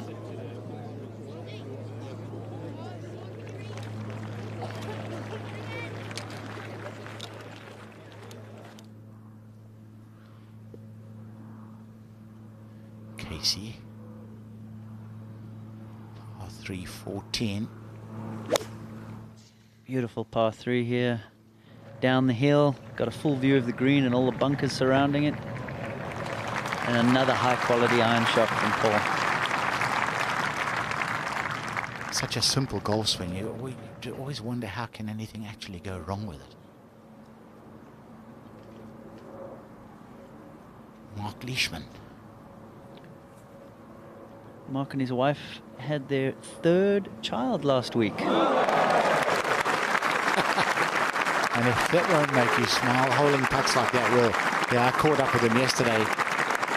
So, you know, after what they've been through, Audrey, we know she had serious health issues. I mean, it was really dire. And they've come through that, and they've got the new baby, and life is magical. And well done, Audrey. We'll be thinking about you. I'm sure you're listening.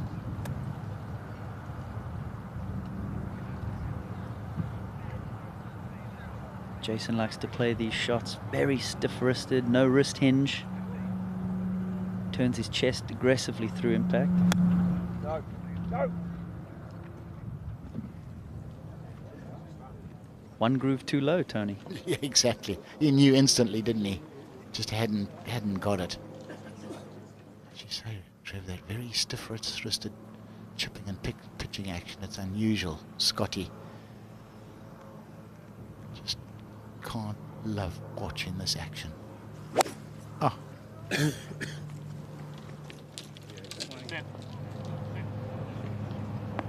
Oh, majestic.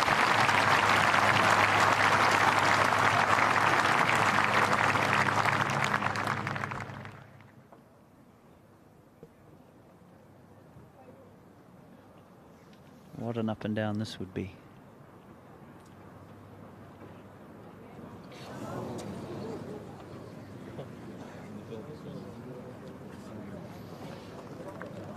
knew off the tee shot that he would be struggling. Back-to-back bogeys and 2 over.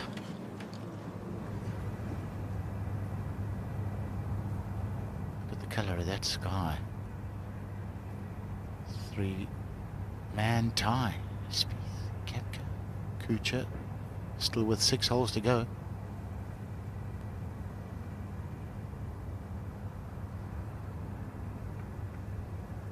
Good play out there, Ian Poulter, out in the early, miserable weather. The other guys, just a great leaderboard, isn't it? Noren, Matsuyama. Just, who do you pick? A little too early in the game for me to make my pick. I don't like to commit that early, Tony. But we'll say this. Royal Birkdale has been very friendly to Americans over the years. Of all the Opens held here, 5 American winners. So not too surprised to see 3 Americans at the top. Hao Tong Lee playing well again. South Africa's Brandon Grace out early this morning, shooting even par. Yeah, that was good work. Van Wiesberger, even par, another huge talent. Ricky Fowler, even after 13, a lot of people's favourite for this week. He gets links golf and he can play every shot in the book. Bubba playing nicely, even after 6. Out very late there. JB Kruger's only played 2 holes. It's going to be a long, late evening.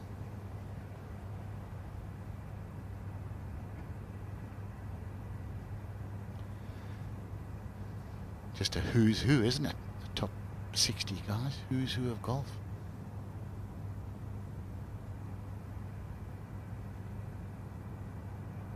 Very good effort there by Tom Lehman, out here competing with the young bucks. Yeah, I actually walked a few holes with Tom in the practice rounds, and he was excited to be back. Loves links golf, loves the championship.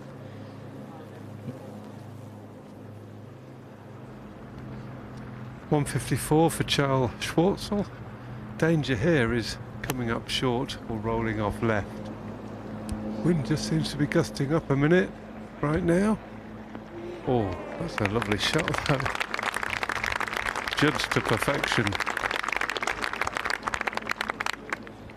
Caught up with Charles earlier in the year, and he had told me that he made all his clubs heavier, Tony. Felt like it helped his rhythm. It was quite interesting. Yeah, I do that with mud. 146 for McIlroy. Hopefully he's going for the draw again.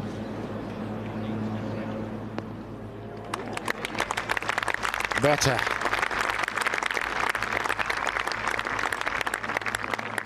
It's quite painful to watch Rory struggling like this. It really is, because we know what a talent he is. I think the thing that makes it frustrating is that his good golf is as good as what Tiger's golf was. But we just don't quite see it as often, so we expect to see it more and more. So maybe the problem's with us, but we know how prodigious his talent is.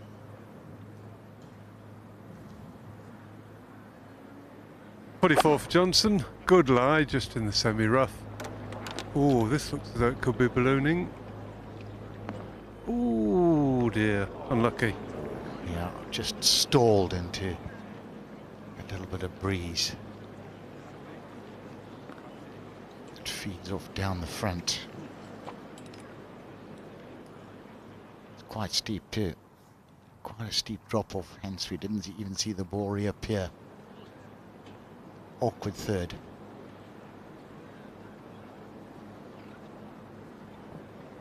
At least he'll be chipping up the hill.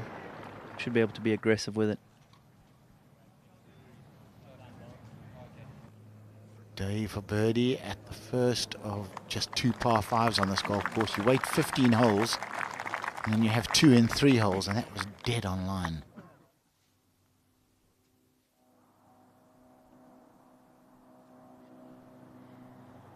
Xander Schauffele, winner in Greenbrier a couple weeks back. That's how he punched his ticket here to the Open. With shots like that, Tony.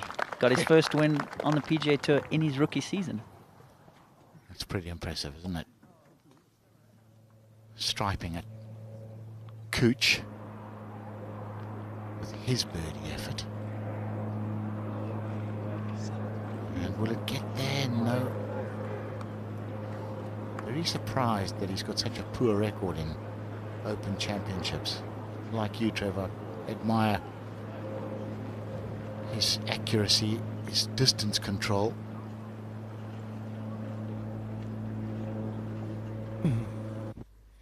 Johnson looking at what I think is a seashell a few inches behind his ball, but he doesn't really need to move it. Downhill lie, not the easiest, but the ball is sitting well. He could have been a little unluckier with the lie for sure, but still a pretty awkward shot. Wow, that was played by a man who knows what he's doing in sand. Didn't quite get up there, but that was very impressive. A smart shot, wasn't it? I thought he had avoided that sand, but left himself a tough one. Scotty. Little right to left.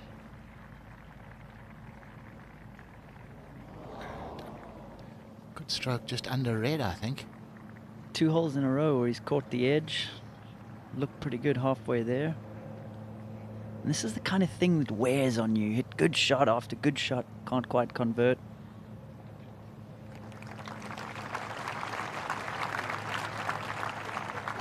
I was talking to Adam Hadwin yesterday, and he was saying the same thing. The margins are so small. You know, you have 3 rim outs. So one day they go in, the next day they stay out, and it's the depth of talent in these fields now is so deep. It's minuscule amounts.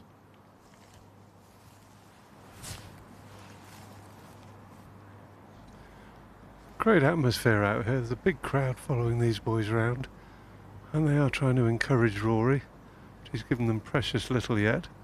Straight putt for Schwartzel, as far as I can tell, uphill. Really good opportunity for another birdie.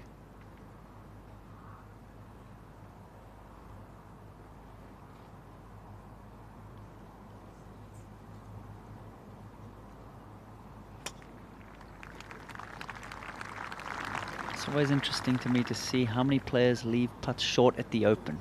Just not quite used to the speed of the greens. Yeah, only 9 feet 6 on the stump meter this morning, and they're just worried about the potential of winds to come up to 30 or 40 miles an hour.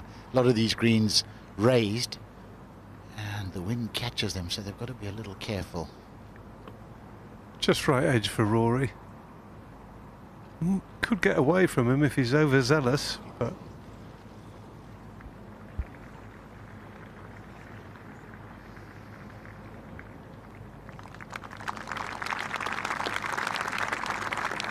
I think his putting stroke looks really good at the moment, Trevor, but I'm convinced that his reading of greens is the biggest problem on the greens. To me, just looks like he's overthinking it a little bit. I'd just like to see him get out there and free it up a bit more. This one will be hit hard, Tony. Yes. It's going to take a bruising, but he's tried to jump on it and hoiked it left. Oh, well, hang on. Not that bad, is it? Especially with a nice friendly bounce. That's now very good. It must be nice when your bad shots end up on the fairway. I'd love that problem. Yes, and 330. DJ. Par putt.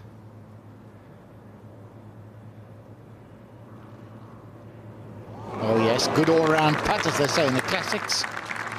And stays at even par.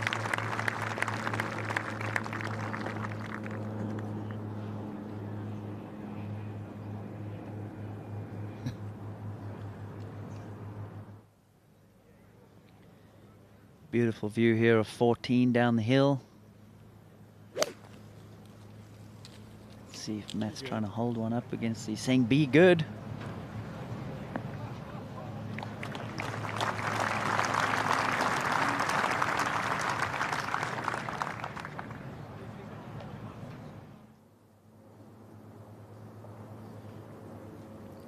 Martin Laird, eagle putt at 17.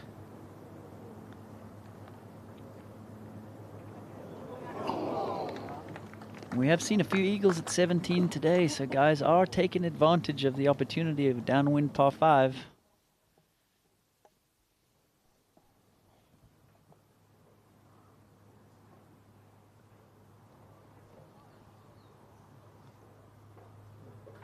Yes.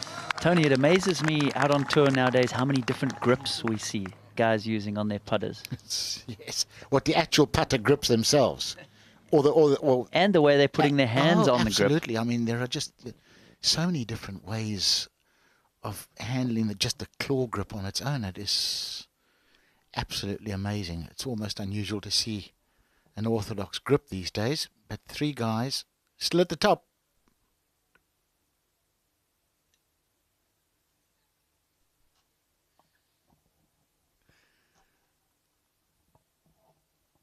Yeah, I'm with you, Trev. I just, you know, in week to week the guys change, you know, how from the pencil to the claw to the left hand, the right. I can't really keep up with it, but it's the old story, isn't it? Whatever works for you, that's the answer. You even see a player of Phil Mickelson's caliber who will go conventional and a claw, just depending on how he's feeling or if it's an uphill or a downhill putt.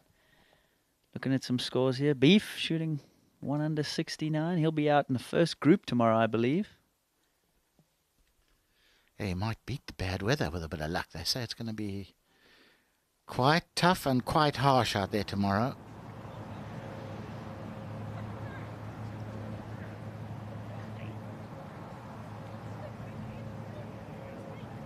Another variation on how to hold a putter. Up the left forearm. And on this occasion, just not getting the pace right. He will have the opportunity to separate himself a little bit with those 2 par 5s to come. Should be able to reach them both. Well, the bunker raker has finished his duties for the match in front. Schwarzel's about to hit a long iron. Bunker's left start at 230, bunker right 240 to reach it, so just playing for position. Only 400 yards or just under today this hole. Anything on the fairway pretty much does the job. And that is perfect from Schwarzel, a good distance up.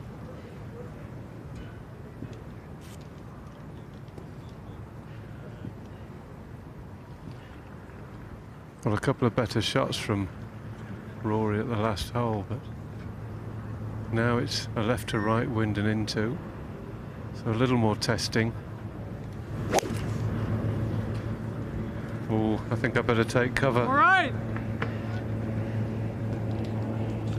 Oh, he had a good go at me. I'm not that huge a target though, fortunately. He's fine, just where the spectators have been as they huddle round in a conglomeration. It's just so wide with an iron though, Jess. That was miles out, wasn't it? Just miles out. I know, it's like the minute because he's fading it, it's just got no control in a left to right wind. He should rip a draw in this wind on this hole. I'm not sure what DJ's doing. I can see he's got a long iron. Looks perfect.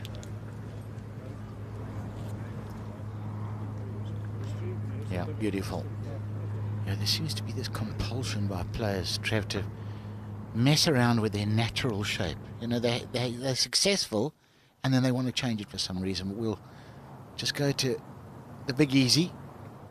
And that bunker must be deep if we can only see half of Ernie. He's about 10 foot tall, I believe.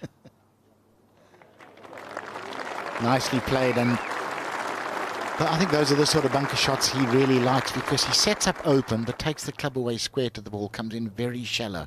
Excellent at those high softies. David Lipsky to get to 3 under. Well done.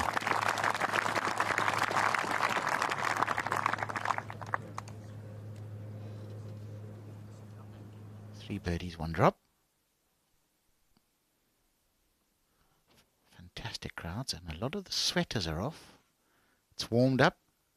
It is just glorious out there.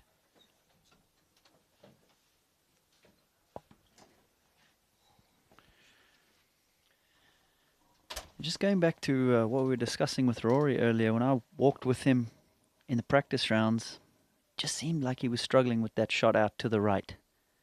And man, I wanted to go and tap him on the shoulder and say, come on, let's see some of those draws like the old days. Hopefully it comes soon.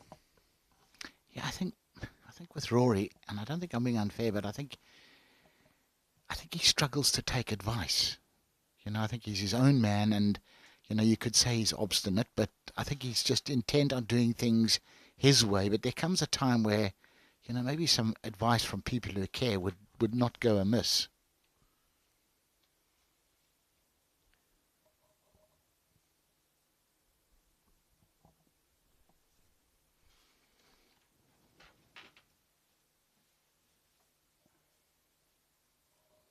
Young American Tony Finau with an even past 70. He wouldn't have seen much links golf so far in his career. Well done to him.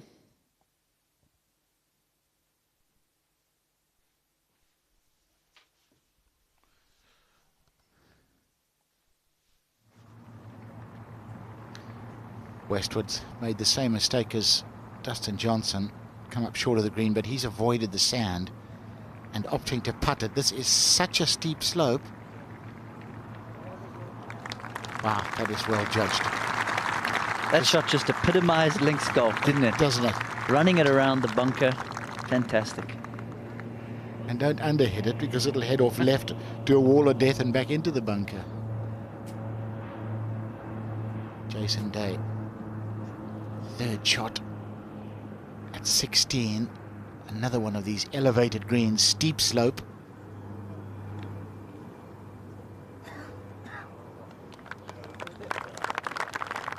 Tough to get it close off a perfect lie, let alone out of the rough.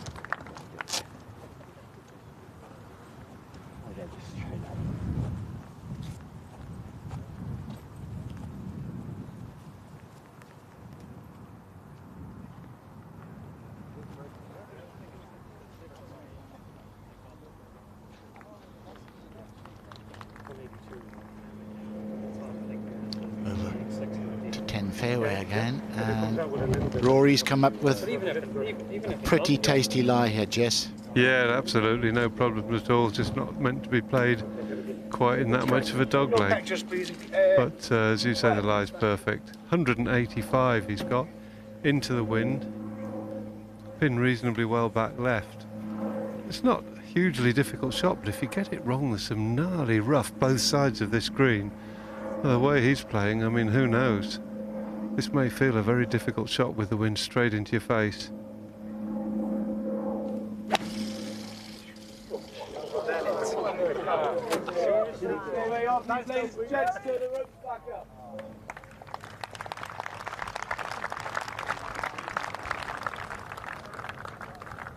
.157 for Dustin Johnson. Just have a quick look at this swing of McIlroy's.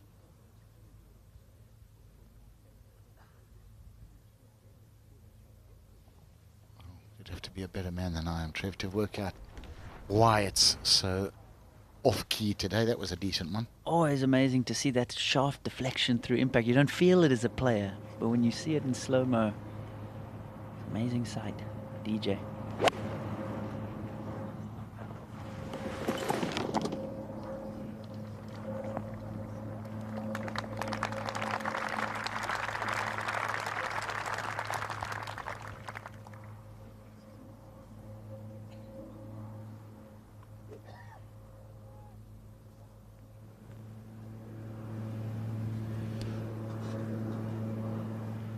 Fantastic ball striker, Charlie Hoffman. Got his green glove on as always.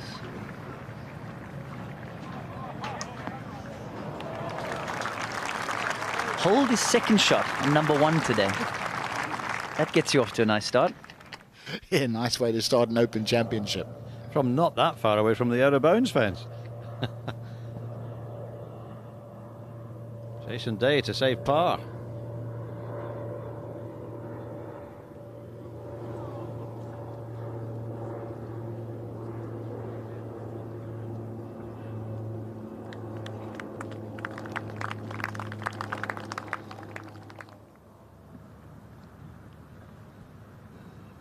You see Cooch always aims way to the right, pulls it back on line.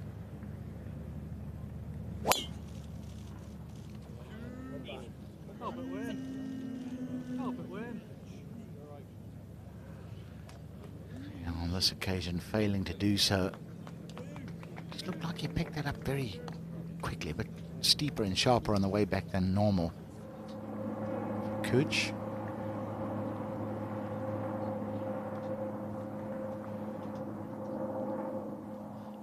.46 left for Charles.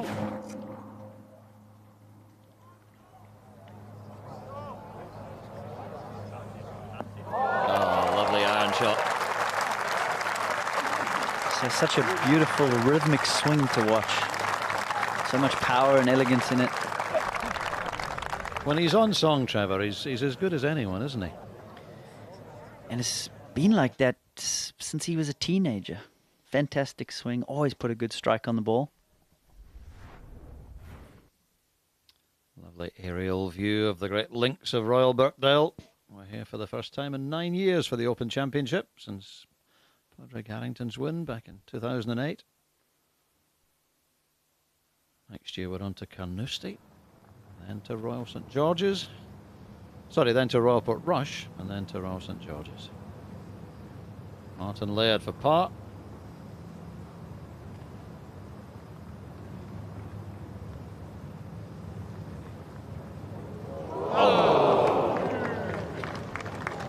Complete horseshoe, that's tough. My mother always used to say that when she saw putts slip out, she wished we could just walk up and drop the ball in the hole. I'm sure Martin feels like that right now. Only a mother could feel that. Pretty good start though for Martin.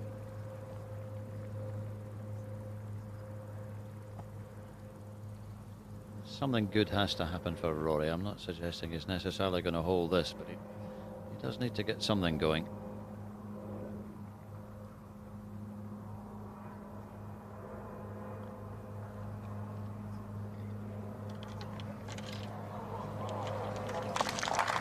It's a good putt from that far off to get the speed up the hill. A nice save after that tee shot. Yeah, he must be thinking, you know, if I can just sneak 3 or maybe 4 back on this back 9, I'm capable of doing it. Put in a sensible score and then start all over again tomorrow. 2 par 5s to come. Maybe chuck an eagle in there. We know you can do it, Rory. Gentle right to left for Dustin Johnson. Probably no more than 2 cups total. Good second shots by all the players, to be fair. Rory's was absolutely smack down the pin. And DJ pin high right. Probably the least holeable of 3. Obviously Schwartzel's is very holeable. Rory's putt looked quite inviting, even though it was 40 feet. But this is going to move a little bit. And it'll be just difficult enough to judge. I'm thinking he's just going to lag this up.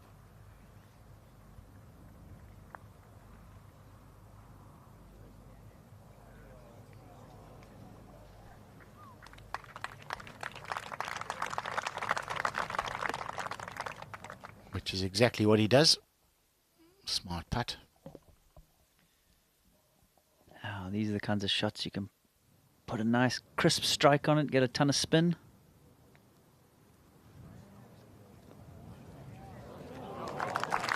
Beautifully executed.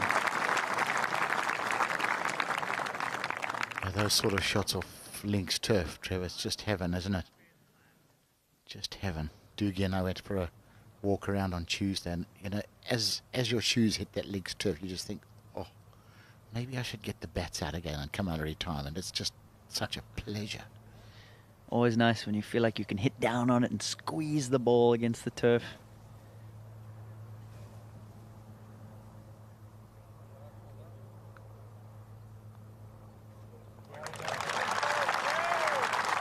And he does week in and week out, strikes the ball beautifully, but it's all down to the putting with Charles. He's probably, you'd have to say, an inconsistent putter.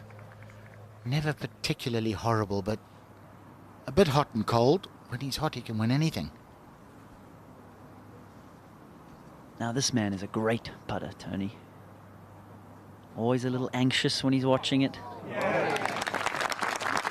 And he made a hole-in-one in one of the practice rounds, I believe. Yeah, 14 I think it was, Trev, wasn't it? I think, yeah. I'll be tracking him down for my drink. Wonder if Ryan Fox had to buy a drink last week in Scotland. One of the more unusual holes in one. Well done, Charlie. Birdie at 14. And he moves to 4 under, just one behind. Yeah, not often we see a hole in one with a mulligan.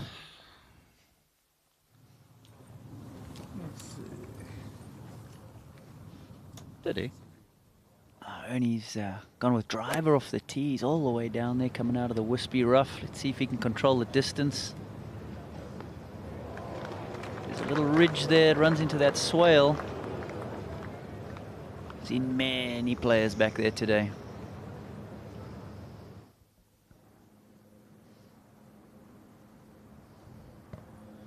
Birdie chance for Paul Casey. Ricky Fowler's in for bogey here at 15.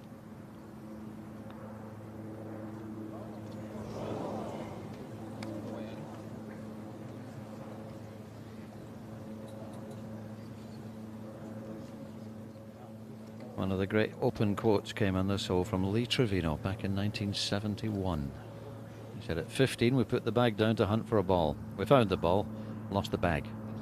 I think the rough was a little bit thick that year. That happens to me every week, Doogie.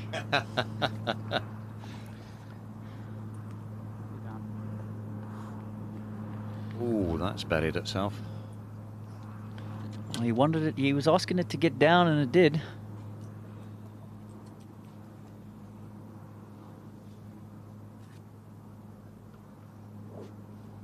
It's a very different picture from 6:30 this morning, isn't it? One of the great things about the Open Championship is you see all these people just crowding around the tee boxes. Always a fantastic atmosphere.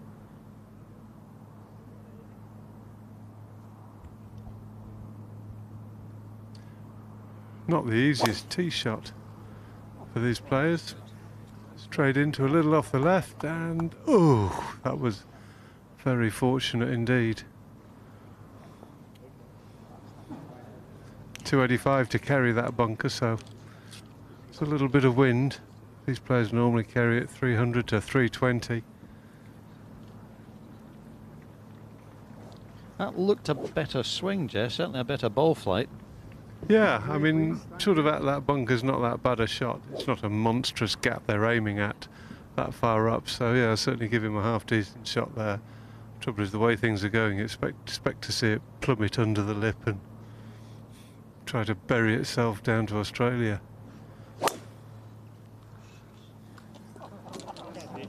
Third one's on its way. Perfecto.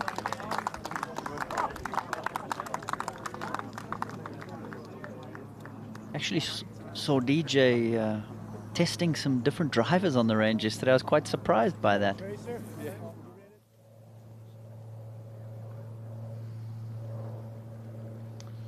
Scotty, par putt at par 5, 15th. Makes it, well done. With just 2 par 5s, you do not want to be giving shots away on them. You want to be birdieing them, but next best thing.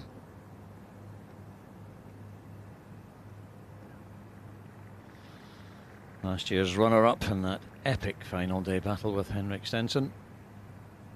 Couple over today though, Phil.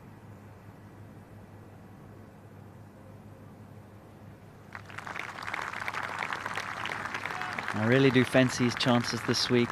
I like the idea of taking the driver out the bag. I think he's a very underrated iron player.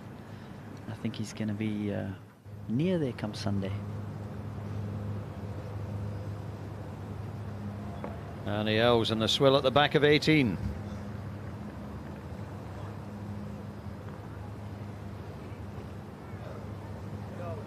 It's not hit it. left himself with one of those. Club head of John Rahm. Good lie in the right rough.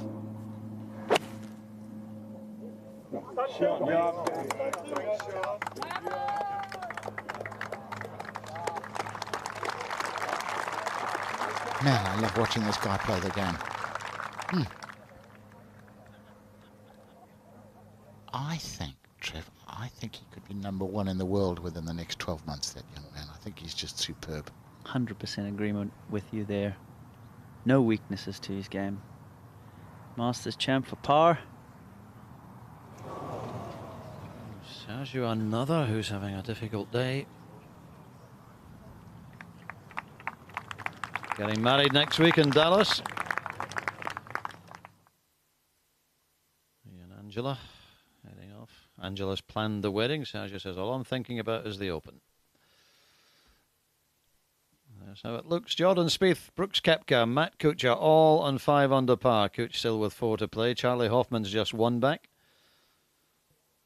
And a number of players at 3 under.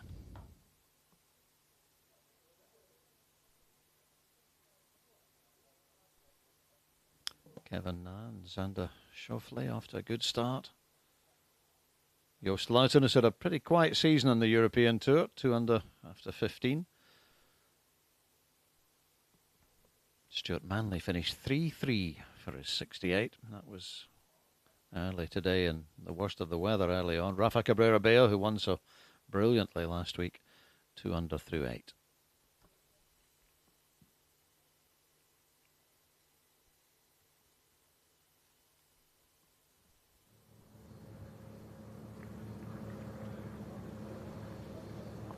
Three holes to go for Paul Casey.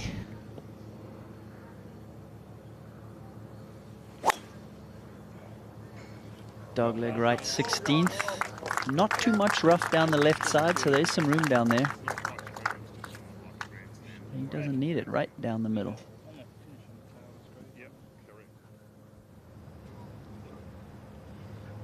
To 18. Come on, Ernie. Knock it in.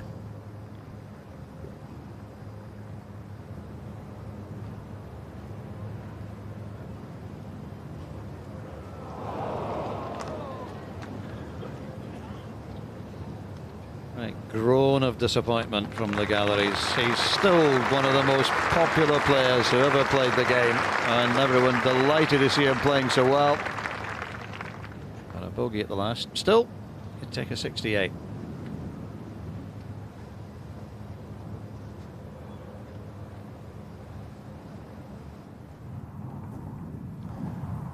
Tough lie for Charles Schwartzel. I wouldn't be able to reach from this line, but he's a bit stronger than me, and he's close but not quite. Simple chip though.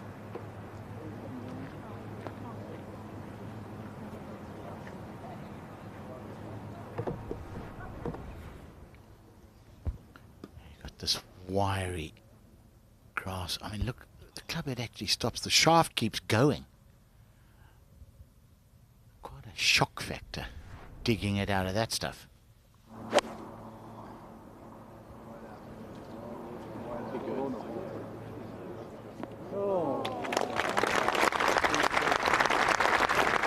Nicely done by DJ.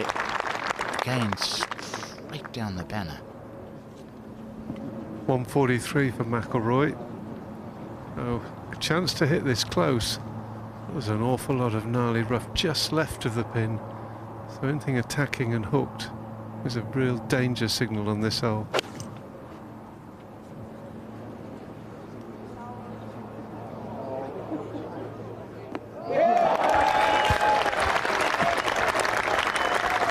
That looked a good swing to me, Tony. More free-flowing through the impact area. That full flighted finish that we're used to seeing from Rory. I like the look of that. Yeah, you wonder if there's just too much clutter up in the cranium at the moment. I think with all tour pros, you get to a point where you feel like you should just stick a vacuum cleaner in your ear and just suck all the garbage out and start afresh. You should patent that idea. I like it. Take away the last 25 swing thoughts. You can leave a few, but take away the last 25 swing thoughts. Well, 5 under leads. If he can pick up 2 or 3 shots on the way in, then who knows? Capable of wondrous things, as we know. Rory. Here's one of those leaders.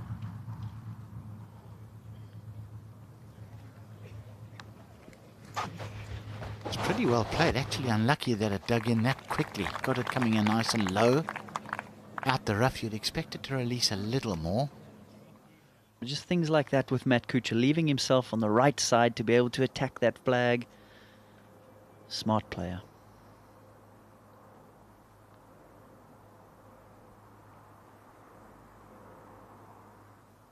Just a little bit too much pace to take the break from Kevin Na. Been a really disappointing day for several players. Inevitably, there always are in the Open, but you feel for Tommy Fleetwood, so much expectation, so much pressure on Tommy, and Louis Oosthuizen, a 78, 8 over for Louis with an 8 on the card at the 15th. Kuchar for his par. No. Caught up with Louis yesterday. He's just come from a 4-week hunting trip down in South Africa. Had the beard to match.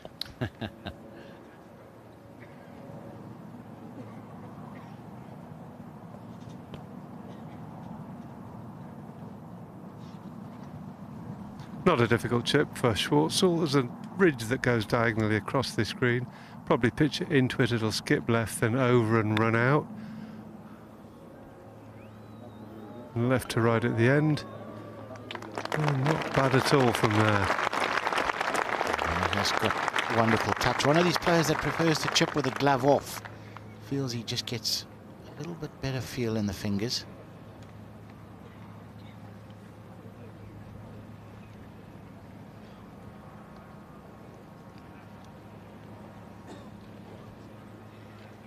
Funny how tour players come up with these little idiosyncrasies. Glove on, glove off. Some guys like to putt with the glove on. Remember Jack Nicklaus putting quite well with the glove on, Tony?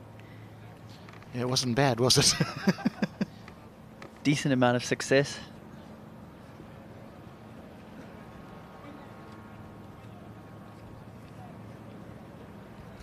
Yeah, I always putted with a glove on because I like a glove really tight, so if I took it off every hole, it sort of stretches it.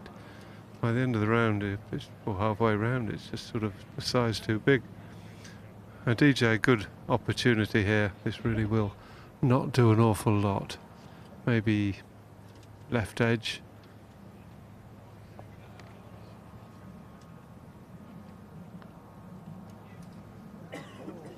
Oh, just stop turning.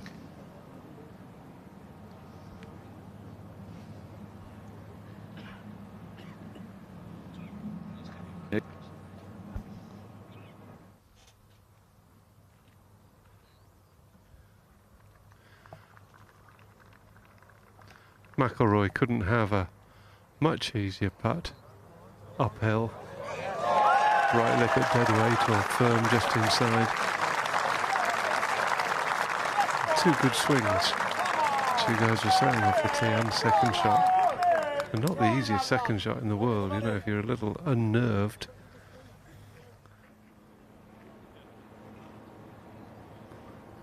Crowd, huge cheer when Rory hit that second shot. They're really willing him to do so well. He must be able to feel it.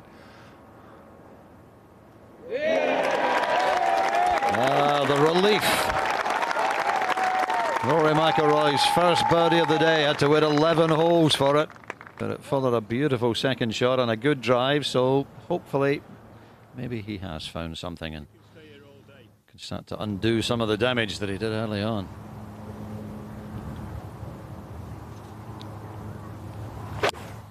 Casey, second into 16. A laser, beautiful shot. Tabletop green there on 16, not a big target, so that really was fantastic into the breeze. Jason Day, even par, but a chance for a birdie here at the par 5 17th. No. And even in his press conference, that's what he alluded to. You know, just not quite making as many putts as 2015 and 2016. Here's Ricky.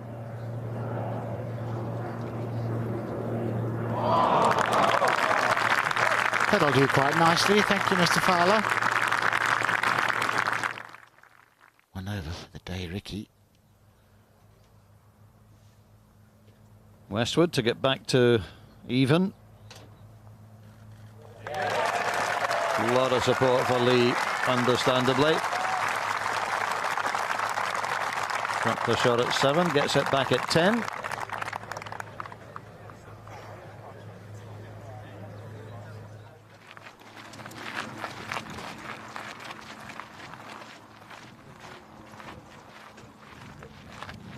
McIlroy, Johnson and Schwartzel crunching their way up to the par 3 12th.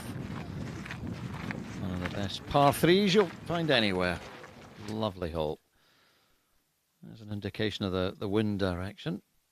Blowing at a fairly steady 10 to 15 miles an hour today. Perfectly manageable, just a nice linksy breeze. We're told that tomorrow's weather might not be quite so good.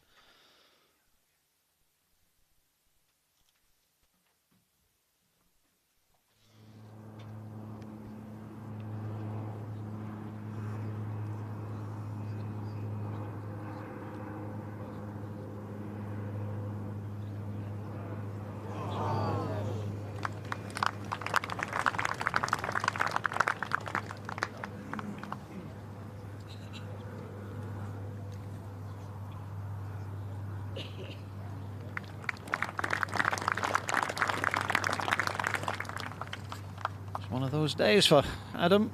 A couple under on the front 9, but 2 over on the back. This is Lee Westwood on 11. Not been a great year for Lee, I have to say, and that's gone left. Ooh, a long way left. Over the spectators, and that could be some pretty thick stuff for Lee.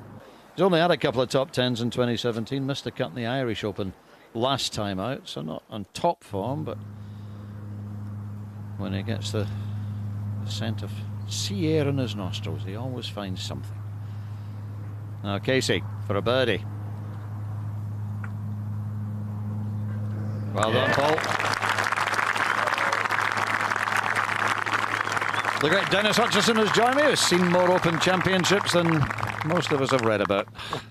Thank you very much, Doogie, and I like that sea air in his nostrils. Get him going, I like that. It's been some wonderful golf and some tough golf, but all in all, it's been a grand day.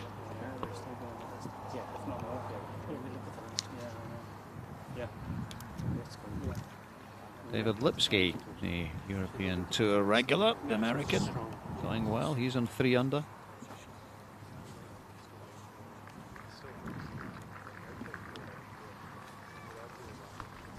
Well, the group in front have just cleared the green. Their entourage is heading off with them. We're faffing around a fair.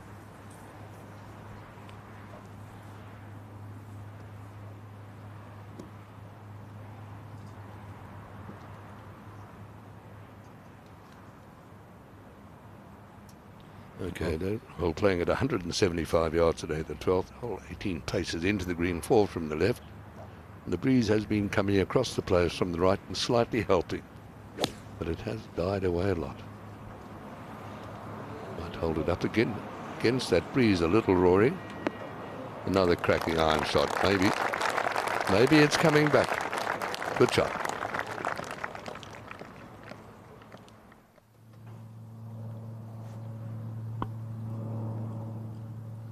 Ricky Fowler to get back to even for the day on 16.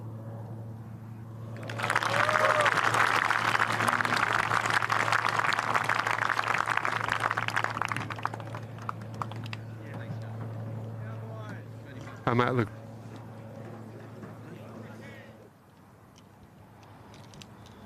Well, for the same price, I've now got 2 South Africans in the box beside me because I've been joined by the former European #1, the great Dale Hayes. Welcome, Hazy. Thank you very much. As we watch Charles Schwartzel. I think you'll see too many better golf swings than this.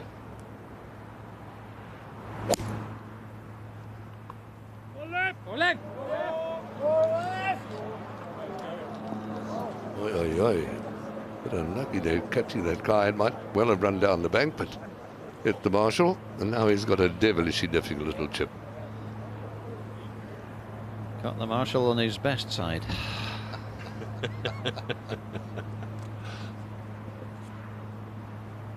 It's just beautiful playing conditions now for an Open Championship. When you want a little wind and a glorious links like this, I mean, it's absolutely what you would have wanted, isn't it? It really is, and it's just one of the most beautiful golf courses you could ever wish to visit.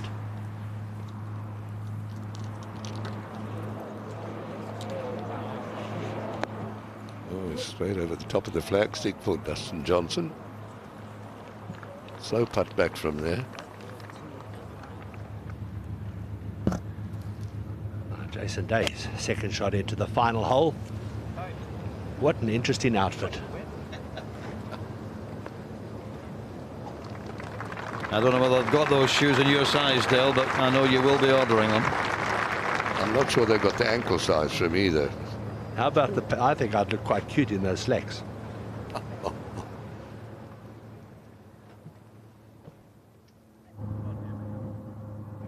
Charlie Hoffman got the day after a spectacular start by holding his second at the first, and has continued to play well. Oh, he's judged this nicely. Run on.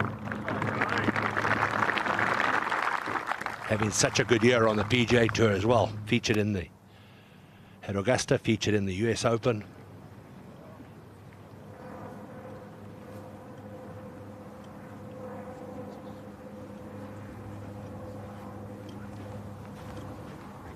They really set the course up beautifully. The rough is not too severe. If you're really wild, all right, you can get a shocking lie, but they've left it really playable for the guys and the opportunity to hit shots. And Matt Kuchar has played wonderfully. Out in 29, 5 under par.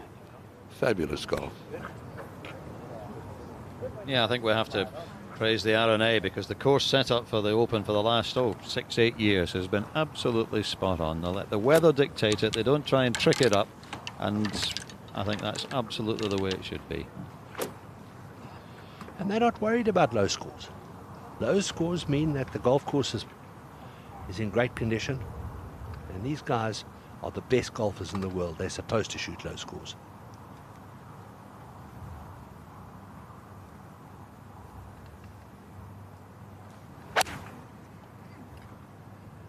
Good sound.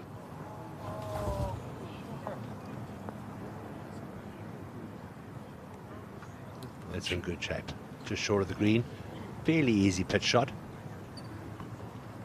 I think those of us who watched Matt last week at Dundonald Links in the Scottish Open, where he finished top 4, felt he was getting absolutely the ideal preparation and was always going to be worth keeping an eye on this week. And so it's proved so far. Looks like the horrible lie that Swatzil has caught. Looking at the grass going back over the ball. Dale, you were a genius at one time, but this is a tough shot for anyone. I would play this under an assumed name. Into the wind, the only thing helping him a little bit, the wind has dropped. That's, well, there's not much you could do. Just caught the downslope, sending it shooting by, but what a horrible line to find. Yeah, he took another swing at it. I thought it was a pretty good shot. That's not far away. No, not too bad. Hoffman to share the lead at 5 under par. Yep.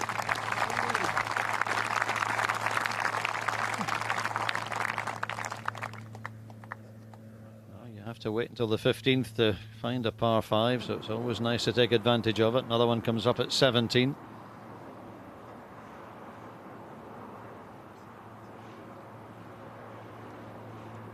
We go back to Dustin Johnson at the par 3 12s. Back of the green, this has been a slow putt. He's just off the edge of the green, but in a big swing from his left. Not too many people have read this putt correctly. He's aiming it way left. You watch the swing. Go. Yep, and that's also been the popular spot, short.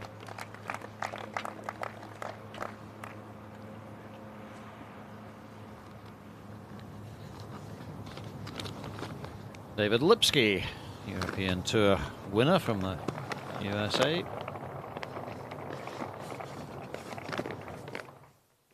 Now it starts to turn. Doesn't quite get the legs, but that's okay.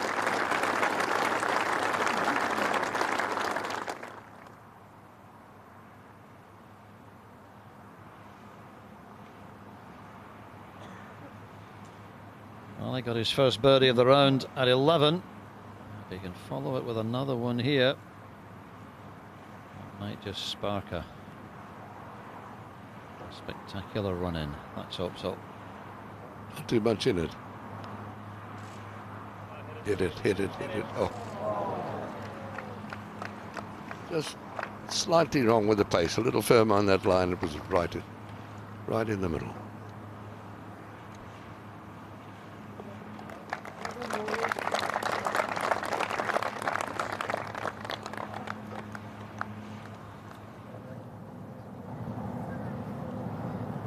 Saw Lee Westwood's pooled tee shot at 11, and this is now his 4th shot, and he's near the green. Go. Pretty near the flag, though. And the part of this where the rough is quite severe, and there have been several double bogey sixes on the hole during the course of the day. But let's go back to Kusha, 16.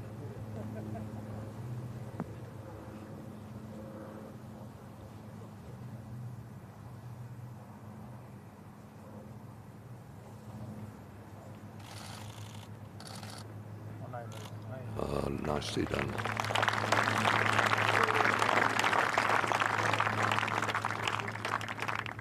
See that top there on the side? It's got work day. What do you think he wears on Mondays, Tuesdays and Wednesdays?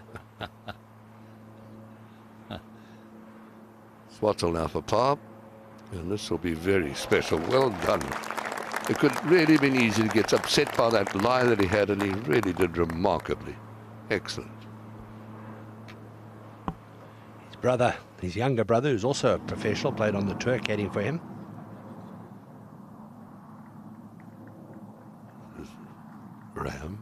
Ram at 11. Chipping up quite a big slope and swing from the left, handled very nicely.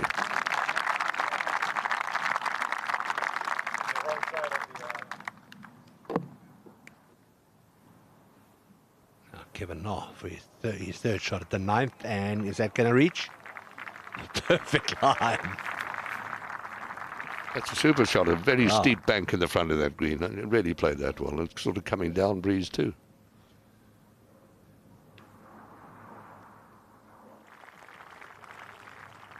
Huge stands around the 18th and the white Art Deco clubhouse at Royal Birkdale. Unique atmosphere. The 18th at the Open Championships. Greatest arenas in sport. They're expecting record crowds. The most people ever come and watch here in 2008, just over 200,000 people. Yeah, they're expecting around 225,000, aren't they, Dale? So, all-time record, or the top 2 crowds ever, still held by St Andrews. Not surprisingly, the last 2 Opens at St Andrews, both up round about 240,000. And when Hutchie first played, 1954, they only had 32,000 people. I'm sure. And only had one bus up at the top with some public toilets right on the way to Hillside Golf Club, just over the hill from here. And actually, if you hadn't arrived, they would have had 31,990. Jason Day with a classy finish right across the 18th green.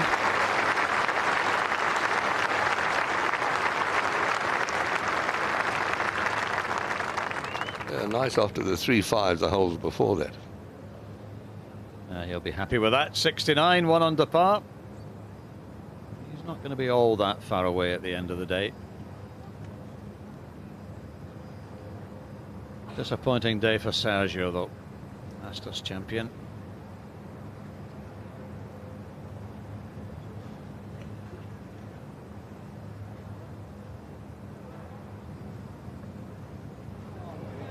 Get in. No, he's done it as well.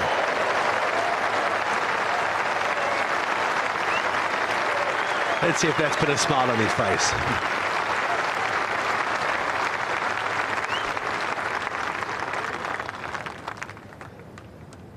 That's the old song, isn't it? Anything you can do.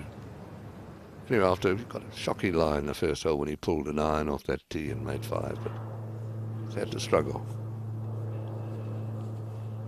Here's a Scotsman for Doogie. Richie Ramsey, third at the 16th.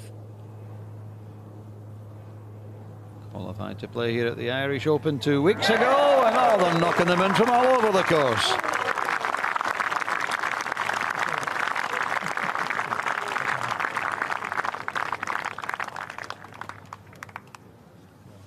Moves to 2 under. Last Scot to win the Open, of course, was Paul Lawrie at Carnoustie in '99. Last Englishman was Nick Faldo 7 years before that. Looks like Casey.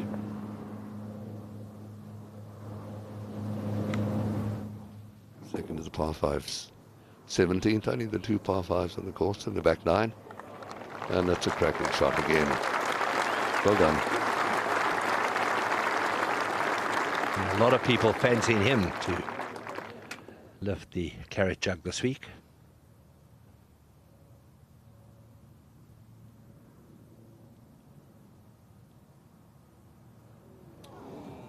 He's never looked comfortable on the greens today.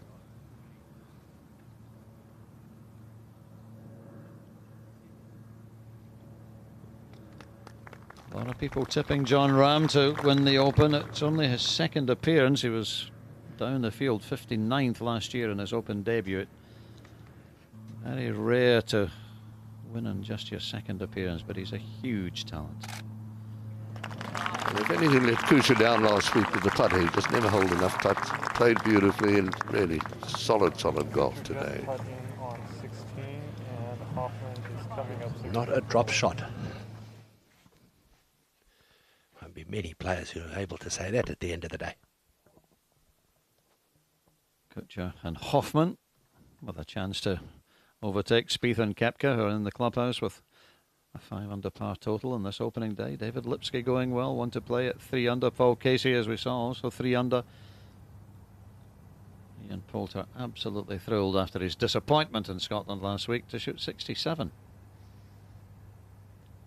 Kevin Na only just turning onto the back 9. He's on 3 under. And he Elves disappointing bogey at the last, but a 68 for 2 under par. And he did look comfortable out there today, really. It was nice to see not so many twitches in the back, so hopefully it's not giving him any trouble. Defending champion, Henrik Stenson, 69, 1 under par.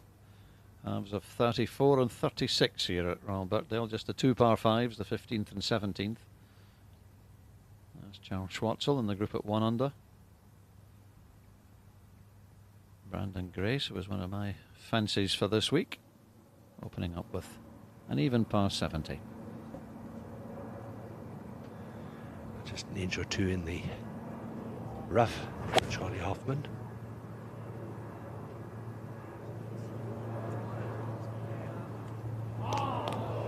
Stay up there. Going to run all the way down the bank. Get in the bunker. In the bunker, maybe. Oopsie. Oops. That was unlucky.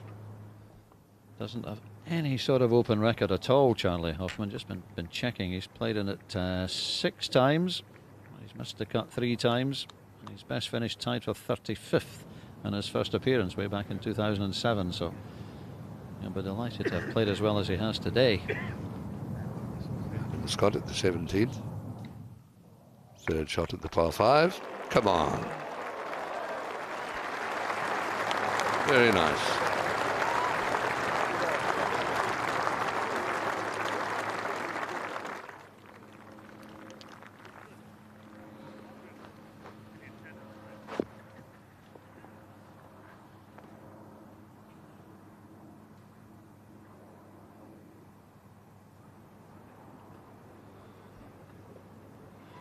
Rory.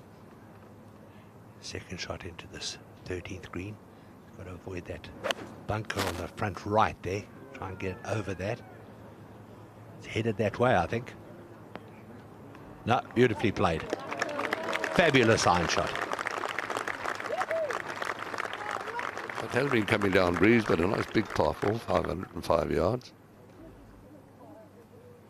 Remember, you asked once in this hole whether you couldn't aim further right in one championship here all those years ago. 9-8 for Dustin Johnson. Outdriven by quite a long way by Schwartzel, who hit it 402 down here. Distracted by something there, but it was a pretty good shot. Sailing away in the wind through the back for DJ. More and more players are like long driving champions, aren't they? Like the 400-yard drive. Paul Casey with an eagle chance at 70.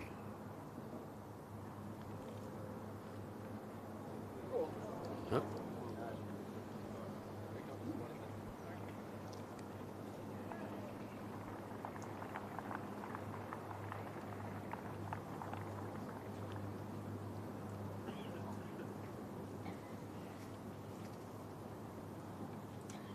Came close. And Louis Oosthuizen's year, 2010, on the old course at St Andrews. So after that 402-yard bazooka from Schwartzel, 103 to this back pin.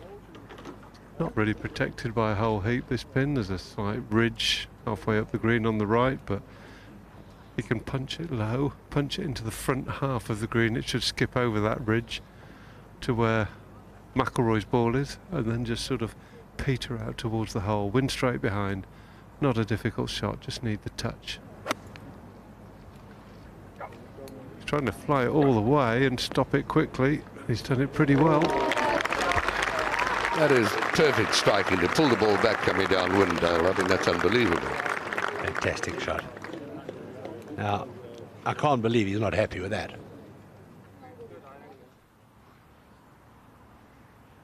Back to the 12th tee with Lee Westwood.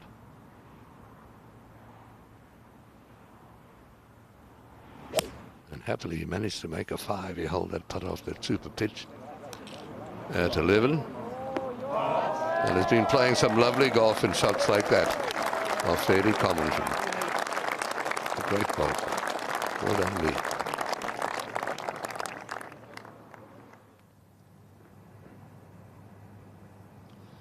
Just an iron off the 18th for Paul Casey.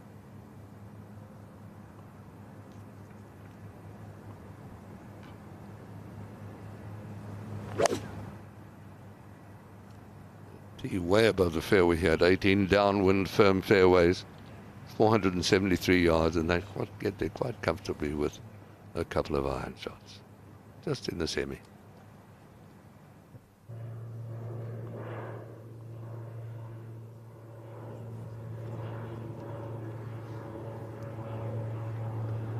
Hoffman, we saw his ball run all the way back into the 16th into that bunker.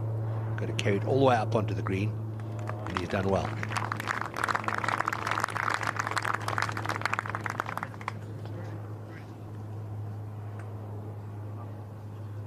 If you remember when he came out on tour, he had very long blonde hair.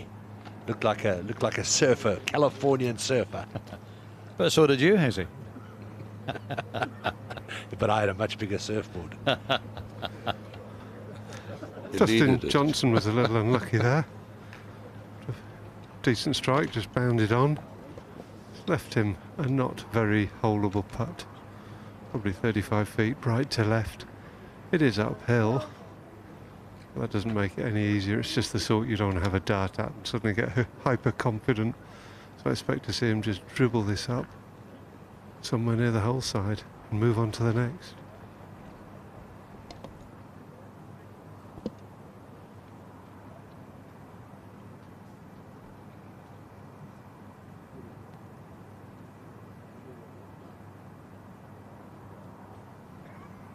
Beautiful camera work.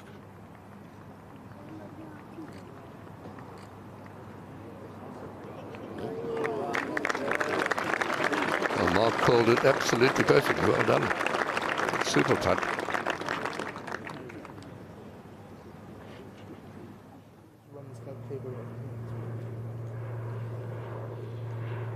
Can Charlie save his par?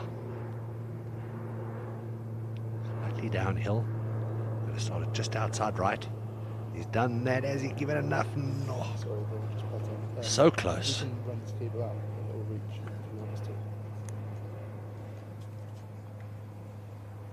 Only the second bogey of the day for Charlie Hoffman. He drops out of the lead, back to 4 under alongside Paul Casey.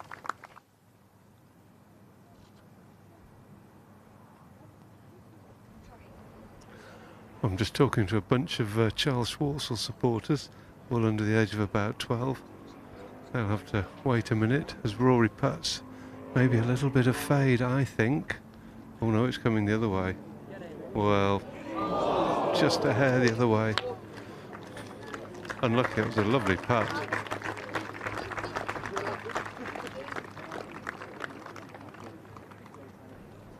It could so easily have been 3 birdies in a row, but he's getting the idea.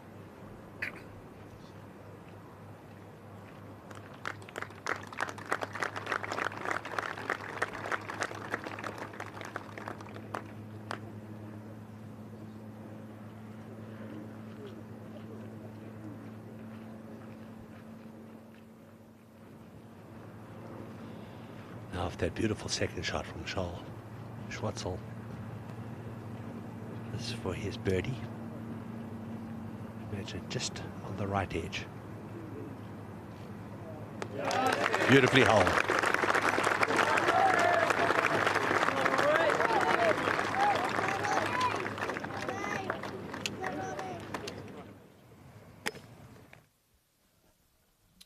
The par 5 17th, Matt Kuchar.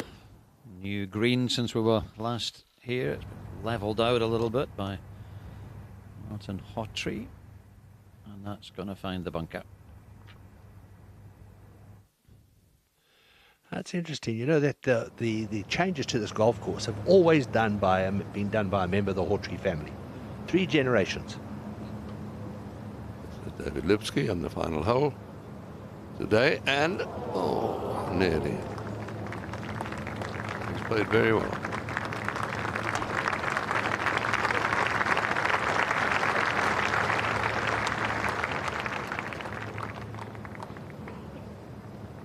Under 68 for David.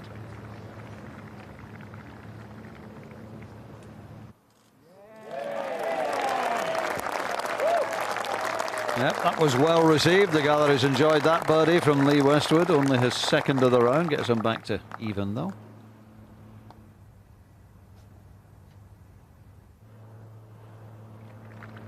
This is Kevin Na.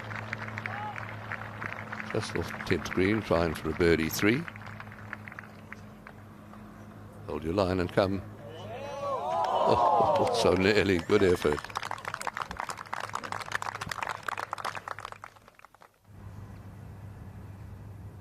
Glorious sunny evening, just about 6 o'clock local time here in the northwest of England. There's how the leaderboard looks in this 146th Open Championship. Kuchar, Casey and Hoffman all coming towards the end of their round. Kevin Na back in the 11th. And excellent rounds today from Ian Poulter and Justin Thomas and Richard Bland. Stuart Manley in the worst of the weather this morning, 68. Alex Noren a 68 after missing the cut last week in Scotland. Hideki Matsuyama, the world number 2, a 68. James Hahn, who got into the tournament a couple of days ago after Brandt Snedeker had to withdraw with a rib injury. Sander Schauffele, who won at the Greenbrier just last week to win his place in the Open. 69 for Jason Day.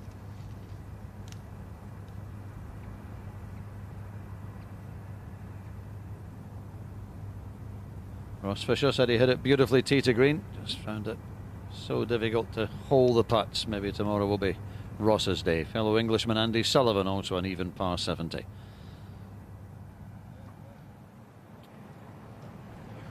...188 yards from this 14th tee, elevated, play a little downhill.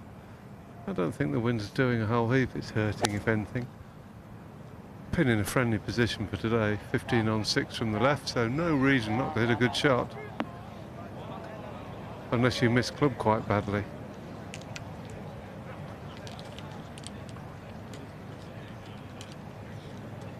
It's right over the flag, but at least 30 yards too far.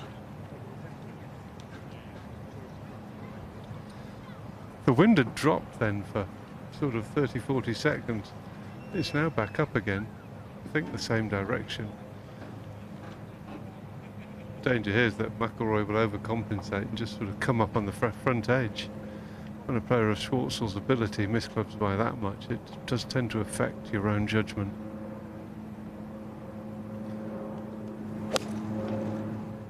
Looked a pretty decent swing too. He seems to have settled into some sort of a groove.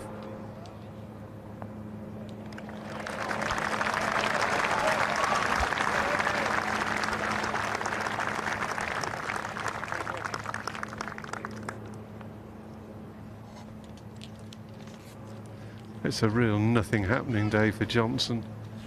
He hasn't hit many destructive shots, but then he hasn't hit many stunning ones either. Struggled to get the distance on a few shots and hasn't holed a whole heap. Swing and game looks pretty much normal. He won't get much out of this course. It's a little short for his game. But he's got a couple of par fives to come. So certainly time for him to get something before the end of the day.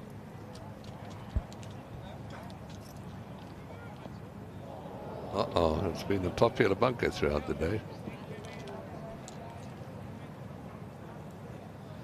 While I'm sitting here with two South Africans, I should point out that Brandon Stone has battled back. Well, a horrible start for Brandon. Triple-double in his first two holes.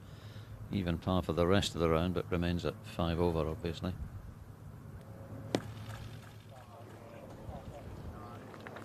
Yeah, nice recovery from the deep bunker there for Matt Kuchar, and a chance to take the lead in his own if he can pop that one in.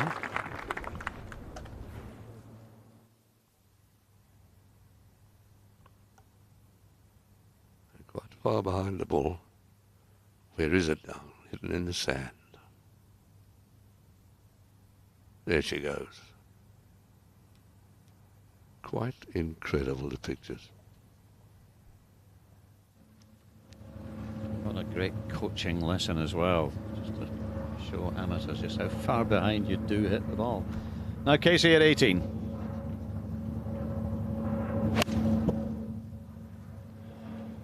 Beautiful balance through the swing, and that is a fine shot.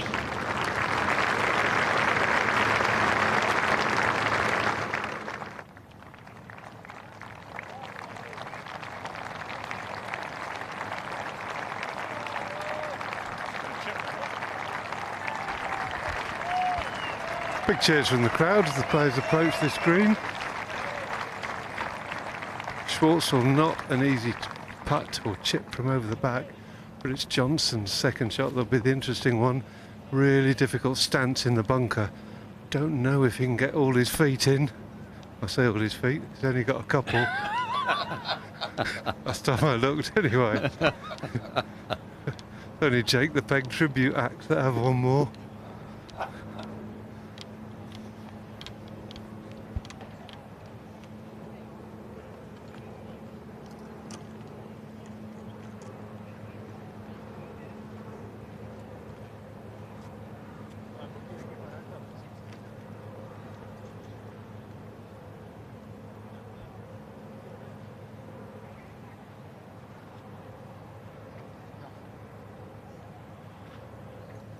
Schwartzel is going to be first to play.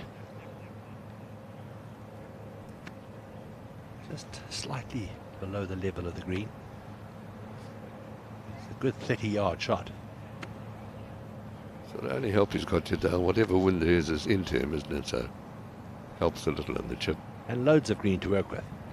So, haven't seen exactly how his ball's lined, but shouldn't. No, it's lined perfectly, so not a particularly difficult shot. Should be able to get this close.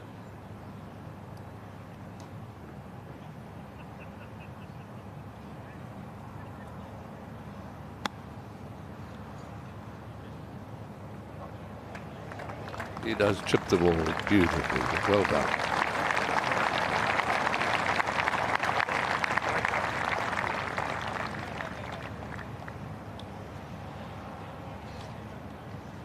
Well, has he got all his feet in, Jess? Can't see from where I am. You're better equipped to answer that. I bet it's awkward. Yeah, tough one.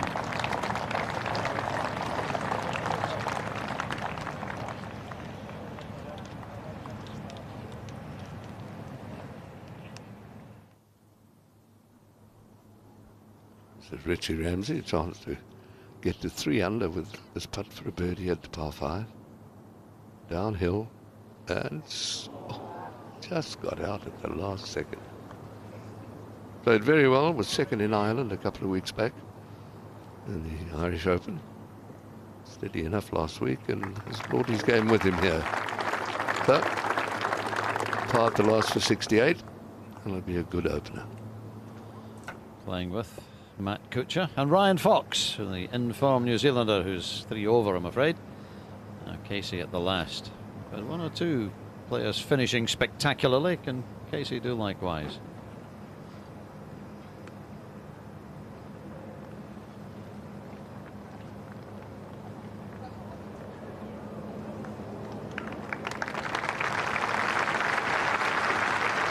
Good long-range putt.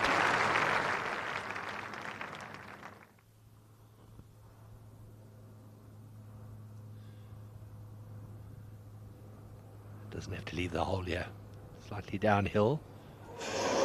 Yeah, the feeling now the putt would have put him off with Ramsey just ducking right as it got to the hole, and he just looked for a little too much. It's a shame. That was a pity. That would have put him into the lead if he'd made that. But never stops smiling, does he?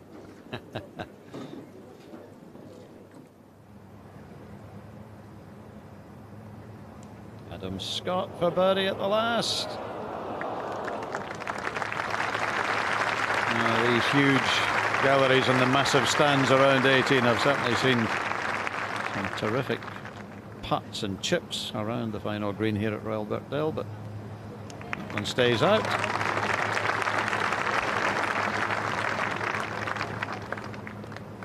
Solid start though from Adam, 69, 1 under par.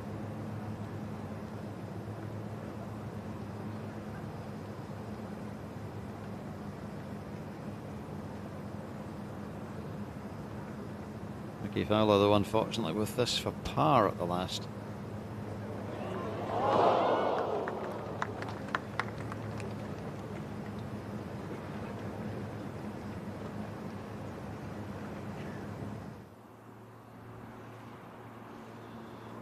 Leishman from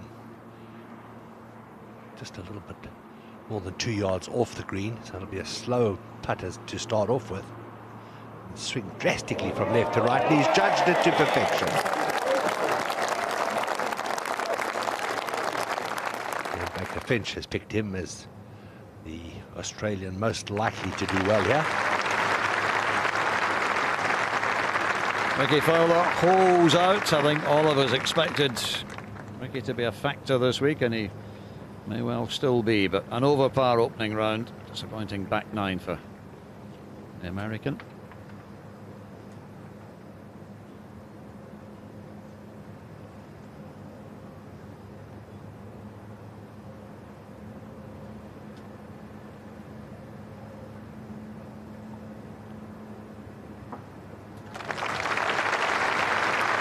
.66 for Paul Casey. Leaves him in a tie for 4th behind the 3 leaders. And a very impressive start by Paul Casey, who knows plenty about links golf, very successful amateur career, a lot of experience in the Open. He may well be a factor this week. Certainly got a good start. McIlroy's come close a few times now. Let's see him pop this one in. No, didn't give it a chance.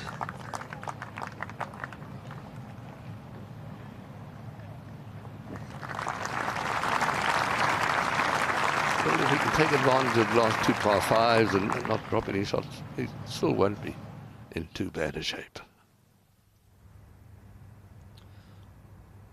The great Southport Sands, where the legendary steeplechaser Red Rum used to be trained by Ginger McCain as trainer before going on to win 3 Grand Nationals. That's where he used to canter and gallop along the sands of Southport. Now this for par for Dustin Johnson. And the world #1 slips over par for his opening round.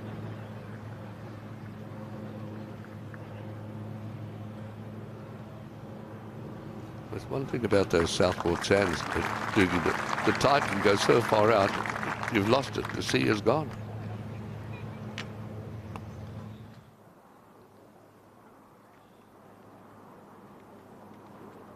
Putter for Lee Westwood.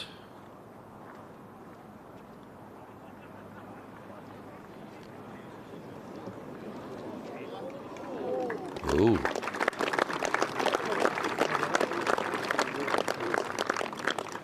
Sunshine there, but it must have got a little cooler with that. It looks like a very warm top he's got on Lee.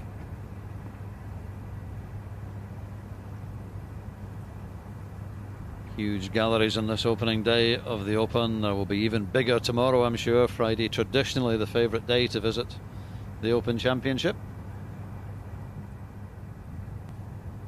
Ian Poulter among the early starters, played in the worst of the weather, came in with a 67, 3 under. So many talented young Englishmen in the Open this year. Is one of them going to go on and do it, I wonder? Oh, that must have been hard for you to say. Not at all. Given up in the Scots, we're a tennis nation now.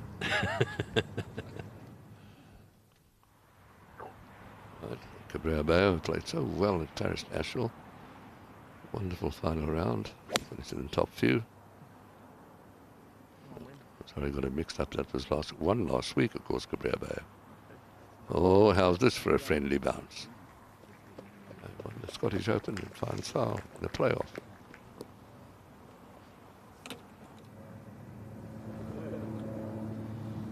Oh dear, Charlie Hoffman, who started so spectacularly, is finishing less impressively. 4th shot at the par 5 17th for Charlie.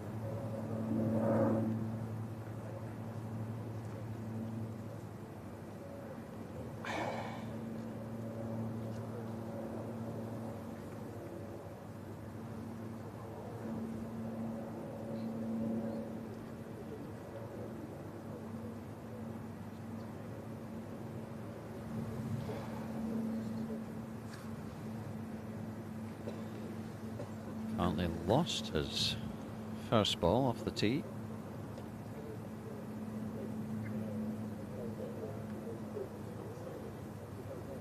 Californian, and now lives in Las Vegas.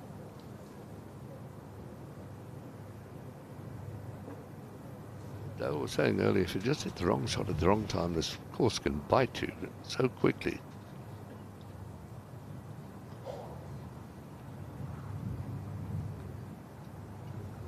Oh, some seriously long decision making going on here. I'll maybe get back for Charlie, but let's go ahead to Kuchar at 18. Didn't look too bad a lie, so it shouldn't be a problem for Matt Kuchar. It isn't. Stay there now. It's a little long coming down the wind. Remember, it's a 473-yard par 4.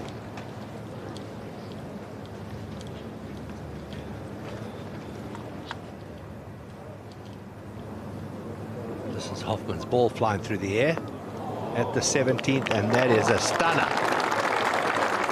Lost his tee shot, so that's his 4th, so he's still got a very, very good chance to make a par here at the 17th. That's truly fabulous.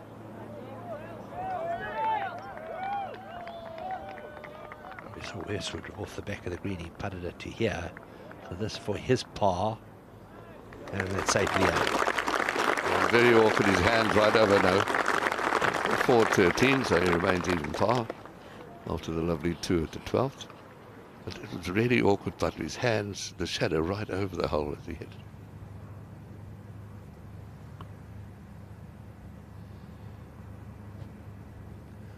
Two horrible little pot bunkers on the left, but they finish at 260. So I think these boys might be able to carry those. Bunkers on the right start at 300, and they'll be just within range, maybe probably 15 yards of wind. Schwartz will sit that high, it's ballooning a little bit, heading into the right rough. Clinging on to a decent lie, he might just be able to get there from that spot.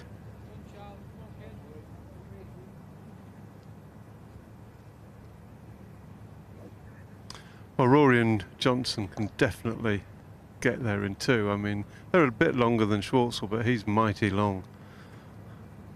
It's just a question of avoiding the bunkers up the right, which if McIlroy absolutely rips one, just might reach.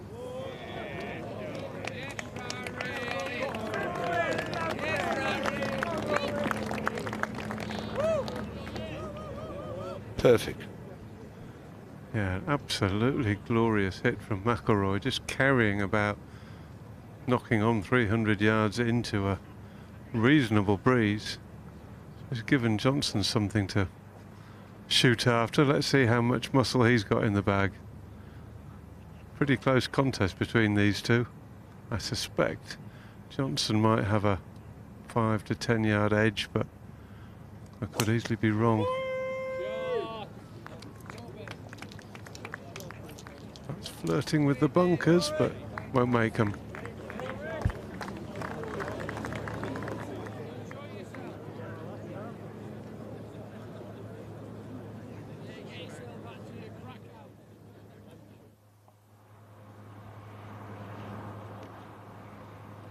Cabrera bellows for his birdie.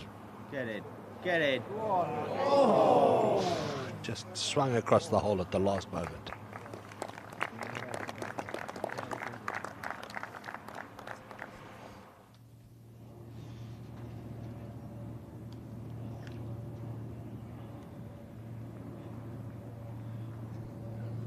Given now. Long chance for a two. Not to be.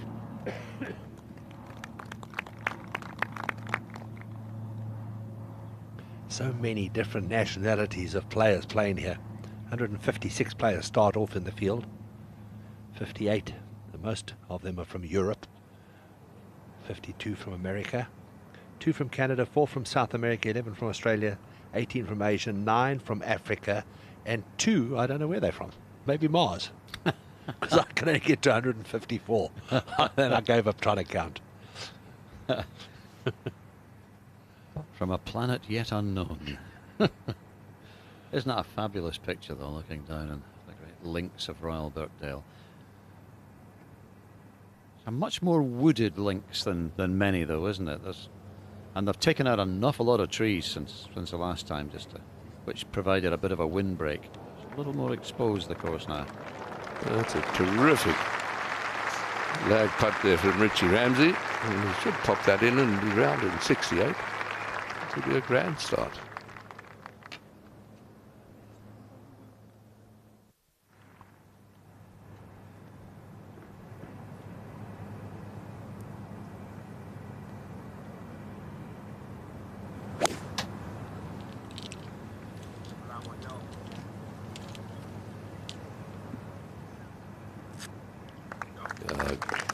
Nice shot.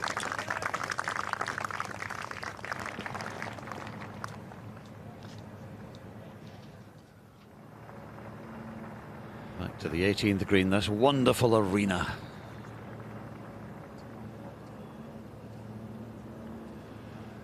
It'll require a lot of skill to get this close to the hole. Oh, beautiful putt. Beautiful putt.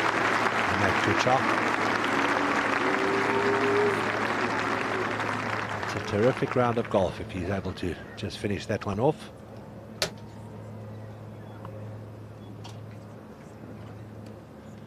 And perhaps only behind Lee Westwood as the best golfer who has yet to win a major championship. Yeah, we can take Sergio off that list now, and I think we're all delighted to do it, Dale. Which is the BPNTHWAM club. Lee Westwood, the leader of that. Solid par 4. Don't think they've got a club tie. Club you don't really want to be in, isn't it?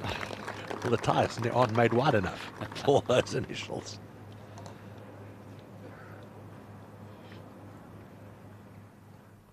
This for a par at the last for Matt Kuchar. A round of 65. Outstanding stuff from the American, and he joins his fellow countrymen, Jordan Spieth and Brooks Koepka, at the top of the leaderboard. All pars in the back nine, but out in 29, 5 under.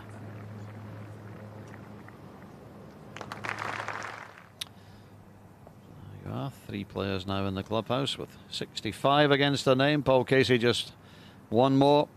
Poulter, Thomas, Bland and Connolly 67. Charlie Hoffman in a little bit of trouble at 17, but only 2 back at the moment, as is Kevin Na. So it's a little bit of an American-dominated leaderboard at the moment. Long, long way to go, of course.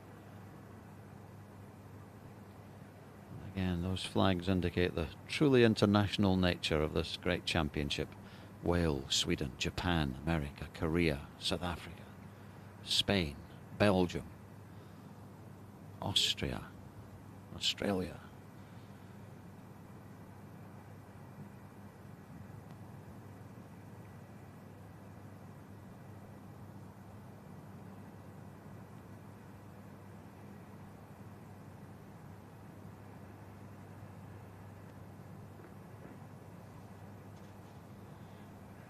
The clubhouse on the left, they're sitting right in that edge of that window. I can see it as if it was yesterday.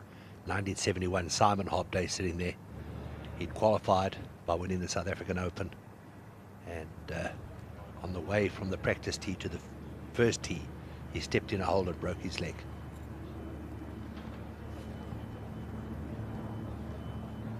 .238 to the front for Charles Schwartzel, 259 pin into the wind. The lie's not bad, but it's just a touch tight. So he's got to hit this really well and give it some welly to get it there. Uh-oh.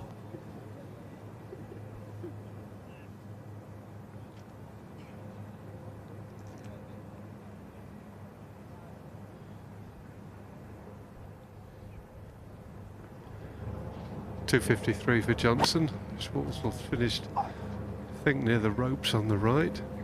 Johnson will be able to get there no problem.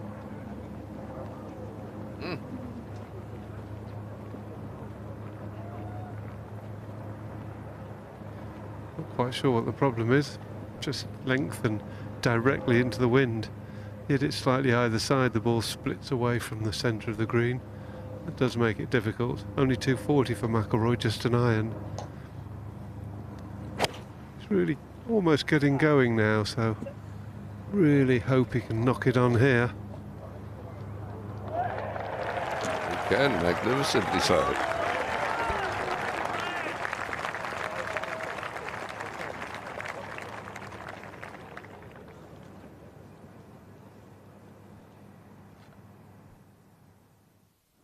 Mark Leishman to save his par at the 13th.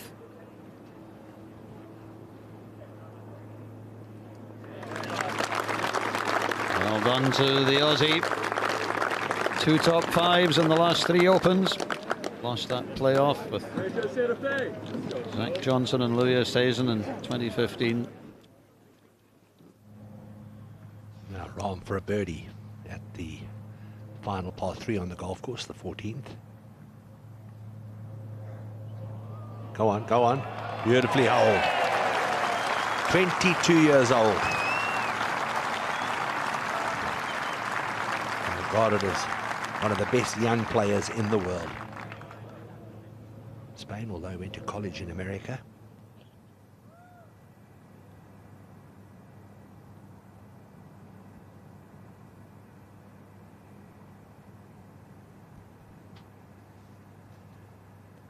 Look at it.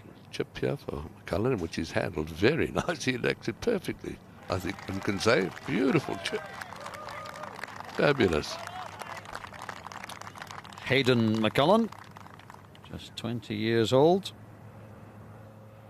Shot 64 in the second round of final qualifying over the fence at Hillside. That's some round that golf course is. We look at the 12th.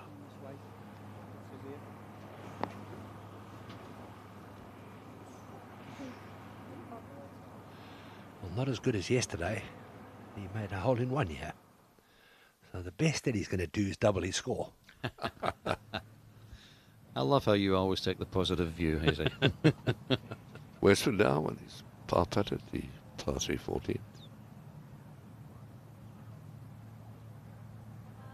Said he was happy with his putting, and he has what we've seen. His 2th hole, he's putted very nicely, has he?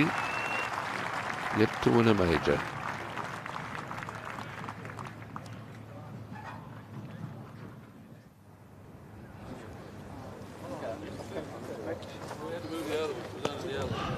Well, he's a fair bit offline here, to be honest. The ball finished under a buggy. It's helped the official move the buggy without affecting the ball. She duly did, with a bit of guidance. Fortunately, it wasn't me, because I'm a terrible parker, so I'd have probably run the ball over. Really got away rather lightly here. So, but Schwartzel's going to play first, although I think Johnson is further away. Both probably doing their thing. R&A have talked about ready golf. Maybe it's coming in sooner than we thought. Tough for Schwartzel to get it within 6 feet, but relatively simple to get it within 30. He seems to be waiting for Johnson. Johnson's waiting for Christmas.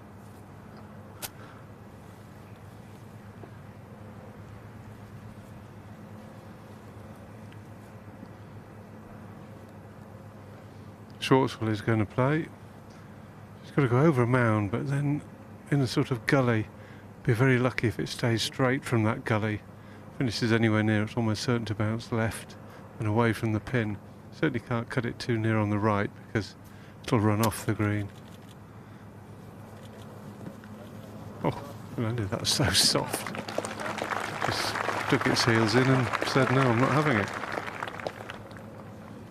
So DJ off a decent lie, plenty of green to work with. They're really not in bad shape. Just got to get it up the slope, which he hasn't done.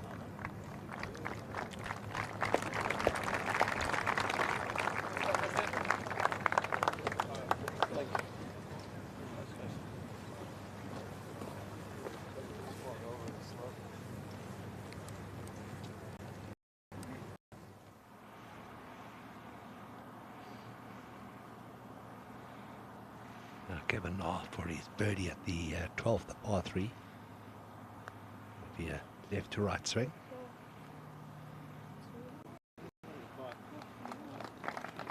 Good putt.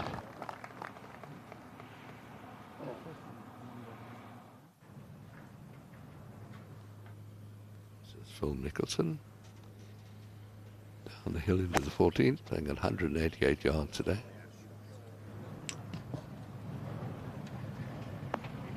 A little long, but good shot.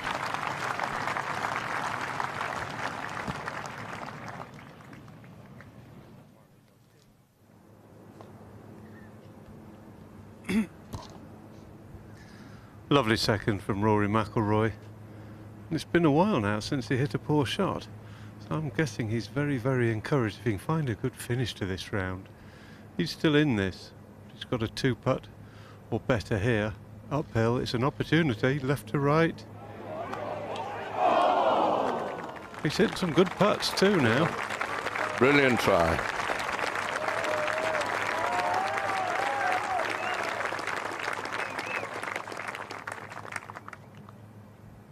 Well done, Rory. He really has battled back well after that horrible start when he had 5 bogeys in the first 6 holes and didn't seem to know where the ball was going, but still 3 over par, but 3 holes to play, one of them another par 5, so he'll be feeling a whole lot better than he was a couple of hours ago.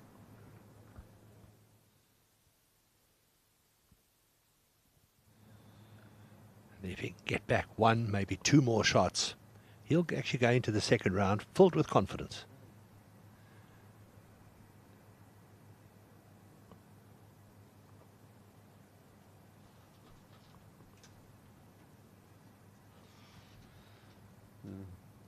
I think I might be the shortest off the tee. Amidst a sea of marshals, I can see about 48 from where I'm standing. Dustin Johnson putting for birdie. Uphill, it's makeable. He's seen Rory's, but hasn't learnt enough.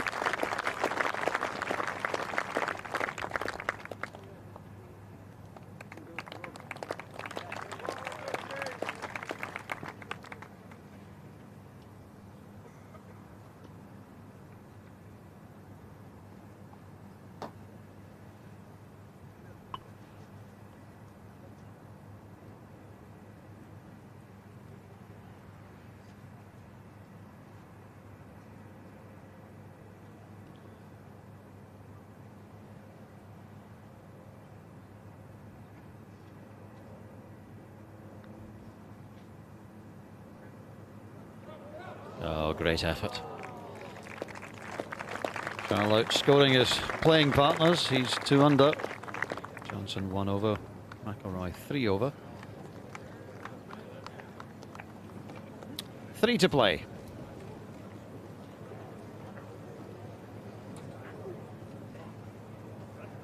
It's been a superb opening day, hasn't it been? We've had a little bit of everything this morning, rain and wind, and now the day's cleared up. The wind has dropped a little this afternoon.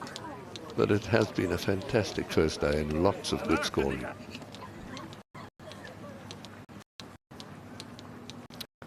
Head off to the 16 markers, the great Arnold Palmer, who came here and won in 1961. Talk a bit more about Arnold in a moment, but let's go and see Charlie Hoffman. Struggling a bit at 16 and 17. He's just gone 5-6, bogey.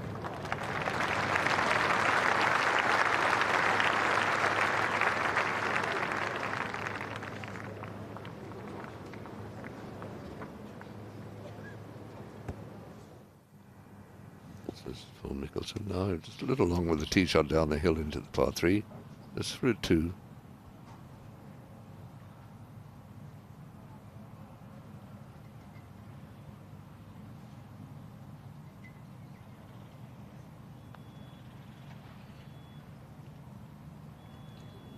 Go on then. Oh no. No. A little bit like the putt for a 62 at Troon last year. Just perched on the edge. I was going to say 2 Open champions have passed away since last year's Open at Troon. The great Arnold Palmer, of course, and Roberto De Vincenzo also passed away, the Argentinian who won in 67 along the coast at Hoylake. You knew them both, Hutchie, of course. I did, very much. And, they were both fantastic players. I actually watched Arnold Palmer hit that shot out of the bush. It was now 16, was then 50. I played with Paul Runyon, one of the great Americans, PGA champion, in that event in 61. And when I ran out to watch Arnold finish it, the bush just blew away, and it finished 15 feet or 20 feet behind the hole. Amazing. I might have got it back in the fairway with the sand on. I was reasonably strong in those days.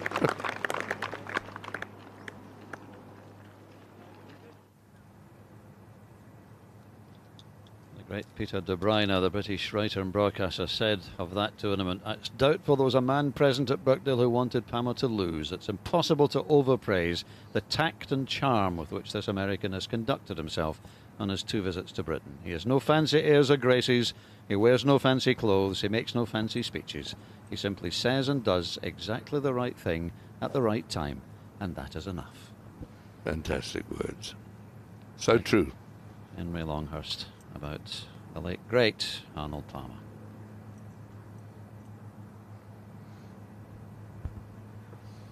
The wind has just freshened, making this tee shot quite a bit harder. It's quite a cool wind now too.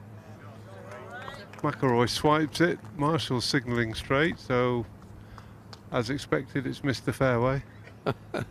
You do love your Marshalls. We always had a love-hate relationship with Marshalls. I hated them and they loved being Marshalls. Is the wind actually hurting them there and from the right? I'm standing amongst them. I don't know, you start the round with about 4 and by the time you get to 16 there's 25 of them. It's uncanny. They're like gremlins. How is the wind? Them with water. How is the wind actually here now? The wind? Yeah, as they play this tee, is it into the Straight into. Absolutely straight into. And really quite brisk, I would say, as brisk as it's been all afternoon. And temperatures just dropped quite markedly in the last 15 minutes, so this isn't easy for the players all of a sudden, this hole. That looked like a ripper from Charles Watzel. Nicely on the fairway. And welcome in Tony Johnson. Thank you, Hutch. Nice to be back. Nice to see Charles drill a bullet down there. And nice to see Rory on a little bit of a comeback trail.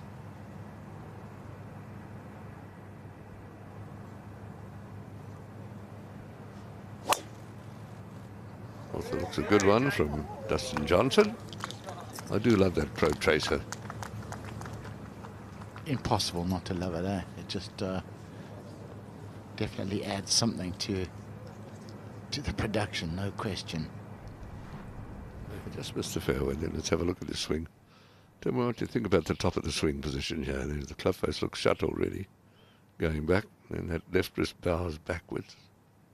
Club face looking straight at there. That's as shut as you can get. Absolutely. I mean, the thing we were really told not to do as youngsters. I know Mark James always tended to get a little bit of that, but you know, if you're strong enough in the hands and arms and you can control the club, and a lot of guys do it now, Hutch. A lot of guys fantastic, right? have that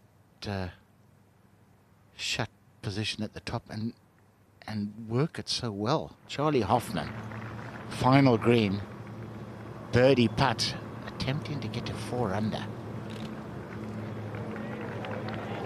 Very disappointing end to his round, dropping shots at 15 and 7. The second shot into 16 was actually on the green and rolled off the slope into the bunker. And he couldn't run, then lost the ball off the 17th tee. So really just a pity to finish off 5-6-4. Nevertheless, 67, hardly a poor start to this year's Open Championship. Rahm, second shot, the par 5, 15th. With his power, he's been waiting all day for a par 5, but that Won't get there, it's not going to quite get there. I'll tell you what, though. It has got there. It has got there. That's a super shot. And sort of almost cut it up into the wind and still getting there. I mean, that is enormous power. Love watching this man play, Mickelson. It's such a free-flowing swing. Can he find a fairway here at this big par 5? And it is big because the wind has changed. That might, there are bunkers down there on the left that could catch him. It was wider than. You don't want to get in the rough in a long hole like this. No, absolutely not. Just negates your chance, really, of, unless you get lucky, get a great lie and get a bit of a flyer. Just takes the green out of play. 13th fairway. Kevin Na bunkered off the tee. We told this is his 4th shot. This is a bit messy.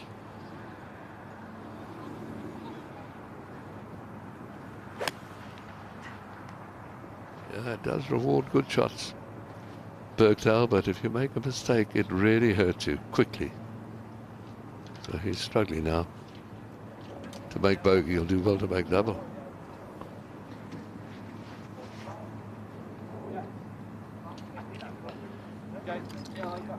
So often when you see these guys playing their 4th shot, it means they got too ambitious with the first bunker shot, caught the lip, came back. Bayo down the hill into 14. Winning the Scottish Open last week. In a triumph with young Callum Shinkman. Oh. Interesting little chip left. Nice description, Hutch. Bunker shot difficult. Behind the bunker, oh my.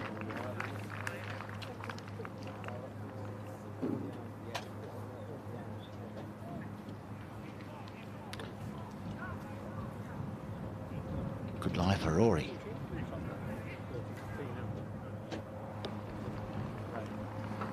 $150 yards for Rory McIlroy. Perfect lie in the rough. Absolutely could not be better. Almost like it was perched on a tee peg. Pin front left. So you don't want to mess with it. Yeah, it looked like a nice swing Looks there. like he has messed with it. Up short. Yeah. What happened there? It didn't look a bad swing, I think, just wrong club. Yeah, that was way out. Johnson has 5 left. Well, 145 left. 5 less than McIlroy. Also, way short. But it's got to be 20 yards of wind right now. Yeah, are those just stalling into the breeze, Jess? Yeah, there's bits of grass suddenly blowing around. The wind's definitely freshened a lot in the space of 20 minutes, half an hour. These players don't seem to have noticed. Certainly Rory didn't. Well, let's hope Charles Schwartzel does. They should have their caddies hooked up to a TV all the time. Just listening away, they'd learn all sorts. I doubt if that's against the rules, is it?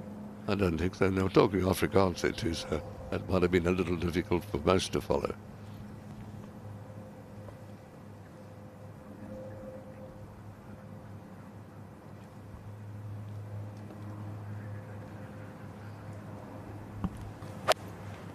Just 140 for Schwartzel.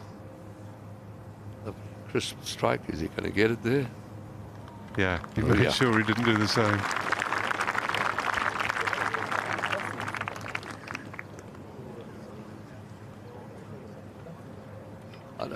There's a sudden keenness I can see, I think, in Charles. He just suddenly got happier on the golf course. He just hadn't looked like he wanted to be there for a couple of years, but he looks better now. I agree entirely, actually. He looked utterly disinterested for a season or two.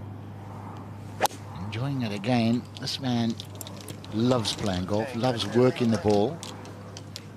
Big hooks, big cuts. Can't actually see a straight shot, he says. And that was pretty tasty right there, wasn't it? It's as good a shot as I've seen done. I've done a few stints in that little 3-hole. Rahm now with that monstrous second shot to par 5. This for an eagle. Big swing from the right. Quite sharply uphill there. It wasn't an easy putt.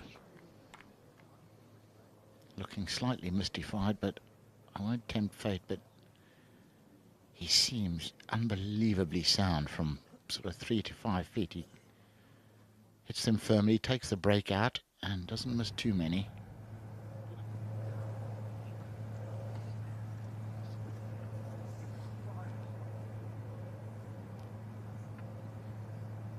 Check your little mini leaderboard going through. Look for your favourites.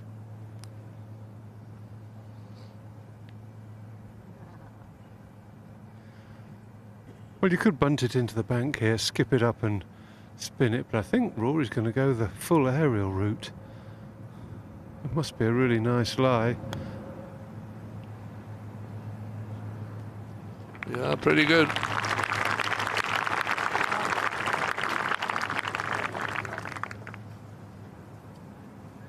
This turf at Birkdale really is some of the best in the whole the UK. I mean, it just gives the right amount to hit iron shots off and chip off. Beautiful.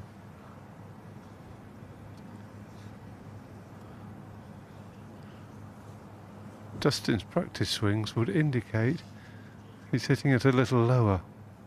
Whether or not he's pitching it up top, difficult to tell.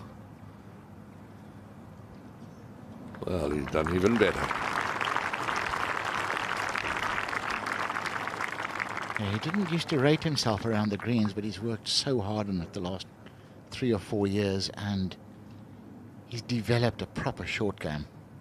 You don't get to #1 in the world without having that.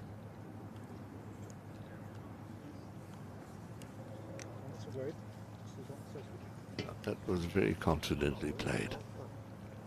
I love these shots that Andy gives us from the plane. The cameraman, the superb work. And it gives you such a good idea of what the golf course. You think there are a few bunkers around this hole? You could really play sand castles.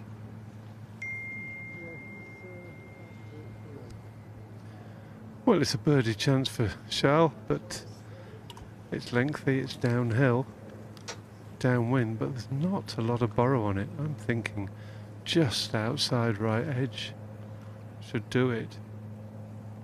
I think if Hawkeye were on this, it would be a very, very narrow corridor.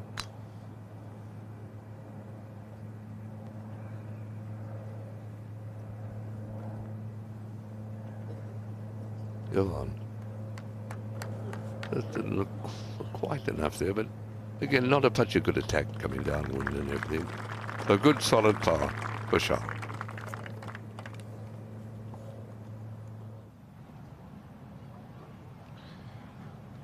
Well, this was the chip we were talking about for Rafa at 14. Is he going to do a little wall of death here? He's got it back in his stance. Whew. Remarkable. What a shot.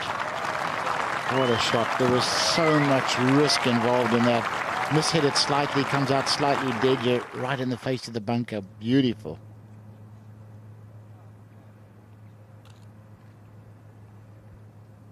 What a well-played chip, just fractionally underhit. McIlroy, this isn't going to do much.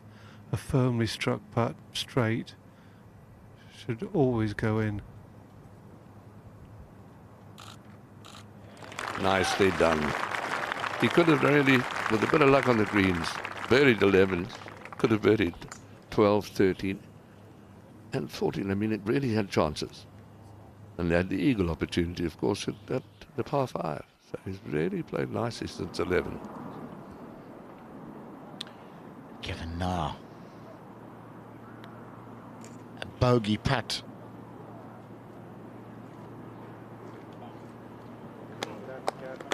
It's going to be a double. Find one fairway bunker and it can just bite you so quickly. This is Bubba, that beautiful shot down the hill into 14. This for a 2 to get under par. Twice a Masters champion. There you go.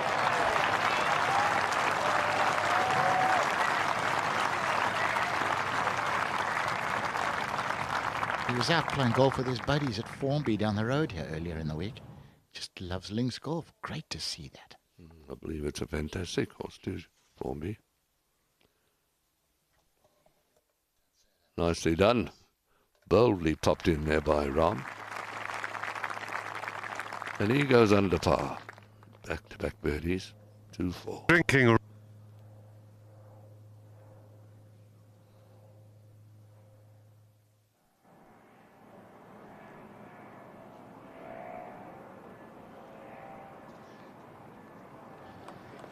Oh, a little disappointing. You can see it in the body language.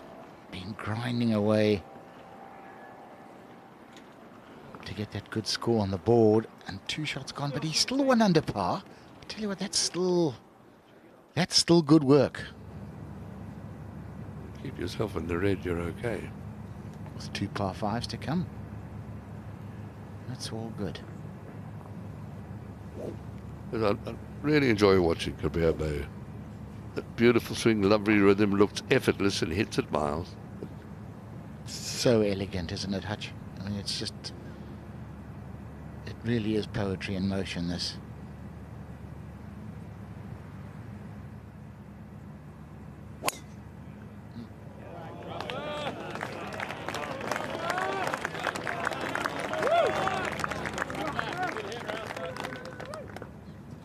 Well, that is spot on, and just behind Bubba there, who gives it a right old pop.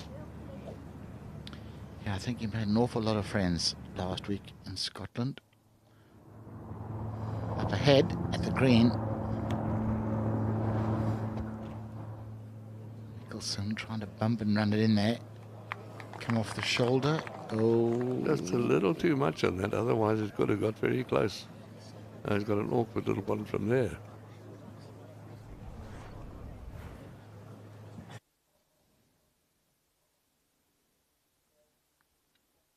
Dropping the club down quite sharply on the ball, trying to get as little grass between club and ball as possible, and keep the ball flight down. And it was a good shot. It was probably a yard or two too firm. That's all. And as Hutch says, it would have come down very close. Another beautiful view. Look at the leaderboard there. 3 players in at 65, 5 under. Kusha, Cook, and Spieth. Paul Casey there with a wonderful 66.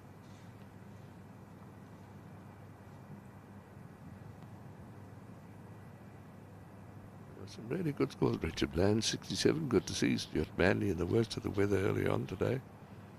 Lovely round from Alex Lauren, who won 5 events in just over a year now. Matsuyama, good number 2 in the world there, 2 under par 68. So anybody under par today, I think, has done really well. It's a fantastic golf course in great shape.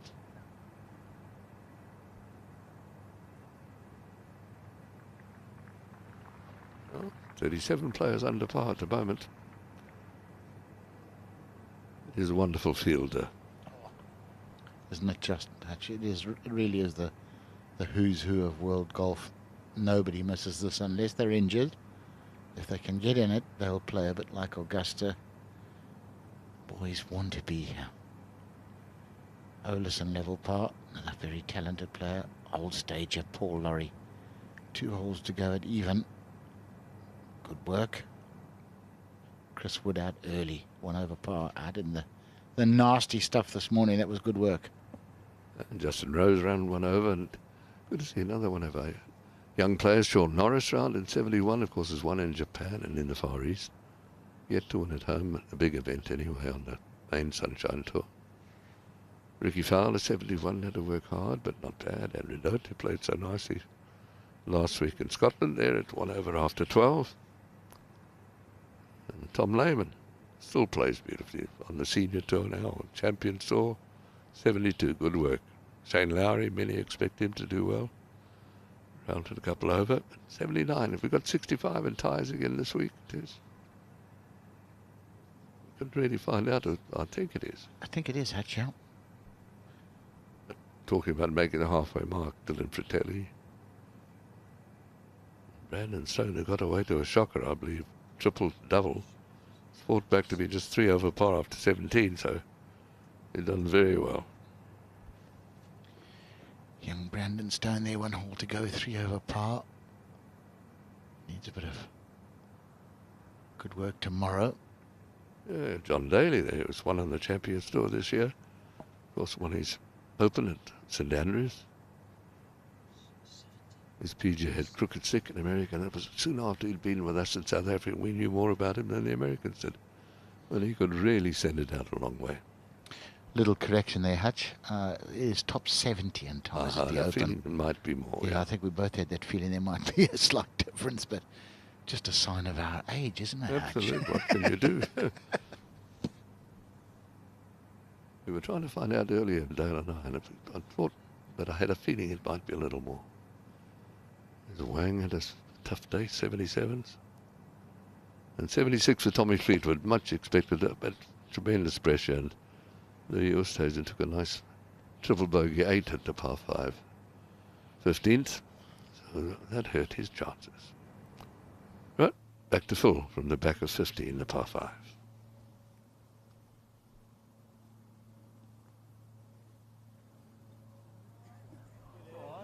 Good effort.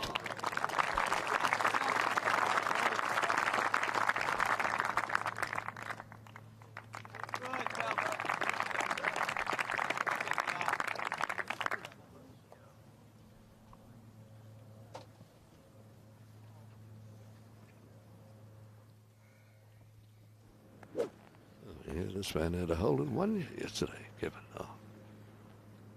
In practice, down the hill, 188. Playing a little differently now. The wind sort of must be in from the right and hurting them a bit. Right over the top of the flags, a good shot.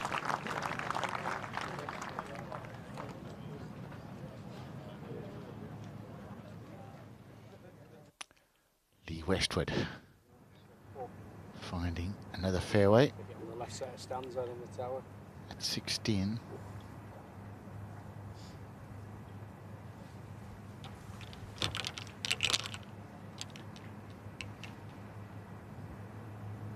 Nine miles an hour, the wind into them, directly into him now. The temperature just 17 degrees, but cool.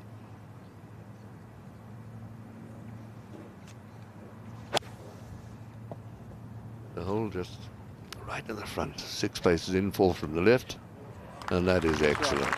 Good bang.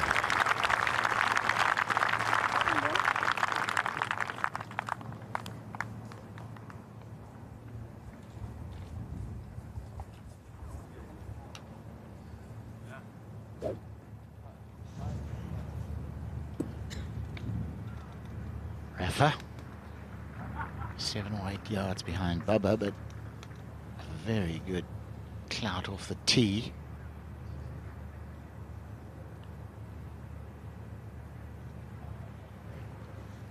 From a 42-yard par 5, but into the wind, and he's launched that pretty high. I think sort of accepted that he wasn't going to really try and get cute. Somebody close to the flag there. No.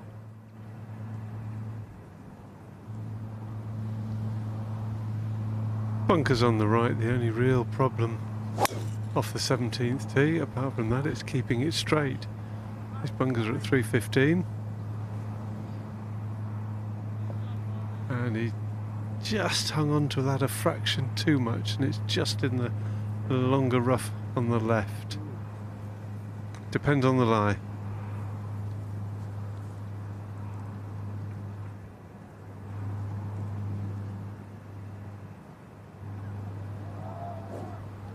He hit it a long way. It's probably gone 360 or so, and it didn't run much because it's in the rough. It's only about a foot in the longer stuff. It looks pretty wispy from here, but I'd have to, I'm the other side of the fairway.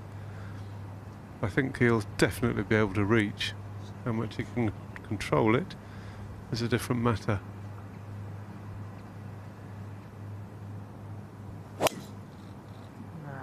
No, he doesn't like it, Charles. Got away from down the right. That looked the other side of the course somehow. Yeah, optical illusion, but Yeah, I'll tell you what, he's got a bit of run on that Hutchin. He's got a decent lie. He'll be very relieved when he gets there, I think.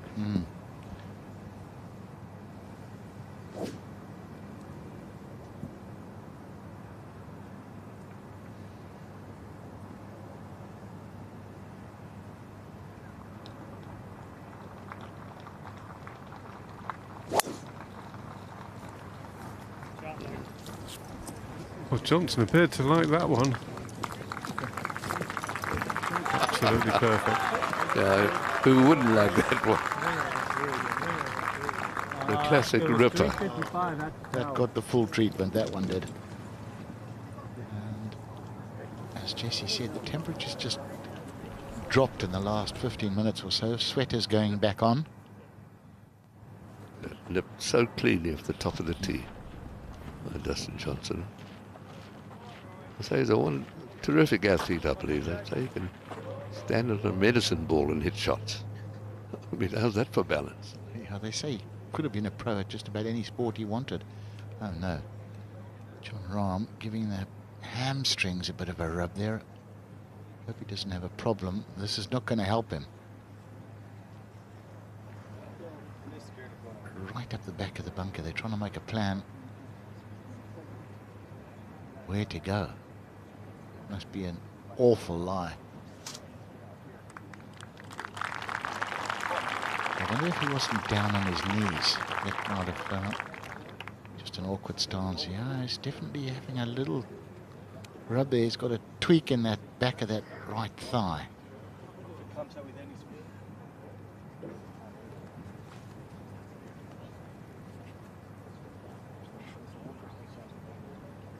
Tiny, these little bunkers, there's hardly room for you in the ball.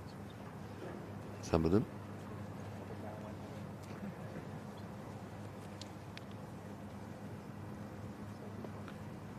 I think Patrick Reed is going to go next. We might just leave these guys and come back. Berger. Birdie putt at 17.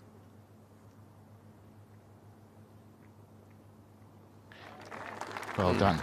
2 under par.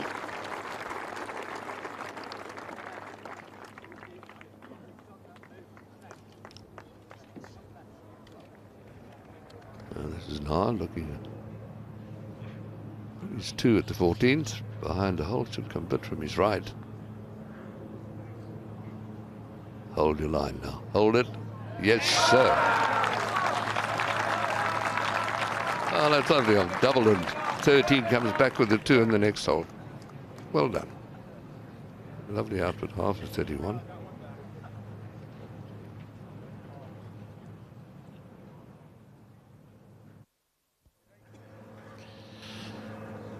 So what is the plan? A lot of discussion. He's still not utterly convinced about what he's going to do. Oh my nose, look where that ball is. That's what you call 2 charges, slim and none.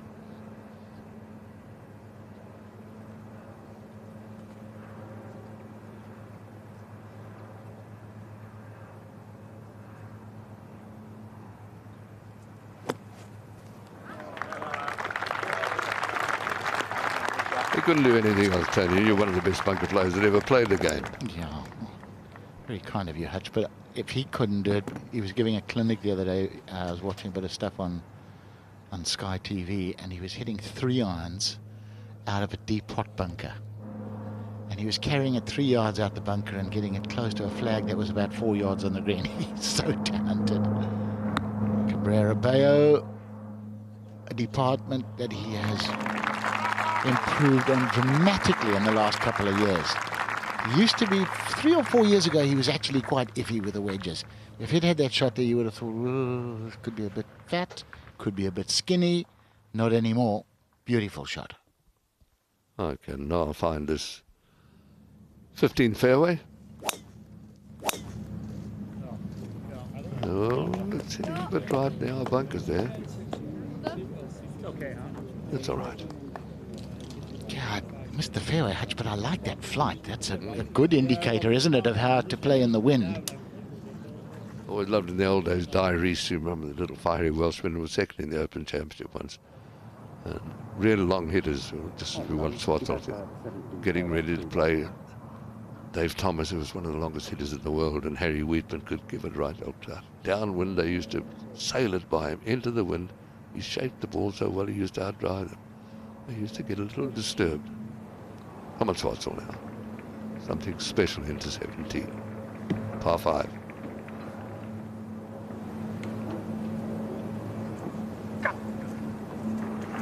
Wind off the right, trying to cut it back into the wind, and wow. Oof. The sort of breaks you need. So true, isn't it, Hutch? You know, some weeks you can play the best golf in the field and the breaks are against you, you don't win. Other weeks, you know, you don't play quite as well, you get the breaks, and you go home with a trophy. 193 for Johnson. Probably as little as a 8 iron for him. It's leaning as though it's gone right. There's a trap there. Ooh, well, it's probably a fair result. Neither trap nor green. But a tricky little putt over a ridge down to the hole. McIlroy just one less. His lie is absolutely fine. Don't think it'll fly much unless he gets a bit steep on it or something.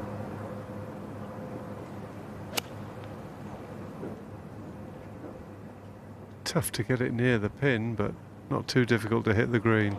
Done well. Another eagle chance. He had a chance at 15. He couldn't quite take, but very nearly. And he's really what we've seen now since, you know, the 11th hole we saw him made the birdie. He's played quite beautifully.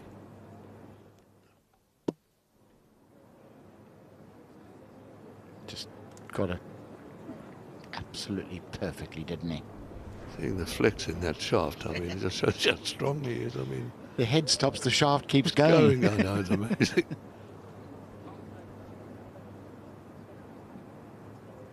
Par putt now for John Rahm. Would be a heck of a par because he had no chance in the bunker. Pity. I was reading that once upon a time he had a really violent temper. He could really get very, very cross. And training at university in America when he was, I think in Arizona somewhere, as we watched Daniel Berger into the last. Oh, how's that for a friendly kick?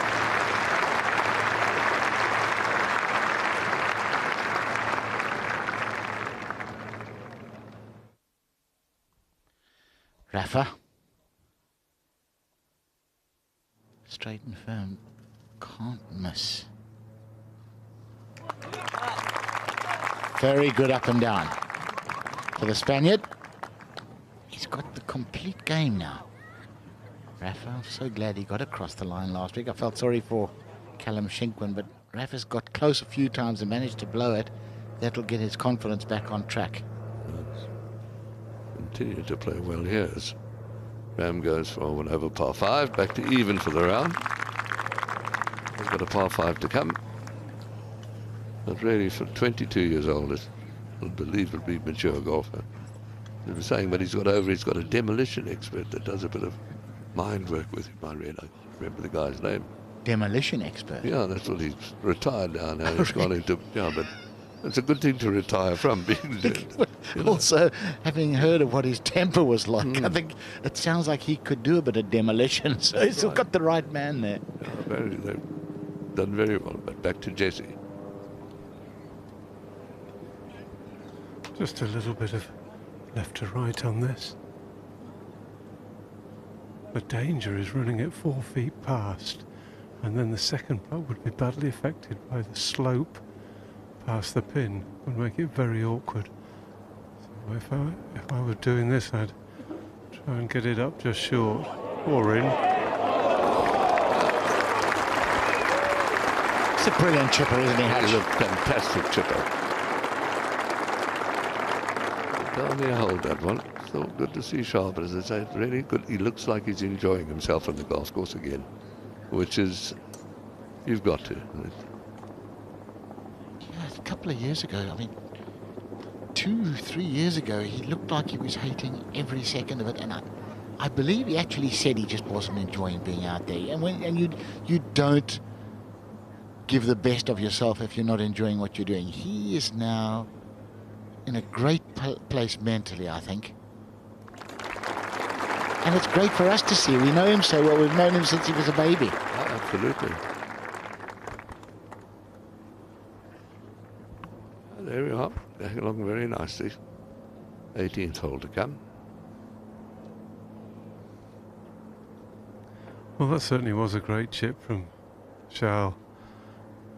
Not that easy. It's quite tight in the gully where he was. I just expected him to putt it, but didn't hesitate. Dustin Johnson, not much green to work with. It's going to go a little left to right to start with, and then it's going to come fairly sharply from his right. And it'll be downhill that last sort of 10-12 feet. Really not holeable. It's the sort you just dribble down and hope it just stops somewhere near the hole. Make a 4, get out of dodge, onto the 18th tee, happy as Larry. We've got a very good view of it. It's changed slightly, but still an excellent view. Look at this. Say, well done.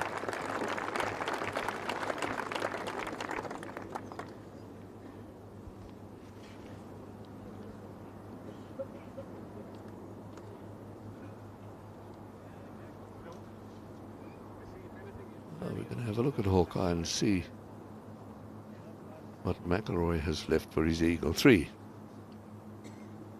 Oh, we had a horrible start to McIlroy. Oh, it was 5 over par after 6 holes. And he's really had a fight hard since. Got back a couple. Where's our Hawkeye? There you can see the blue line, depending on a slightly slower pace, borrow a little more. You'd have to hit on the red line very firmly to make it. I wouldn't think you'd want to go about it that way. But now we know, watch it. Break from the left. Give it a chance. Oh, he knew he hadn't hit a perfect line too. Still, another birdie. Birdie 11, and both the par 5. So, and he's looked so much better over this little stretch after a horrible, horrible start. Yeah, it looks like his twin brother took over at the 10th. Great bounce back. It's what we expect of a wonderful young player and such a talented young man. He just hasn't been able to hold a putt, really. I mean, he's played beautifully. And Dustin Johnson now from way up above. Here we go. Pop this one in for his birdie, back to even par for the round. Uh-oh. Just looked a bit of a flip at that one somehow. Disappointing. I think he expected it to turn quite sharply, which it didn't do. And I think that the slope behind that he's put down influenced the line he looked at there.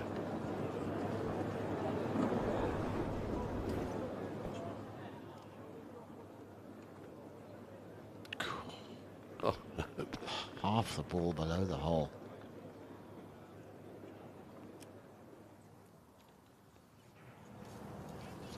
Full. Nicholson, another man coming up short. At 16. Wind really has picked up a couple of players misjudging the second, going with the old Texas wedge, the putter from off the green.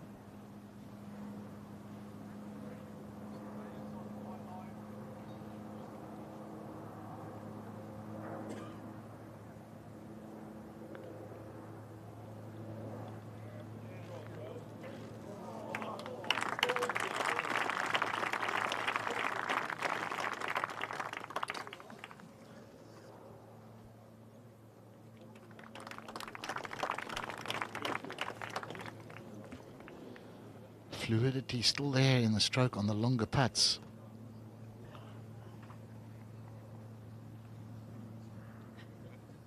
Berger.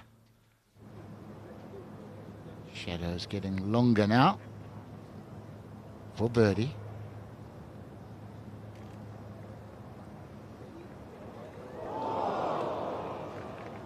Unlucky.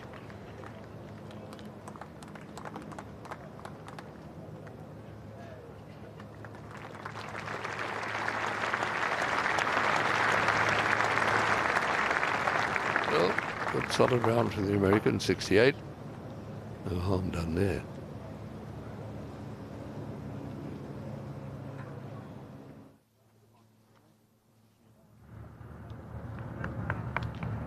Kevin Na. Go. Oh, hit left. Just needed to pitch it a touch more and it would kick left. Got a big swinging putt there now for a birdie.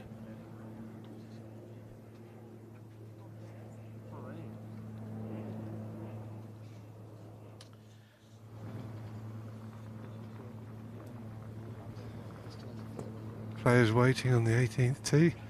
Mayu Zata, I think it is, just playing up the group in front. Kevin Chappell just hit the most diabolical shot from the middle of the fairway, quite incredible. Straight left. This seems to put the willies up the players sometimes, this finishing hole.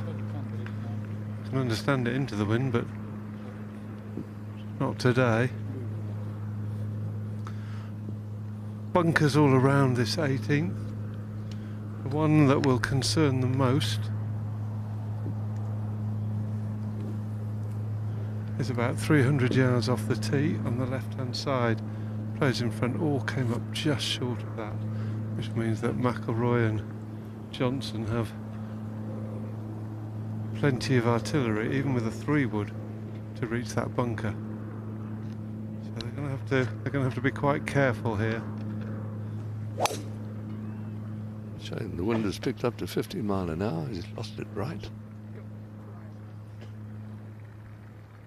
Oh, good boy.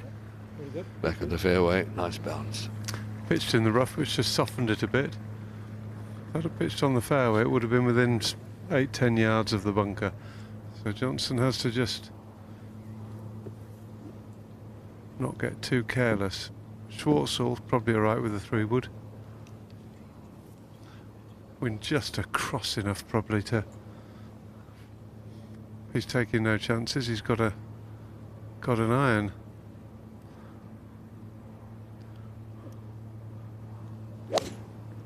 And he can really move them out. That iron, and that looks perfect. Scamper along a little. Perfect. That must have been about a 9-iron. that bunker is. It's only 240 to reach it. He's got about 230 to the front of the green. That must be a different bunker. I think I'm getting easily confused. There are a load of them to confuse you, let's face it. I've been out here a lot of hours. You certainly have, Jess. You're doing a great job, boy.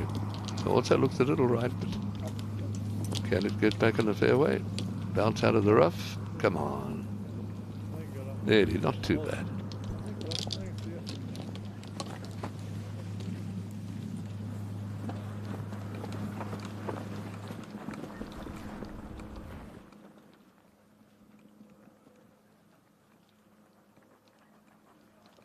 Take that.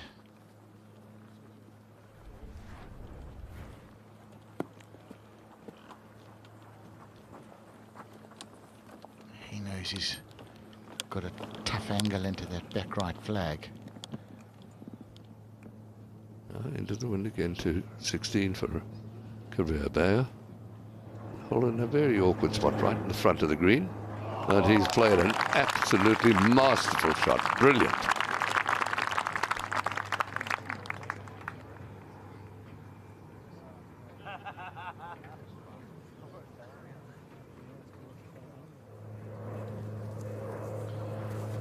Mark Leishman for a par. At 16, didn't really threaten, just a little firm. Yeah, Knocked it through the break. It did, yeah. It's swinging quite a lot from the right on the slower putts.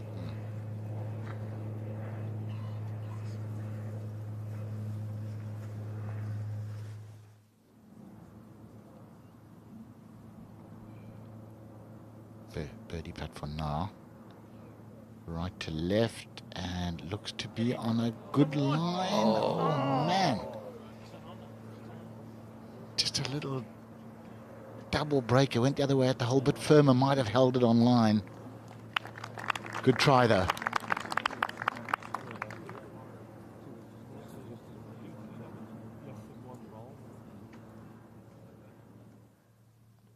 Ooh, Bubba in a little trouble here.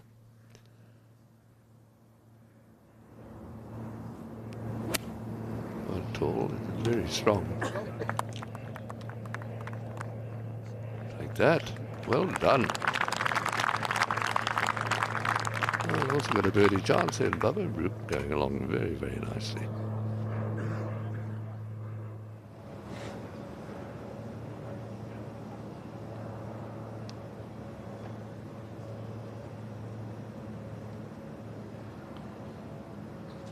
Past champion Paul Lawrie. Good day's work at 100. This for a par though. Come on, Chippy. Oh no. Yeah.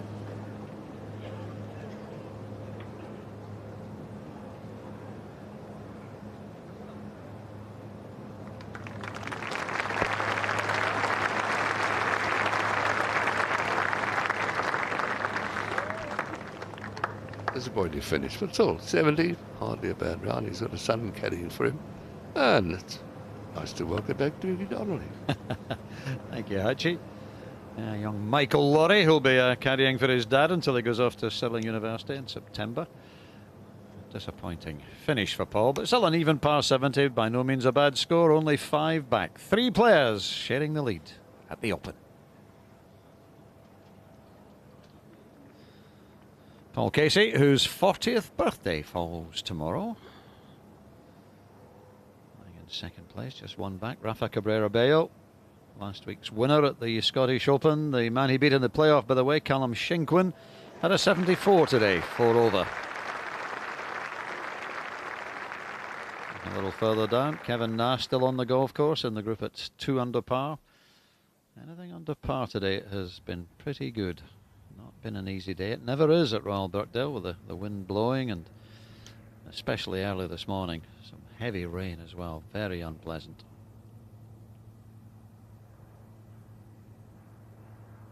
Jason Day and Adam Scott, the 2 Aussies, both up there. There's Paul Lawrie in the group at even par 70. John Ram and Mark Leishman will be hoping to pick up a birdie or 2 in the way in, as will Lee Hao Tong, the very promising young Chinese player. Danny Willett showing some form. It's been a pretty miserable time for him recently, but a 71 today's not bad. Justin Rose a 71. Ricky Fowler also a 71. 71 for that young amateur too that just won. I think Plant, or an Alfie Plant. Alfie Plant. Yeah. Yep.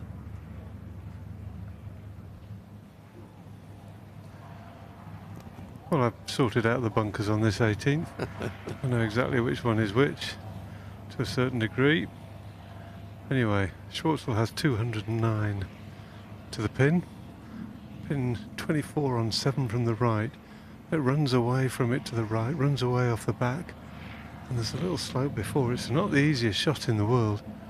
Got a reasonably long yardage. Even for him, this has got to be I would think, a pretty decent 6-iron. Oh, what a bounce that took.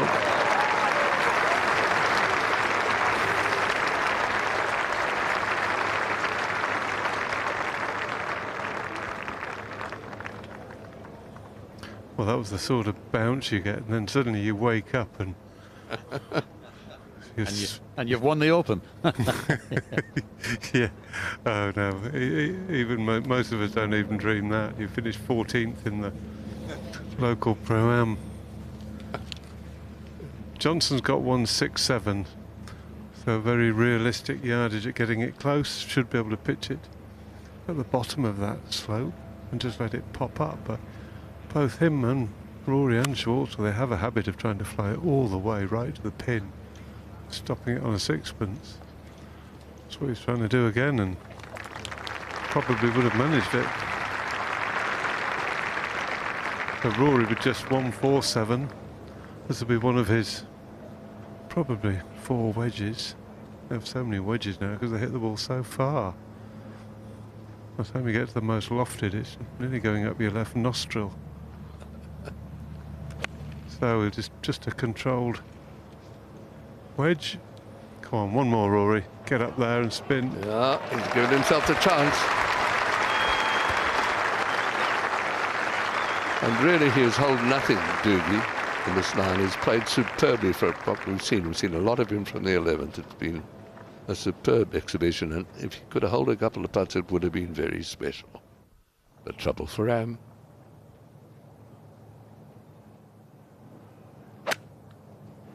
Well, we thought it was trouble.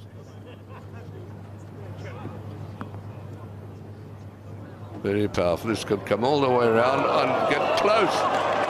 How about that? Unbelievable.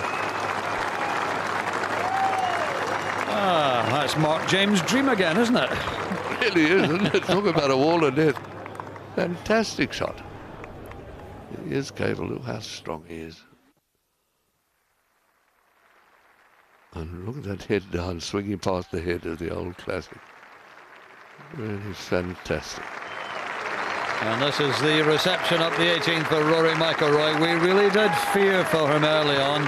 I know that sounds like a ridiculous thing to say about the former world #1, but his game looked to be all over the place after half a dozen holes. 5 bogeys in the first 6 holes.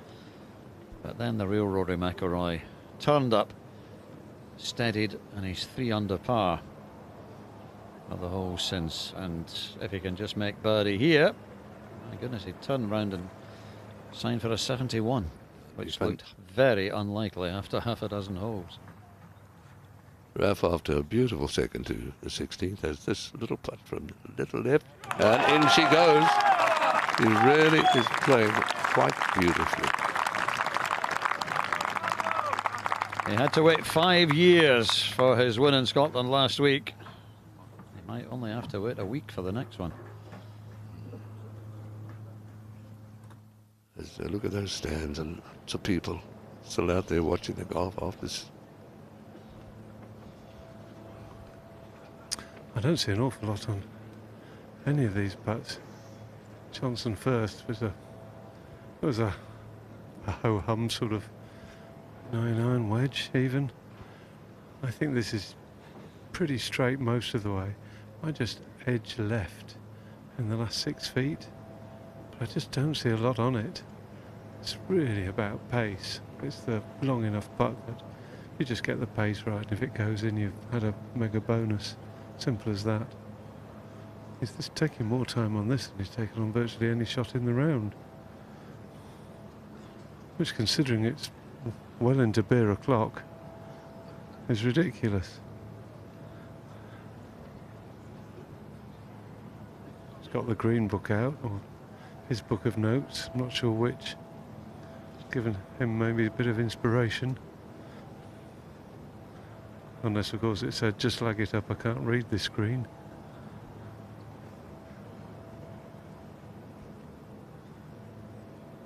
Well, I've seen one or two dramatic finishes to rounds on this 18th green already today. We're going to get a couple more with this group.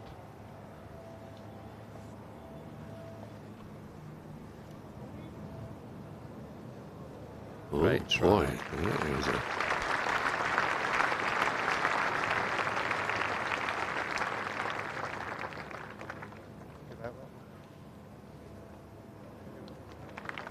Strange sort of day for the world number one. He birdied the second hole and then never had another. Eventually a 71, 1 over par for Dustin Johnson.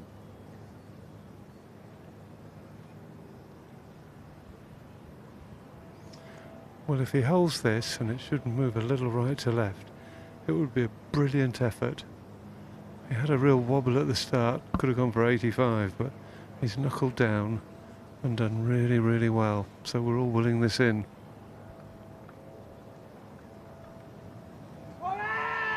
Come on. Go on.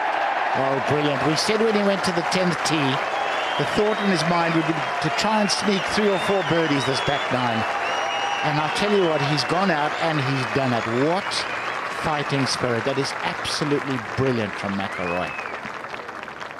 He can be as proud of that round as just about any other he's played for a long time. 5 over for the front nine, 4 under for the back. And Rory McIlroy is back in the Open Championship. Could really prove to be an inspiration for him. Absolutely. And it could have been a few better too, because he really did play wonderfully well from the 11th onwards.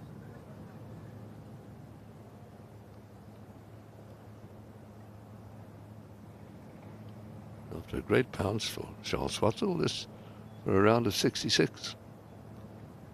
Played quite well done. Well done, Charles. Past Masters champion. Great opening round. Comfortably outscoring his 2 playing partners. Schwartzel 66, McIlroy and Johnson 71s, and Charles Schwartzel only 1 off the lead. Well, the thousands of spectators who followed this 3-ball have certainly had their money's worth. Thanks very much. Thank you. Cheers. Thank you. And of course they'll be out earlier tomorrow morning.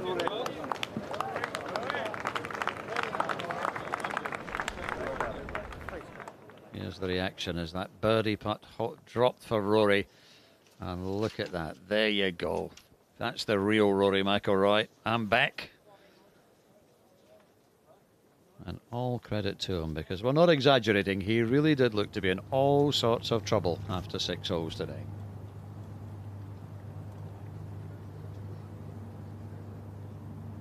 We're hearing that John Rahm has called a 2-shot penalty on himself for illegally moving an impediment. We'll get some more details for you, but that's a very strange situation. That's going to go down as a 7-2 over par. Any ideas, Sylvies? Well, I'm seeing some footprints in the right-hand bunker. Maybe he thought something, was an artificial object and lifted that out and found it was a stone. I mean, I don't know.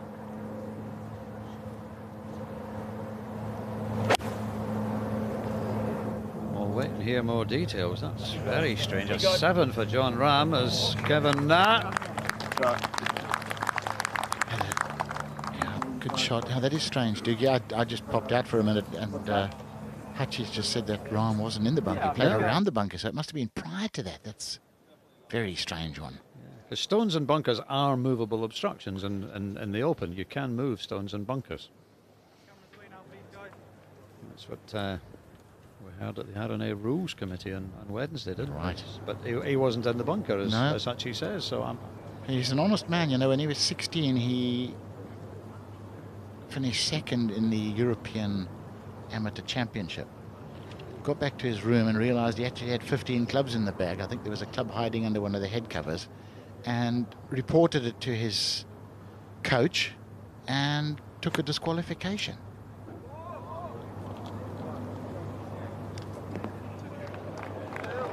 And of course he was involved in that slightly controversial incident in Ireland, wasn't he, with them marking the ball on the green, in which under the new rules it was assessed as a reasonable attempt and no penalty. So he's clearly very sensitive about it and has called a two-shot penalty himself. So John Ram has suddenly won over par. Wow. Bit of a mind bender. We'll find out more in a while. Rafa, he's 4 under. With a par 5 to come, his confidence is just sky high.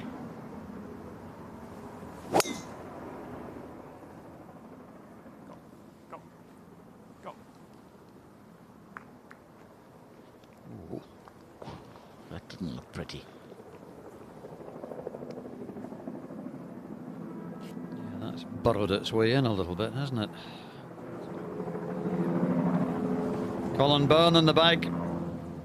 Not many caddies around with more experience than Colin, who caddied for a lot of top players. Retief Goosen for a long time when Retief was winning majors. And a very fine writer too. I'm not sure if he still does his newspaper column, but it was always a very interesting read. Scotty Hend lays into one, which he does on every tee, even the par 3s.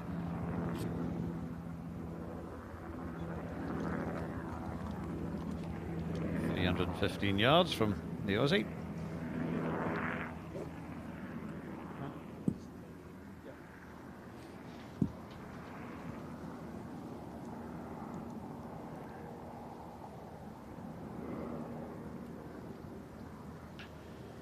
Setting up very open. I'm going to give this the smash power cut.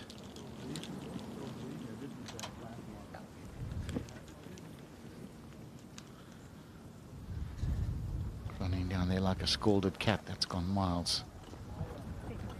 Unique, you'd have to say Bubba Watson is.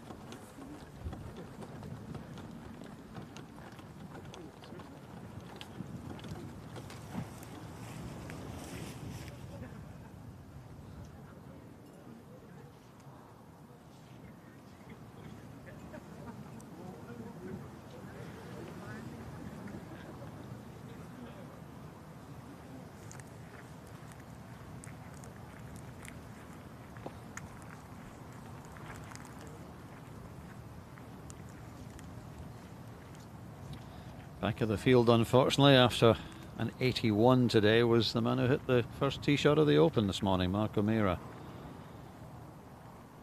Louis Oosthuizen, a 78.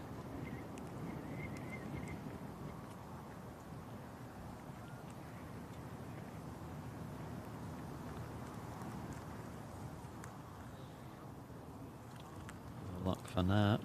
Bryson DeChambeau, who qualified last weekend in the PGA Tour, 76. Emiliano Grillo, 76. Tommy Fleetwood, 76. Tyrrell Hatton, a 75. Zach Johnson, 2015 champion, also a 75. Francesco Molinari's 2 holes to go. He's 4 over par. So a lot of players that you fancied might have something to say about this Open have got off to a poor start. John Daly, a 74.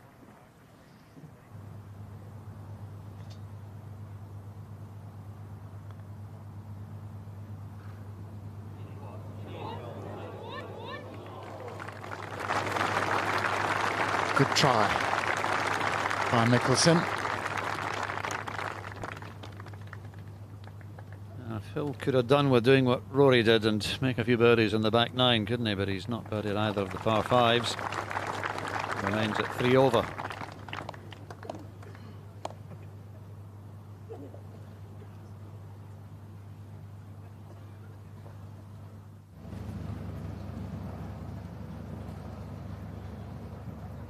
This is what faces you for your second shot on the final hole. massive grandstands on either side.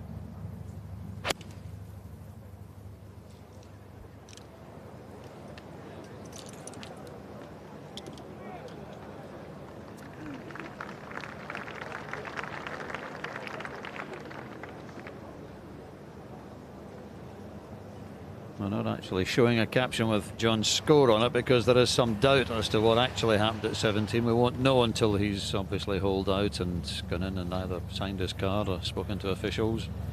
We'll get an explanation for you. But meanwhile, Lee Westwood.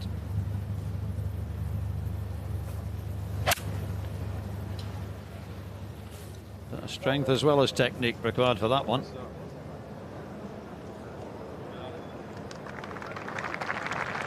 It's a beautiful shot out of that thick rough. To get it on the green from there, just looked not very much space between those two bunkers.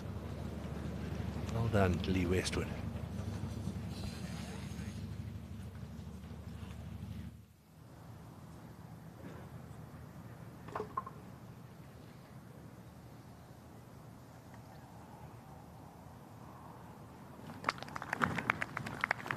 So it's a bogey for now. Back to 1 under.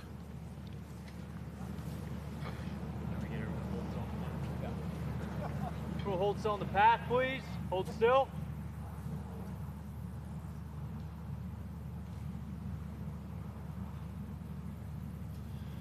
It looks like he's got a pretty good lie there.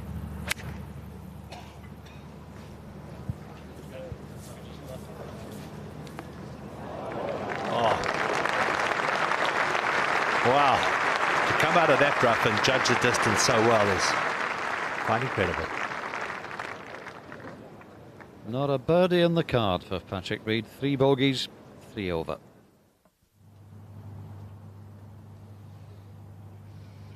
Leash. Birdie putt at 17 to get into red figures. Well done. He has really putted well. He's held a lot of that sort of length putt today. He was in Tony and Nick Price's President's Cup team last time round, and I'm sure he will be later this summer as well, Tony. Yeah, I'm pretty sure he will be, and he's always a welcome addition. Great competitor. That's how it looks. 3 players sharing the lead in the Open at 5 under par. Poulter, Justin Thomas, Richard Bland, all out among the earlier starters. They've been high on that leaderboard for a long time. They might have felt they'd been overtaken by a few more players than they have. But although the weather's been better this afternoon, it's still not been easy.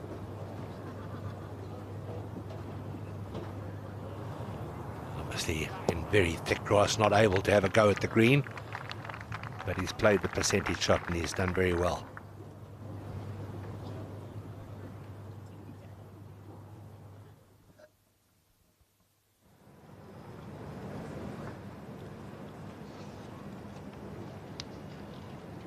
You do hit your ball into the rough, you want to make sure that the first thing you do is get it back out onto the fairway, so you don't double your problems.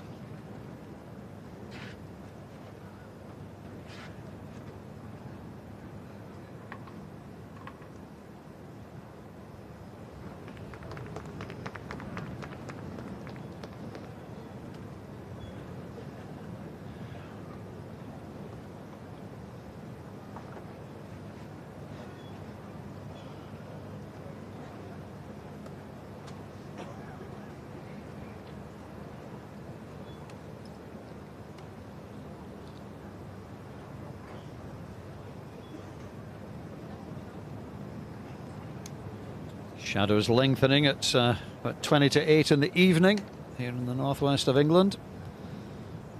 Play will go on for some little time yet. What, 1, 2, 3, 4, 5, 6, 7 groups still to finish after this one.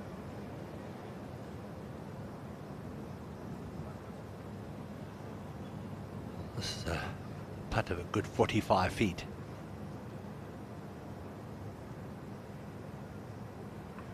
Knock it up close, 2 putt. He'll be very pleased with the 71.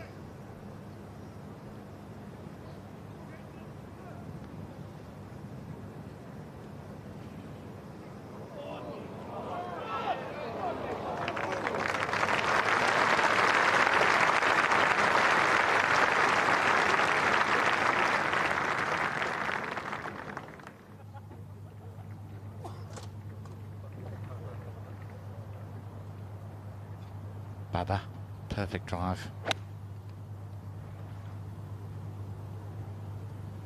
Always hard to predict what shot he's going to hit, what shape he's going to hit, but he's got that one wrong, got the clubbing completely wrong. And John Ram,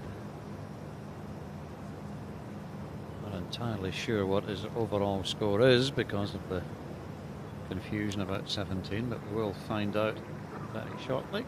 Meantime, it would help if he holds this. It's a good putt though. Not in, but it's a very good putt.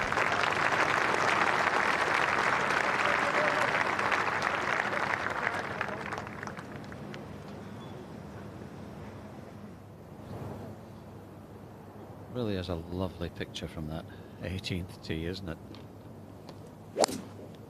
Iron, the sensible shot, the safe shot downwind for Mark Leishman.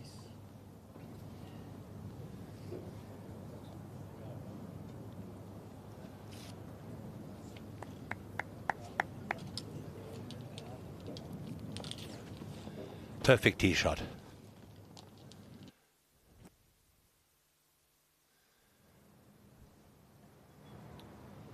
So this for a par 4 for John Ram. We suspect it may be for a 71 total, but that's not confirmed.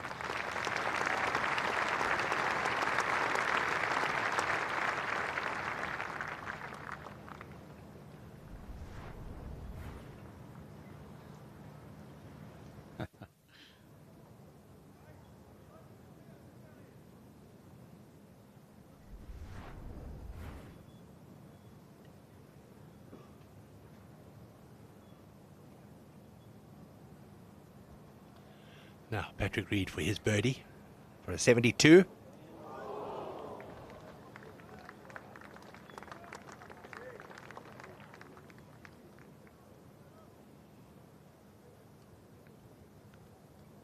A birdie-free round. That is amazing, isn't it? Player like that, aggressive player, you'd think he'd have 2 or 3 birdies or more every single time he played a game.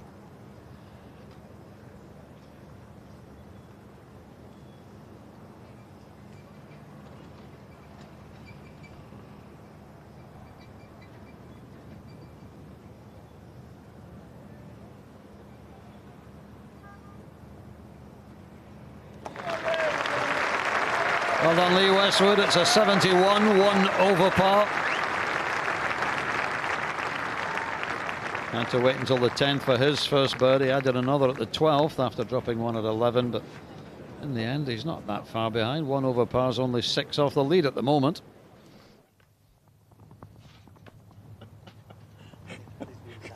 Parabella. Saw him in the thick rough. This is his 3rd shot now to the par 5. And that is a beauty. Very elegant player, isn't he? He really is. Fluid, rhythmical action. Strong as an ox and as supple as a willow.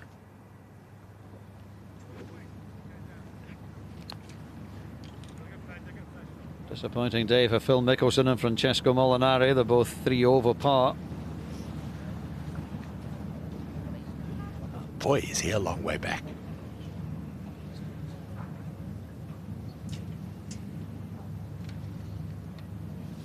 It's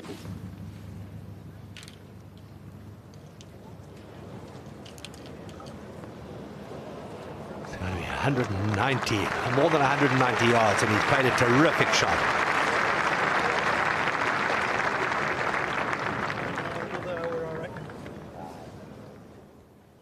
For Bubba.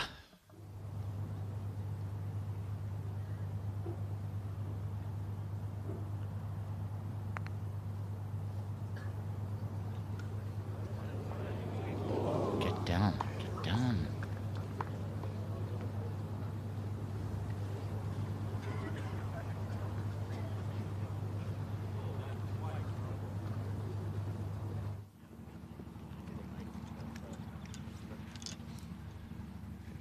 Phil Mickelson probably had more than that.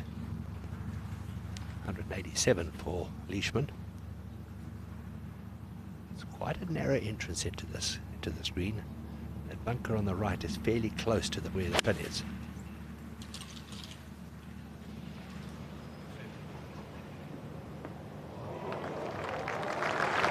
Doesn't bother him though.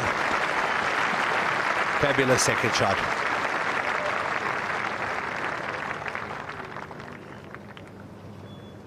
Man in form.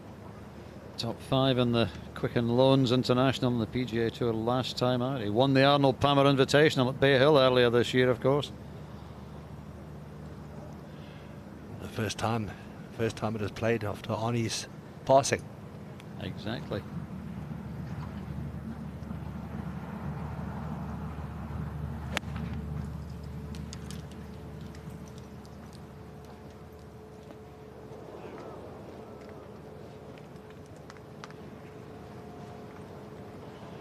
It was a little unlucky. Told they have a fabulous tribute to Arnold Palmer in the Tented Village, which is definitely worth seeing. Cabrera Bale. Just underneath it, didn't quite give it enough on that line.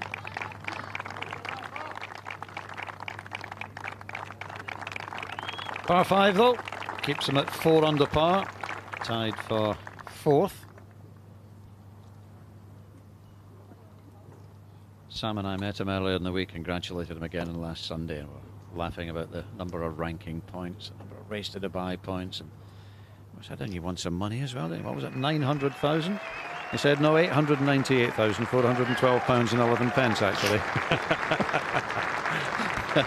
He's actually very funny, Rafa. Huge grin on his face, as you would have.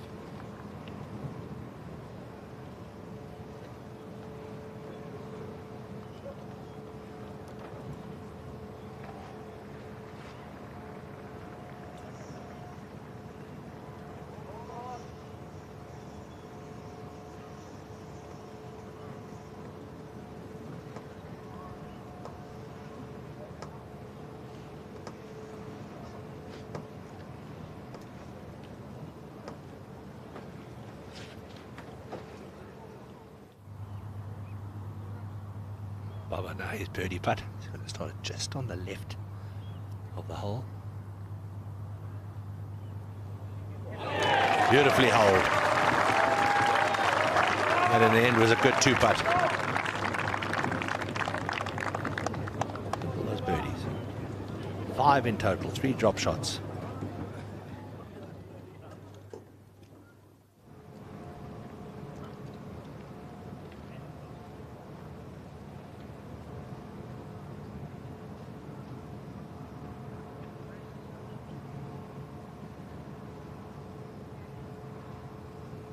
Second in the BMW PGA Championship, the first event in the Rolex Series at Wentworth in May. That's his best finish of the season. He's had 4 top 10s in the PGA Tour, though.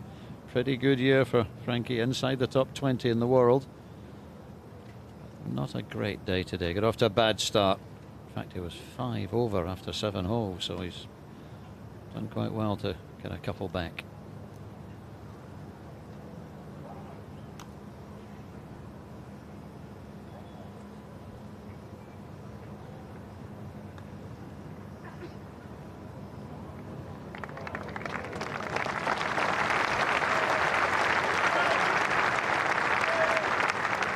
Just the sort of putt you don't want to leave yourself on the last green, isn't it? Absolutely. Especially with 10,000 people watching.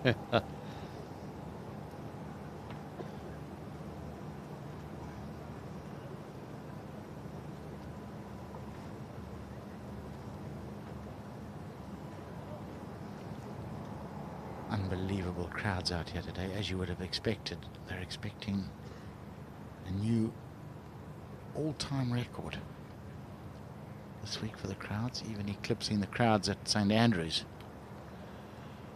No birdies for Phil Mickelson.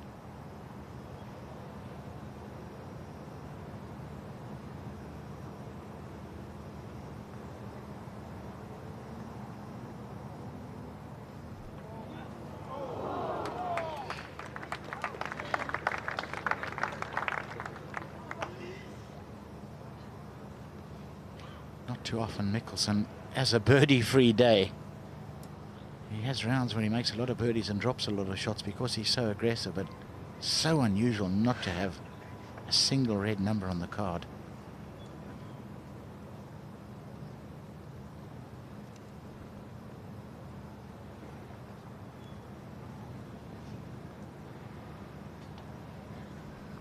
This for 68, and he would have a very good idea of what this putter's going to do after watching Phil Mickelson.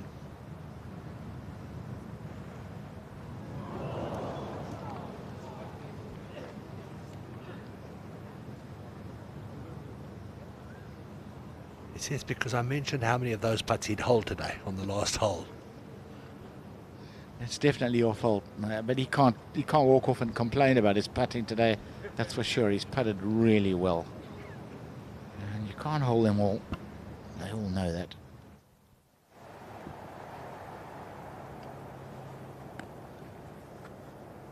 Final tee shot of the day for Bubba Watson.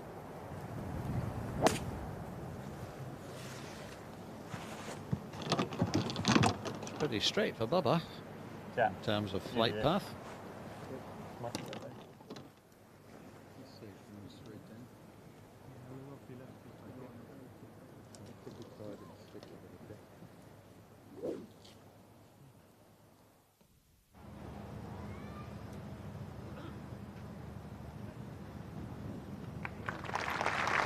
Well done, Mark Leishman. Round in 69, 1 under par.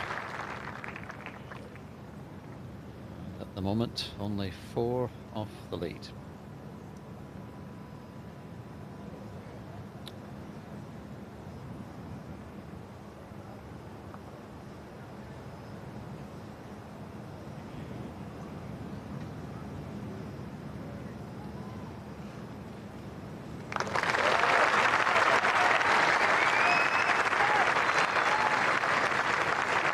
Who would have believed it? Not a birdie in the card for Phil Mickelson, not a birdie in the card for Patrick Reed.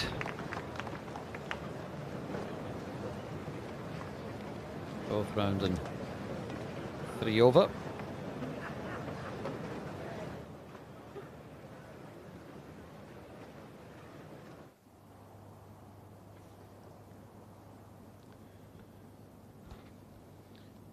Lots of birdies for this man.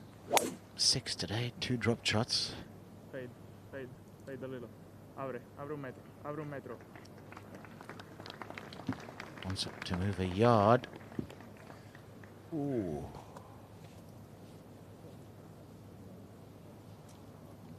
Wonder if that's reached.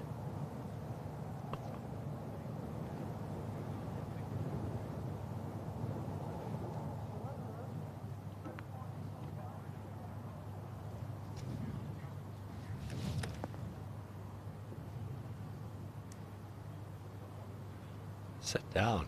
Stay. Wow, that ran a long way.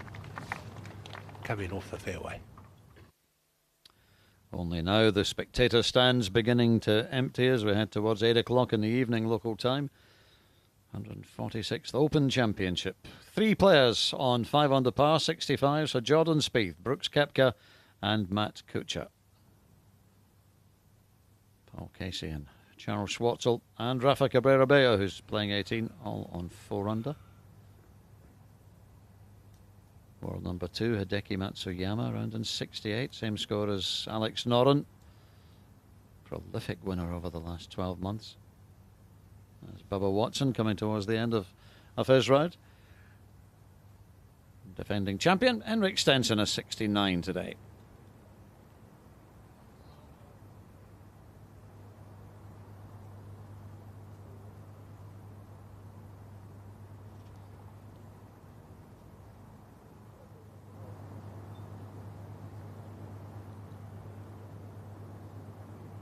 Well, as we saw, that second of Kevin Naz at 17 ran a long way to the back of the green, and Hawkeye is giving us the path, depending on the pace he puts on the putt. It's a long way over the ridge. It's obviously going to come left to right. Just how much it comes left to right depends on how hard he hits it.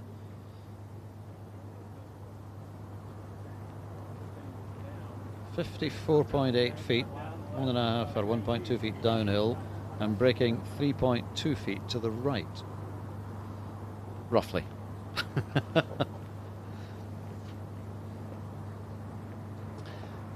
I think the differential between those two lines is partly down to the fact that there's a little shoulder coming in off the bunker on the left, and almost the further left you go, the more it's going to turn. So a couple of distinct ways to approach this putt. I think he'll take the bigger break and try and die it down the hill. And he has gone a long way left. Pretty good effort.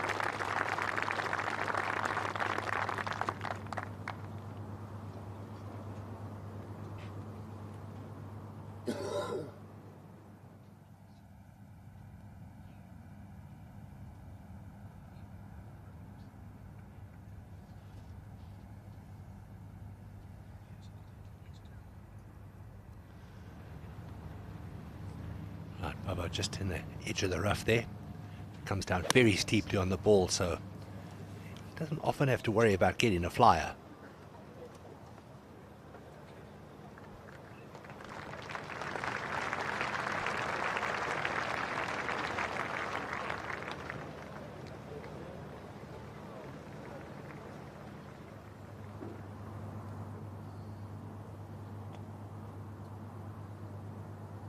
This is Kyle Stanley of the US, who's on even par.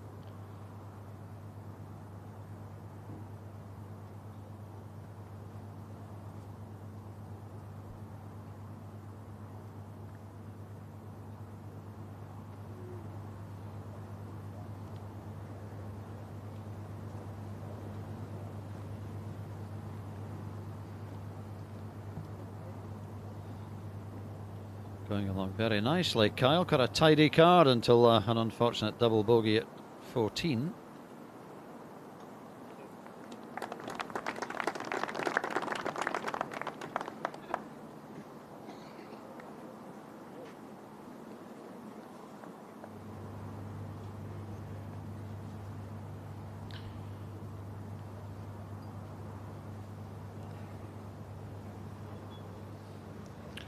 And as suspected,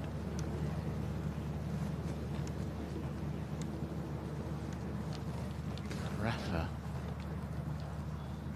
did find that left-hand bunker off the tee, ran a couple of yards too far, and he's just knocked it out to here. So this is third shot.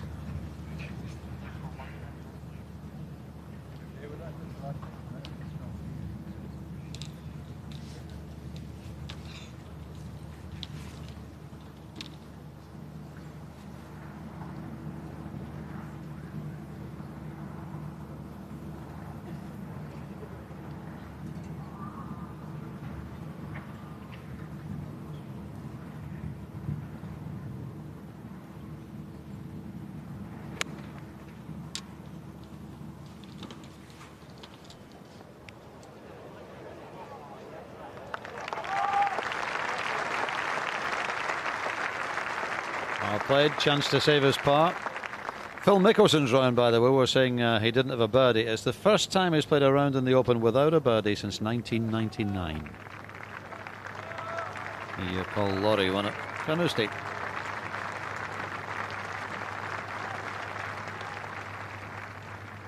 I'm actually quite surprised you said that, because I would have thought you'd be saying it's the first time he's ever played a round of golf in the Open without a birdie.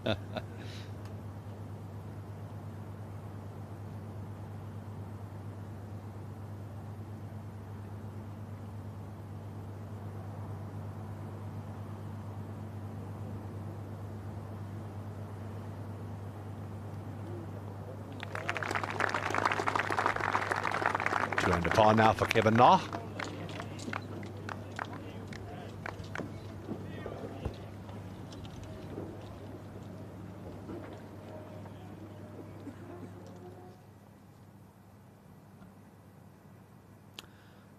Don't forget, you can keep up with everything that's happening here at Royal Birkdale on theopen.com, including some live TV pictures as well, following featured groups and the 3-hole channel, and all the information about all the players. Theopen.com, thoroughly recommended.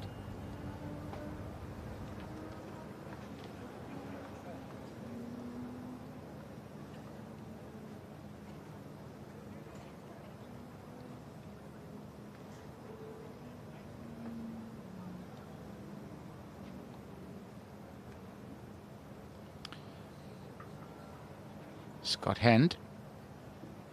He's 1 over for the day. Also couldn't find the green into 3rd shot.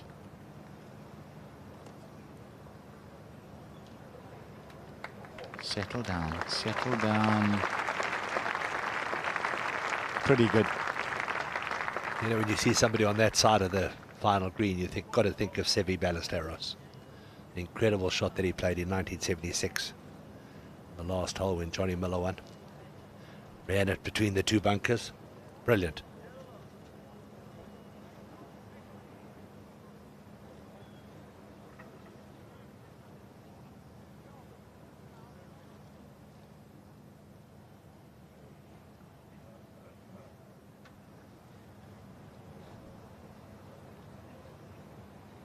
Haven't seen an updated weather forecast for a while, I have to say, but they were saying that the chances are tomorrow could be the worst of the 4 days for the weather. They're expecting to be pretty heavy rain for much of Friday.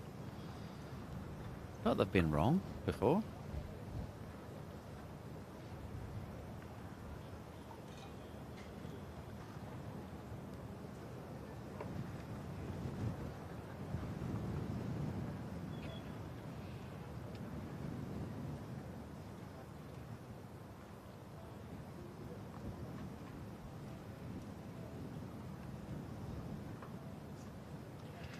See if Bubba can finish with a magical long putt.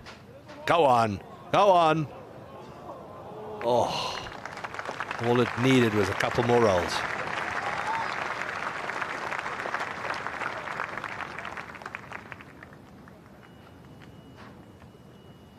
He'll be pretty happy with a 68, anyone would be. 3 drops on the card, but also 5 birdies for Bubba Watson, the 2-time Masters champion. And it's good to see him playing well again. He hasn't had a very good year so far in 2017.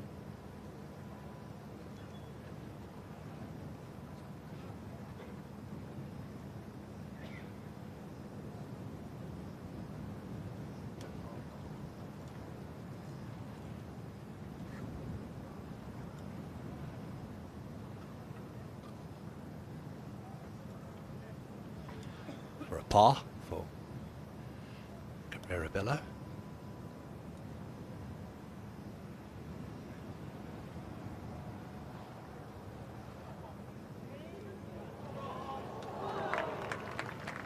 Oh dear. Unfortunate way to finish for Rafa. 3rd bogey on the card.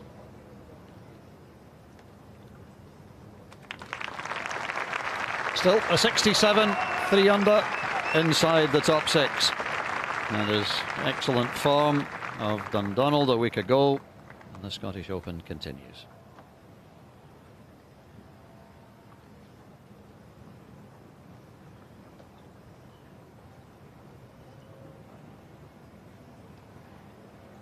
Just looking down at the players still on the course, there's no one going to threaten the lead at 5 under par, so it looks as if they will have 3 players top of the leaderboard after the opening 18 holes. Gordon Spieth, Brooks Koepka and Matt Kuchar, the US trio.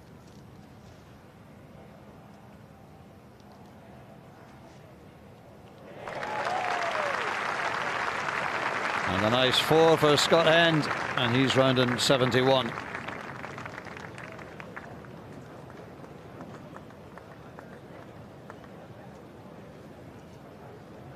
Coming towards the end of our transmission today, fellas. Silly question, but have we enjoyed it? Good. Just a bit. Who could not enjoy this? Great test on a great course with a great field. Oh yes, Dale? And the weather got better and better as the day went on, so that added to it. But we saw some incredible golf. We really did. Those top 3 players, 65. That is some golf on this golf course. Paul Casey, 40 tomorrow. So an early birthday present for him, a round of 66 for 4 under. Charles Schwartzel alongside him, Poulter, Thomas, Bland, Connolly, the young Canadian, and Charlie Hoffman, all round in 67, 3 under. That's the top 10.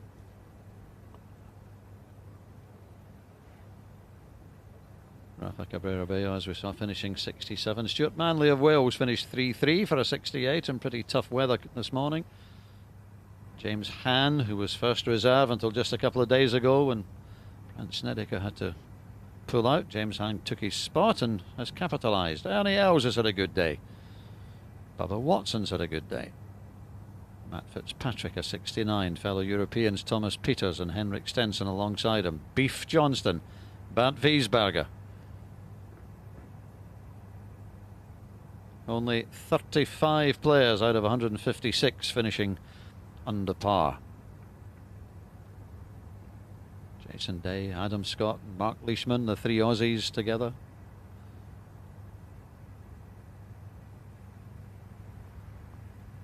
Ross Fisher, Andy Sullivan, Paul Lawrie and Torbjorn Olesen all round in 70, as was Kevin Kisner.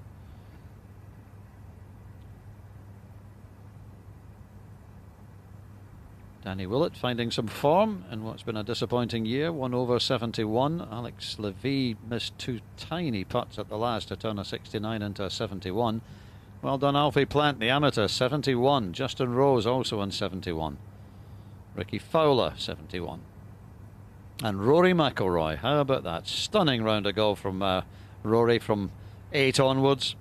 He was 5 over par after 6 holes, and he finishes just 1 over, coming back in 32.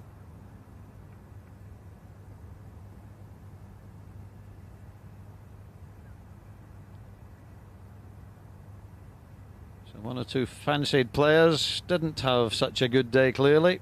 Among them Louis Oosthuizen, Padraig Harrington, the winner the last time the Open was here, and Sergio Garcia, 73. By no means out of it, 65 leads, so 73, you're 8 behind after 1 round. There's still plenty of time to try and make it up, but they will have to go low tomorrow, and that of course will depend entirely on the weather conditions, and we hear that they may not be too conducive to low scores. But there we are, the clock on the famous old White Art Deco clubhouse shows the clock ticking round to just about 10 past 8 in the evening. It's been a wonderful day here at the Open. How was it ever anything else? From us all, bye-bye for now.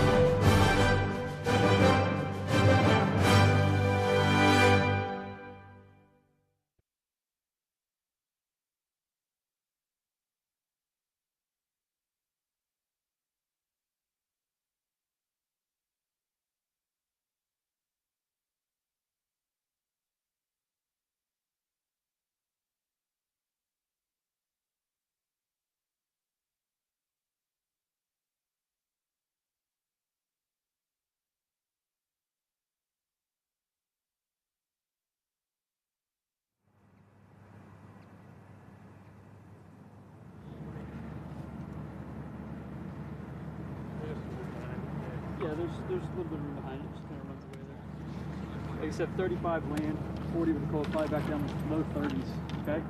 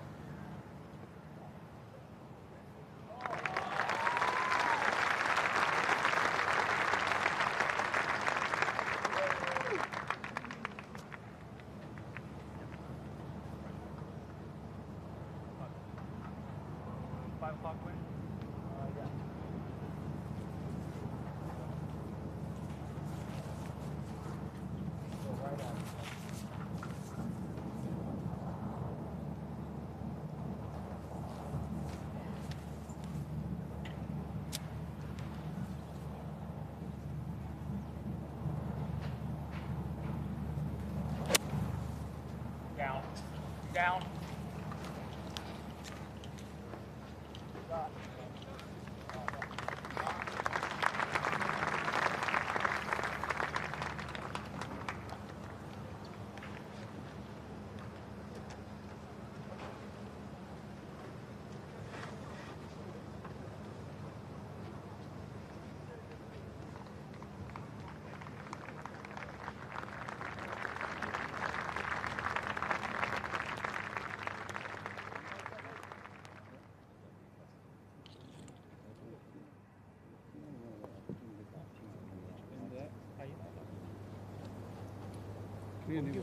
Yeah.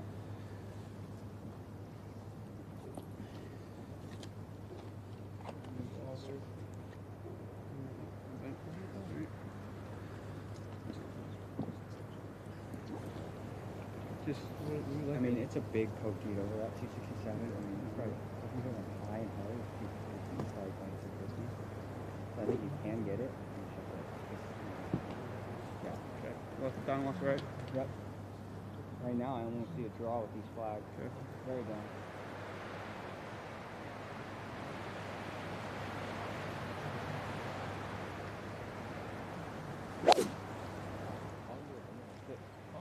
Soft. Soft. Soft. Stay short. It's fine. Happy day? Yep. Good.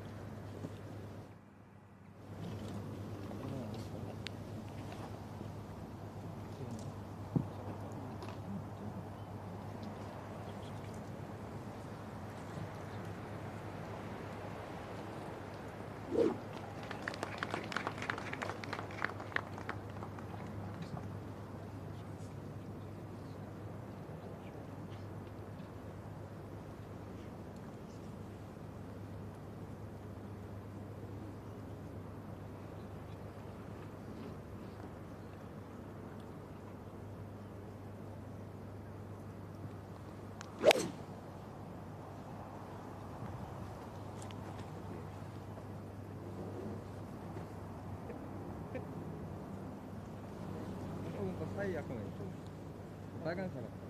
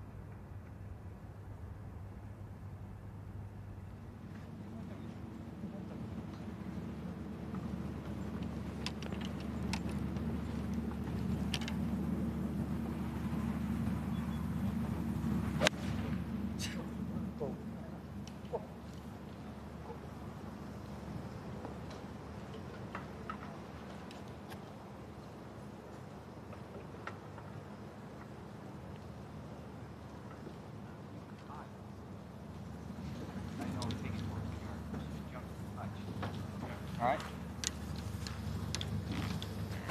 Trust that. Good. I'd rather have you swing at something.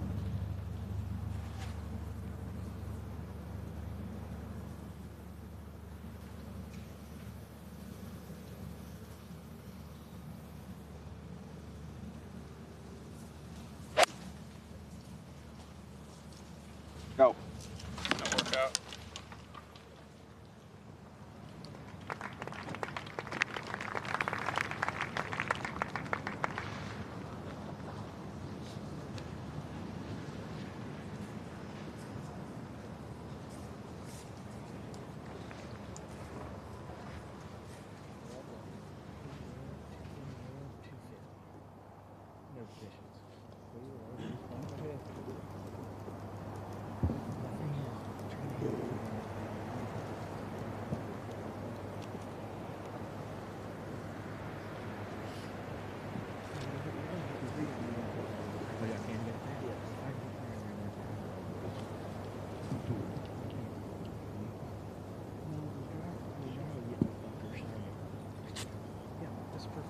Right at the open logo. Yeah, you're wanting to come down on the open logo. Yeah. And You it's agree? Yeah, and it's straight down. I mean, it should be banging.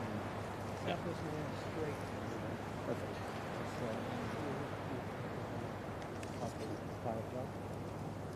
I think, solid shot carries that bunker too. I agree.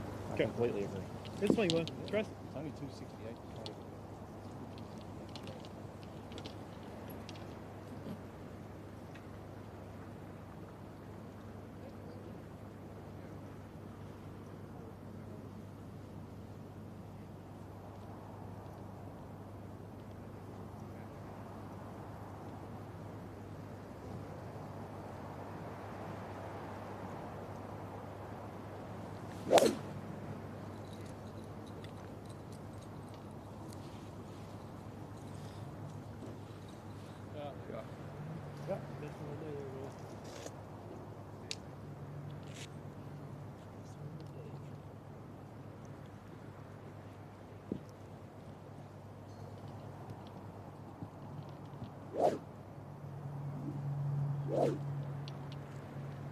Great help, huh?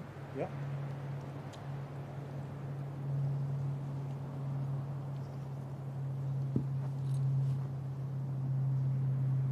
Good luck.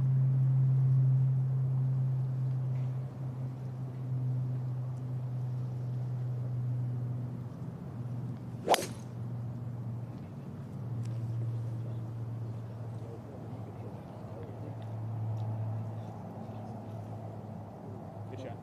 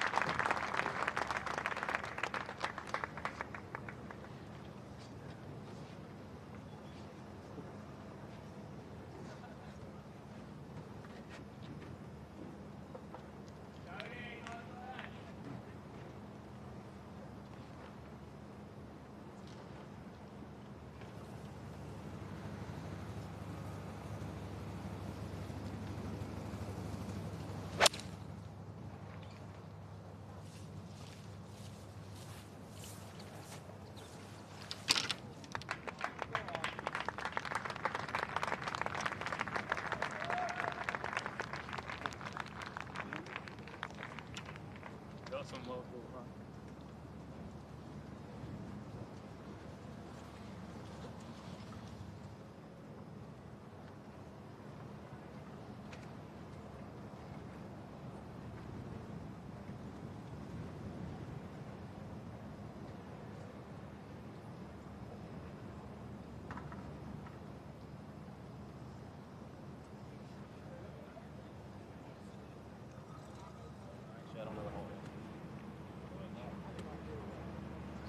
So the number we're trying to land it on is 5-5. 5-5. 5-5 covers that right one. So everything's towards the hole. Dead straight down.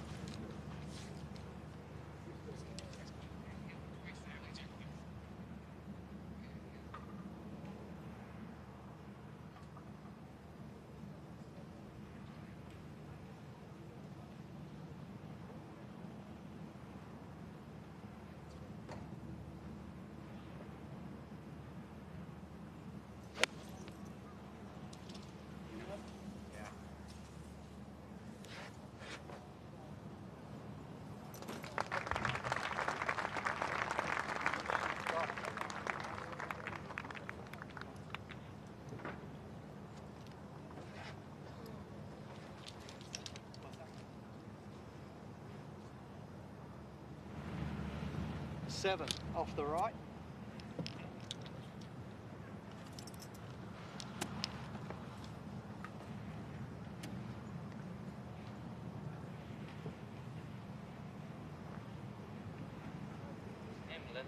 Correct.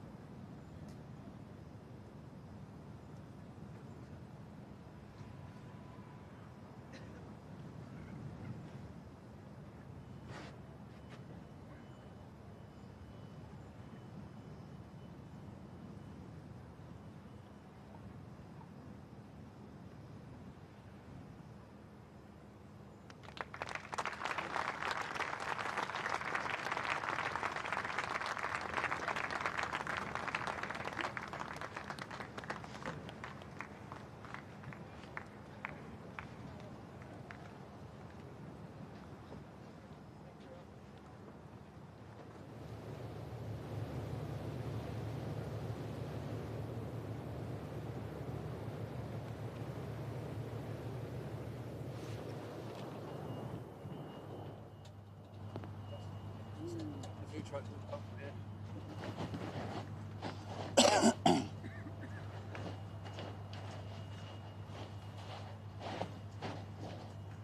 Come back. I thought you were stopping to give me a lift. My heart just sunk. Down, well, who's coming? Can I take your kit off you? And I'll take it back, Bruce. We need to do some tests.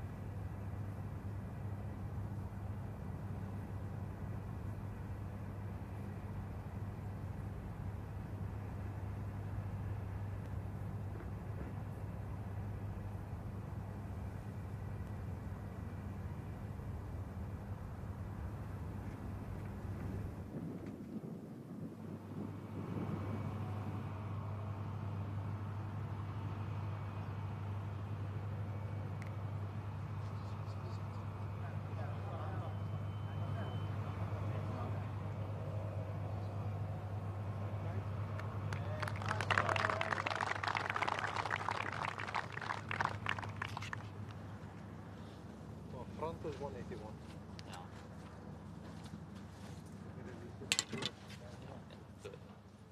De 5 stop op een gegeven moment pitch op zijn 25. Dat sounds weer niet.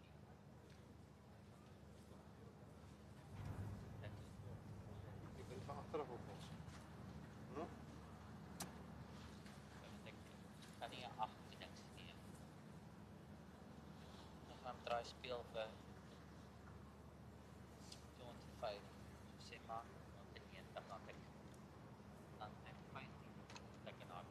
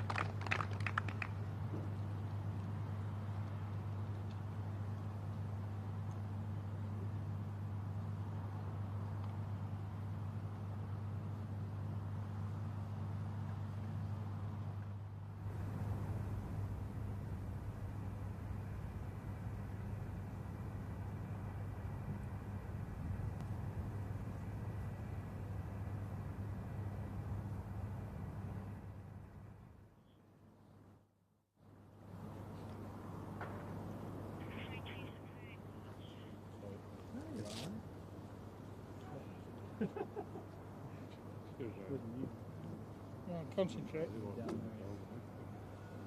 Pick your line, mate. Right.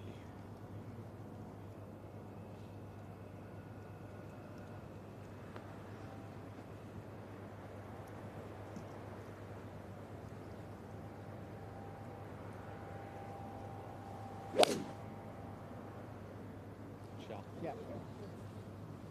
That's what I told you. We did so we shouldn't have shit. It's my fault. I didn't quite get it.